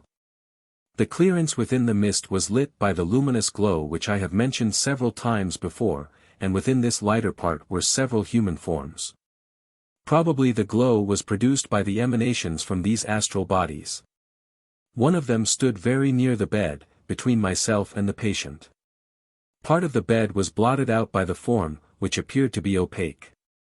The figure and face had their back to me, but partly turned to the right, so that I saw the profile. It was that of a girl of about 18 years of age. She was dressed in an old-fashioned manner, of about the time 1880, I guessed. She wore a grayish or lavender-colored dress, with a slight bustle effect, and deep flounces on the skirt. The bodice was molded tightly to her figure, which was extremely slim. She was bending over the patient in an attentive and expectant manner. Afterwards the patient's relatives told me this was his sister, who died at the age of 18, and whom I had never seen. This vision lasted about the same time as the stream of light, then disappeared. I remained seated in my chair. The patient still breathed. Then suddenly a strange stillness crept into the room. One cannot describe it. It is like a complete suspension of everything, as if all life is stopped for a few moments. During it, I heard the breathing going on, but this extraordinary stillness still persisted. I had noticed it on a previous occasion while watching a dying person. I got up and stood by the bedside again. The breathing stopped, quite suddenly, yet with absolute ease. There was no gasp or sign of the slightest discomfort, simply a withdrawal. One could not think of it in any other way. It did not seem like death, that is, as many people visualize death when they think of it as a difficult or painful process, but I knew he had ceased to function in his physical body. I did not call the nurse immediately, as I was impressed to talk quietly to him, telling him to dissociate himself from the physical, and give himself entirely into the care of the spirit friends that were around him, with absolute confidence. Then I called nurse, and together we gave the last physical attentions to the cast-off body that remained behind. All the time I held the thoughts of peace and well-being positively in my mind. May I say here that I feel it is a very great help to the departing spirit, who may not have entirely disentangled his new body from the old one, and who may be conscious to some extent of influences and personalities around him, if some familiar and trusted person attends to, or assists in, those, after-death, attentions called, laying out, which have of necessity to be carried out so quickly after death has occurred. I know that some people look upon it as an unpleasant or even uncanny task, but surely any action, any service which may give comfort to another soul in an important change or crisis, should be looked upon as a privilege, a thing of beauty, a chance to serve, and what better time is there than at that greatest change of all, the road's last turn, which, as Horatius Bonner said, leads where the hidden wound is healed, where the blighted life reblooms, where the smitten heart the freshness of its buoyant youth resumes, where the love that here we lavish on the withering leaves of time shall have fadeless flowers to fix on in an ever spring bright clime, where we find the joy of loving as we never loved before, loving on, unchilled, unhindered, loving once and evermore. Brother, we shall meet and rest mid the holy and the blessed. I must confess I was tempted to omit the last two lines, because I don't want to rest too much over there, and I hope I shan't meet only the holy and the blessed, unless their holiness has been diluted with a sense of humor, a spirit of joy, and even fun, as so many of our spirit friends assure us they possess, and which, after experiencing many years of communication between the two worlds, I believe to be true.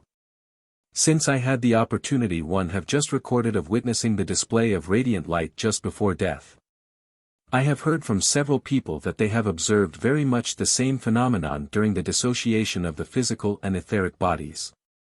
Chapter 26: A Wonderful Experience. After having made several excursions into the astral world during sleep, and accomplished other short-distance exteriorizations while awake, there came to me the crowning adventure, the most convincing and satisfying experience of my whole life. Never in my wildest dreams had I dared to expect such a wonderful revelation of that world which lies beyond the normal sight and hearing of our earthly existence. Ever since my husband's death in February, 1935, I had prayed daily, morning and evening, that I might be allowed some day to visit the place, locality, condition, call it what you will, in which my husband now dwelt, worked, and lived his life apart from me. Yes, apart is the word one is compelled to use when referring to separation by death in the bodily sense. No matter how great one's belief in the unseen world may be, the absence of constant objective evidence of the dear one's presence is frequently a great strain on even the staunchest faith. I prayed that such a blessing might be vouchsafed to me once, and that if God's will permitted it, I would rest contentedly on the memory of whatever I saw or heard for the remainder of my life on earth. As I say, I prayed continually that this should happen. Several months passed, and I still sent up the same prayer. Lord, if it be according to thy will, and only so, let me see my husband on his own plane, in his present natural condition. That condition or place to which it has pleased thee to call him. Let me see him as he really is, and I will ask no more. I will continue with whatever earthly tasks shall come my way, happily and thankfully, if I may have this one definite experience. The most marvelous happenings seem to come to us unexpectedly. On Saturday morning, September 14, 1935, the day opened for me with its usual round of work and domestic duties. It gave no hint of the almost incredible adventure that was to be mine before the evening came. It was a fine sunny day, so after a rather late and simple luncheon of salad and brown bread, I sauntered out to the garden to see if there were any odd gardening jobs to be done in order to ensure that the place might present an appearance of Sabbatarian orderliness on the following day. I took with me my husband's watch, which I usually place on a table in the summer house, where I can pop in and remind myself of the time. Any practical gardener knows how it flies when once one has become engrossed in dislodging a healthy crop of weeds from their unlawful territory, or removing a few depressing rows of old pea haulms and netting. Absorbing work, isn't it, fellow enthusiasts? Well, on this particular afternoon I did not leave the watch in the summer house, but wandered round the garden holding it in my hand. On the previous day I had noticed several things that needed immediate attention, so I strolled round to make a mental review of them prior to attacking the most urgent ones. A spade, a fork, a wheelbarrow, and a definite task in the garden usually draw me to them with an irresistibility that more artistically inclined mortals accord to a beautiful picture, or a perfect musical instrument. So it was a rather unusual thing for me to find that almost unconsciously I had strayed away from that part of the garden that needed attention, and I had wandered to the summer house. I went in, and as usual, placed the watch on the table, but contrary to habit, I lay down on a long, low shelf that forms a seat or couch. As I did so I looked at the time. It was 2 minutes before 3 o'clock. I was not tired, but I lazily stretched myself out straight on my back, just relaxing and resting. Within a few seconds I realized that I was entering a kind of dozy condition without being actually asleep. At least I was quite conscious of the fact that I had just placed the watch on the table, and that I could still see the large prunus bush just outside the summer house doorway. Suddenly an extraordinary sensation came to me. I knew I was traveling in some strange, inexplicable manner, yet I was unaware of making any effort or voluntary movement of my own. To this day I cannot make up my mind as to whether I passed through space, or space passed by me. As the man whose out-of-the-body experience Sir Auckland Geddes referred to, said, there are no words which really describe what one sees or appreciates during such an experience. One can only relate it in simple but inadequate language, with absolute regard to its essential truth, and without exaggeration of any kind.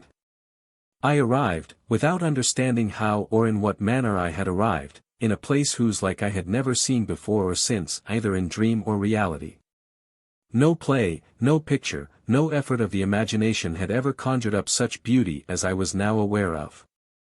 This beauty was not only visible in the surroundings and scenery, it was felt. It was like a living stream through my very being, charging me with a sense of absolute well-being, blessedness, safety, an overall and overwhelming sense of bliss indescribable. I lay not on the prosaic and rather hard shelf in the summer house but on a soft, resilient, sandy beach. It appeared to be on the bank of a river that opened out in the distance to a wide lake or sea. In the center of this wider expanse of water stood a small island. On it there were 1 or 2 white stone buildings of an impressive and beautiful architectural design. Coming back to what I mentally designated the mainland, I saw there were woods of an indescribably beautiful and restful green. Over all this there hung a curious kind of iridescent glow, the color of which I find hard to describe, but a soft gold gives the best idea, I think. The very atmosphere was filled with this softly brilliant, yet restful, golden radiance. The blue of the water, and of the sky behind and over the island, also defies description. I suppose that on a perfect day it can be seen on the Mediterranean or something approaching it. But even the beauty of the scenery was nothing to the inner sense of beauty that penetrated one's whole being. Without surprise, I saw my husband kneeling beside me, his left arm supporting my shoulder. I looked in his face, and realized that my prayer had been answered fully and completely. Even in his prime, in the earliest years of our earthly life together, I had never seen him looking as I saw him now. He was the same, yet there were differences. A healthy tan showed on his face and neck. His hair had lost its grayness, and was once again thick, wavy, and a light brown in color. His eyes shone with a healthy clearness. He appeared to be dressed in white flannels, a favorite form of dress when he was on earth, and as far as I could tell, the texture and cut were very similar to those that men wear during the warm summer earthly days.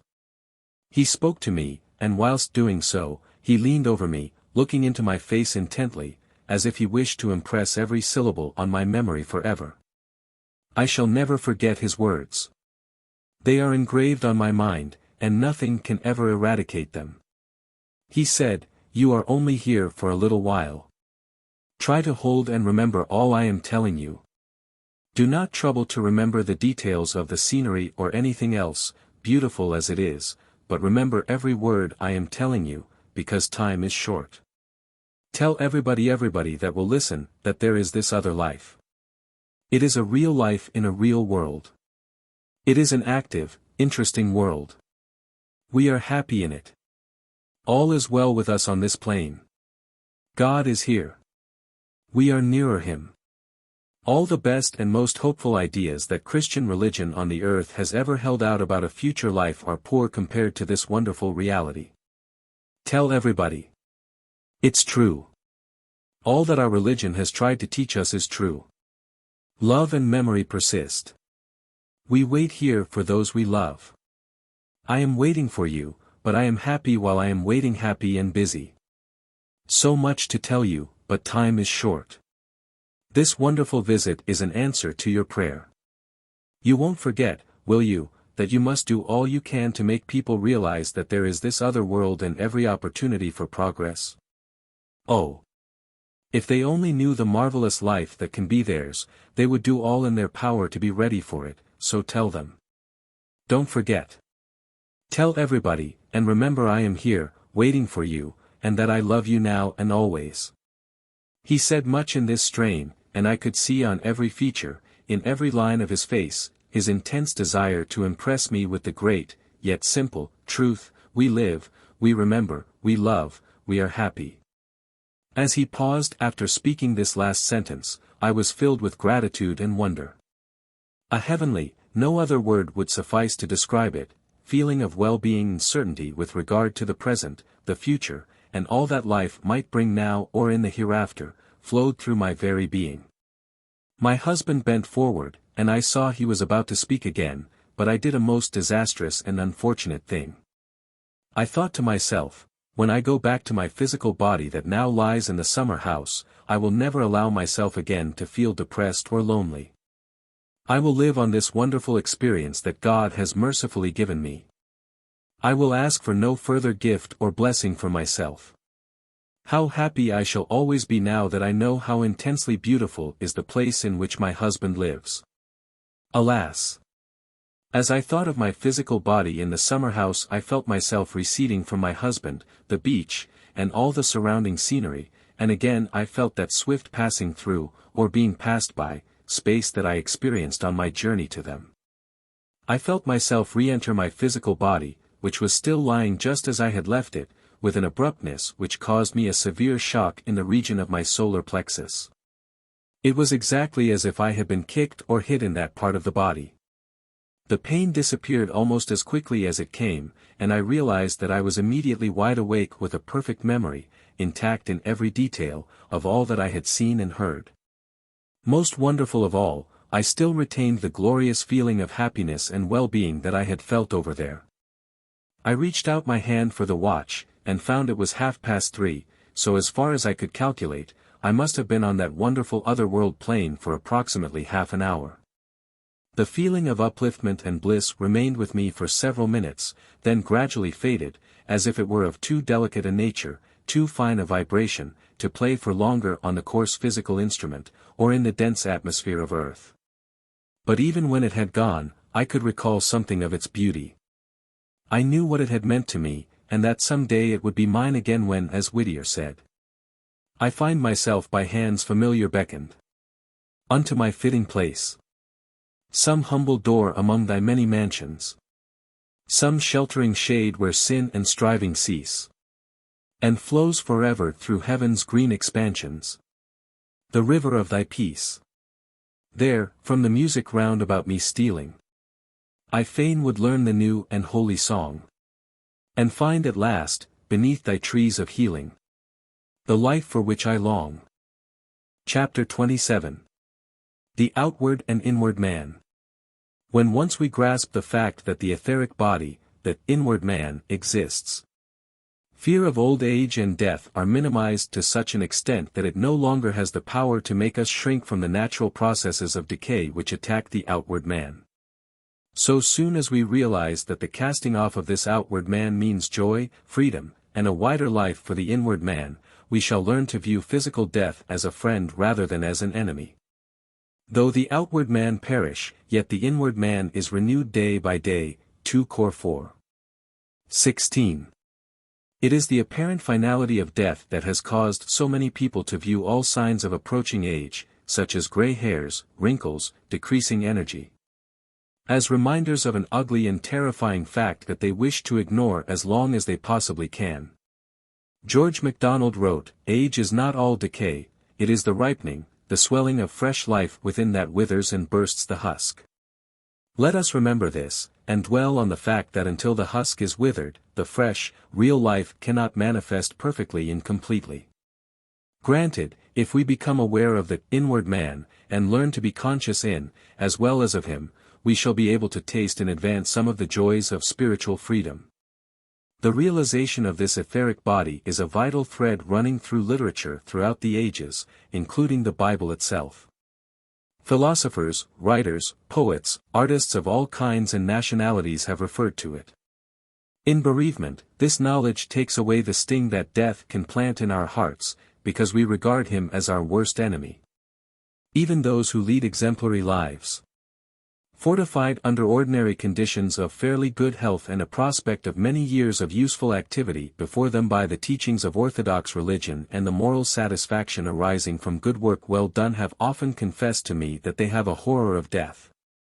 If they but understood even the elements of the real truth regarding the inward man, they would be able to say with Coleridge, "Hath he not always treasures, always friends? The good, just man. These treasures love and light. And calm thoughts, regular as infant's breath. And 3 firm friends, more sure than day and night. Himself, his Maker, and the angel Death." There is no reason, as far as I can see, why anyone should be debarred from seeking and obtaining personal evidence of the etheric body and its possibilities. So long as they safeguard themselves by exercising mental control as a habit in their daily lives, and keep themselves cheerful and sane in every sense of the words. I hope I have made it clear that it is essential that the would-be adventurer into etheric realms should fit himself for his task spiritually and mentally. Just as anyone qualifying for some highly specialized physical work would endeavor to fit themselves physically for it in order to do it well. If there should be any circumstance that appeared to render personal investigation inadvisable, then surely much comfort and help can be obtained indirectly through perusing the actual records of experiences of those who have been able to function personally in the etheric body. Even if one could not attain the same degree of conviction thereby, it is a splendid thing to obtain hope, which to my mind often opens a door to realization when all else has failed. I once read some words by J.C. Mackenzie, which are apposite in this connection. Hope is anticipation, with possibility of realization. It is an inherent feeling in mankind, and a divine provision for the sustentation of interest in life. Hope is a chord which strikes pleasant desires for the future. It is everyone's sunshine, the rainbow in the storm, the silver lining to the present cloud, a star set in the firmament of our lives, to brighten, lighten, and cheer the way, and differs in magnitude and brightness according to the occasion. Hope is an antidote to misery, a cordial for the desponding, and a chain with many links. So let us not disdain anything which gives us hope because it arises from a source outside and apart from our own personal experience. I feel convinced that scientific acceptance of the existence of the etheric body is very near at hand. The evidence is piling up continually from unimpeachable sources, and it can no longer be ignored, and, if by knowing it to be true, we can bind up broken hearts, give courage to the helpless and hopeless. Surely the obtaining of such knowledge is well worth while. Nothing, not even the certainty of a life beyond the grave, will entirely compensate for the actual loss of the physical body of the one we love. And might we not lose some spiritual quality if we succeeded in obliterating the ability to feel pain or sorrow? There is no great virtue in mere stoicism, but there is sacredness in tears, if they are the evidence of sincere contrition and of deep love. D.M. Craik says, "Strangely do some people talk of getting over a great sorrow of leaping it, passing it by, thrusting it into oblivion. Not so. No one ever does that, at least, no nature which can be touched by the feeling of grief at all. The only way is to pass through the ocean of affliction, solemnly, slowly, with humility and faith, as the Israelites passed through the sea. If we can pass through a great affliction, solemnly, slowly, with humility and faith, we shall indeed gain inward wisdom and power of inestimable value far beyond the imagination of those who endeavor to thrust the painful side of life into oblivion. It is the selfish sinking of one's whole individuality into one's sorrow which eventually induces a condition of hopelessness and morbidity which is paralyzing in its effects on the growth of the soul. Let us keep the ability to suffer, because it brings forth many fruits of the Spirit, chief among them being patience. Decker's beautiful words remind us of the one who was a great and living example of this. Patience. Why, 'tis the soul of peace. Of all the virtues, 'tis the nearest kin to heaven. It makes men look like gods. The best of men. That ere wore earth about him was a sufferer. A soft, meek, patient, humble, tranquil spirit. The first true gentleman that ever breathed. But let us combine this exquisite quality of patience with the hope and knowledge derived from the certainty that the inward man cannot perish, which we can obtain through the perusal of others' experiences. Or let us examine ourselves and see if we can pass muster for a personal investigation into the existence of the etheric body, the inward man. And so travel into those wonderful planes of light and higher consciousness to which we have been blind and deaf for too long. When I think of the soul-uplifting experience of which I told you in the last chapter, I am filled with a longing to make you see it for yourselves and, as my husband begged me tell everybody who will listen that there is this other life. It is a real life in a real world. Yes, I can tell you. I have told you. But will you believe me? Some will, and if their number is small, it will be worth while having bared my own intimate feelings and experiences to others' gaze and criticism, if I have given to even one soul that antidote to misery, cordial for the desponding. The chain with many links hope. The end.